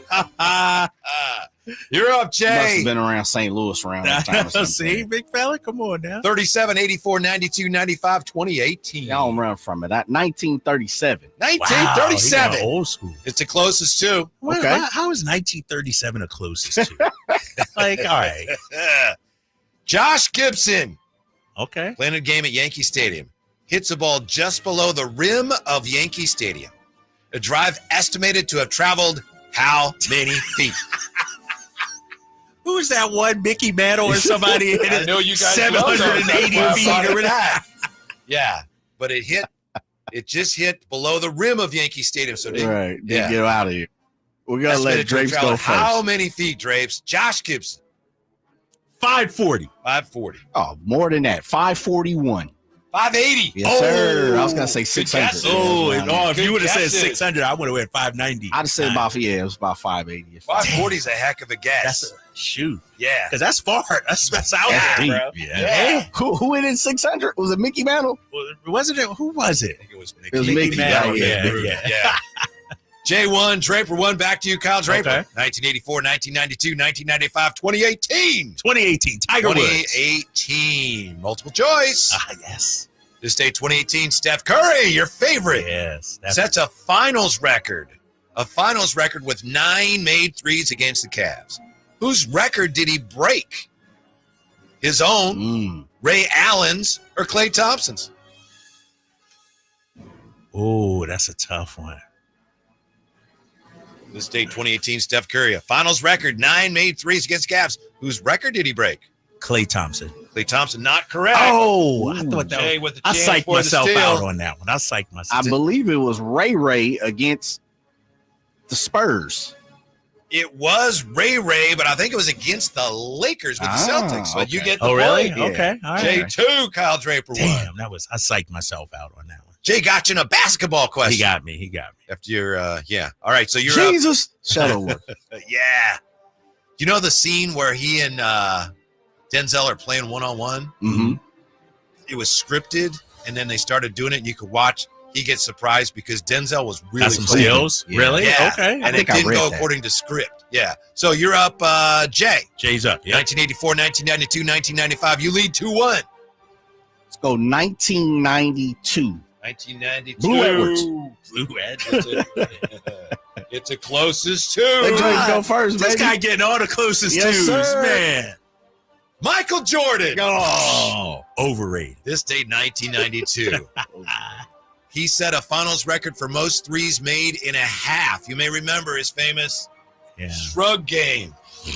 Michael Jordan set a record for most threes made in a half with how many in the first half of the Bulls' Game 1 win over Portland? Yes, Michael Jordan. 5. 5. What do you think, Ooh, Jay? that's a great guess. 92? Mm-hmm. Man, the record was probably 2 in the first down. Dang, I don't Jordan remember. for 3. Yes.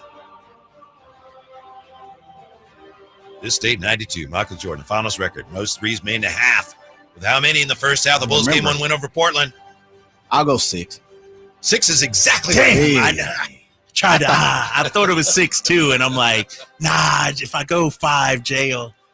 It's a 3-1 game. 2 Jay's points left killing on the me here board. on the basketball. Plenty of time, Drapes. So, but hold up. Mhm. He made 6 the whole game, if I'm correct. I was gonna So say, he I made think them all in the finished half. Back then, it was. That's why it was so incredible. Right. Right. 6 and a half. I knew it. Mhm. Push Dana Barrows when you need him. Yeah. 1984, Drapes. 1995. 95. 1995. Baseball has to do with the guy who's been on the show.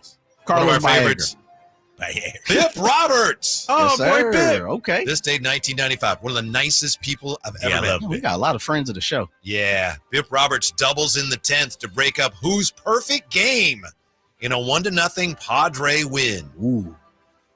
Was it Greg Maddux, Pedro Martinez, David Cone? This date, 1995. Pip Roberts doubles in the 10th to break up a perfect game. Whose perfect game Padres would win 1-0. Greg Maddux, Pedro Martinez, David Cone. How about that? Guys pitching a perfect game, and they send him back out there for the 10th, Jay. They don't do that anymore. David Cone. David Cone is not Correct. correct. Yeah, that's not right. No, why you acting like that's a horrible guess, Jay? Not right. He's like, David Cone probably terrible. was in the AL in 95. What do you think, Jay? Oh, you're right. Damn, I totally. Oh, shoot. I'd psych myself out again. I'm not locked in, fellas. I'm not. That's all right. I think that knocks you out of contention, but I still want to see if Jay can come up with the answer. 95 was Pedro on that. Yeah, when he was on the Expos. Yeah, I think I'm gonna go Pedro. Pedro is right. Yeah. I totally. Pedro Martinez. I don't know why I was thinking American Because League. that was You're right after Jay. the strike. Remember the Expos were hot butter during the 94 season. Cone was Pedro with the right. Yankees then. Nah, it was Right? with Toronto. Where was he at 95? Where was Was he Cone? Yankees Was he with or- the Mets or who? No telling. I'd have to double check. Yeah. It was obviously an effective red herring that I threw in there. He was one of the best pitchers in baseball in 95. Yeah. So Jay has the win. There's one more on there. Do you want to play it out? Or- Why not? Let's hear it. All right. I think it's you, Jay. Last year in Toronto. Yeah. No, he hold up here. 95? That's when he got traded, actually. Okay. That So- year, Toronto to the The Yankees. Yankees. Okay. Yeah. I was gonna say, I thought he was Toronto. All right, Jay. This date, 1984, Game 3 of the Finals. Magic Johnson. Okay. Magic How did I Johnson. not get this one? Sets a record that still stands with how many assists Oh. in a win over Boston? A finals record for assists. How many in a win over Boston? Was In the this the finals. closest to? Yes, sir. Yeah. You want him to go first? He might know it, Jay. Yeah, I think I know it, but I'm gonna let Drapes go. I was going to say 17, but I don't know it. I would say 18. 21. 21, Magic. 21. In the finals. Yeah. That was, of course, that series. Boston came back, won that series. Yeah, they did. It's all over, My Jay. initial would have been 20, but when Drapes That's a went lot of 17, I don't assists. think. Nice work, Jay. Well done, Jay. He's dialed in today. Mhm. He is pissed off from yesterday. Jay is the champion. You must got your head on the what's today? Oh, Tuesday. I was gonna say you might be looking for some ice cream or something. Nah, no, I'm about to go play 9 holes of golf or Where try you to playing get at, man? Empire Ranch out in Folsom. I'm Folsom? going to meet Nick out there, Okay. man. The sun going. Is See that it the one up. with the elevated Par three, Oh, I love yes, that hole. yes, How do you yes. do on that? What do you hit on there? Nah, it's par at best. Never. It's usually I never hit the green, chip, and then a 1 or 2 putt. What club do you hit? Do you know? Typically, If I guess I'm it up depends top, on- I'll probably do a 4 hybrid, maybe. That's like a 200 club. Uh-huh. And usually I'm long because I want to get it over. Beautiful view, yeah, right? beautiful view. Yeah. Yep. All right, thanks for being with us today. Stick around because we have Infinity Sports Radio. You gonna be all right, Trent? Nah, I'm upset. I wasn't locked in. Jay crushed me today. Have a great evening. Infinity Sports Radio is coming up on Sacktown Sports.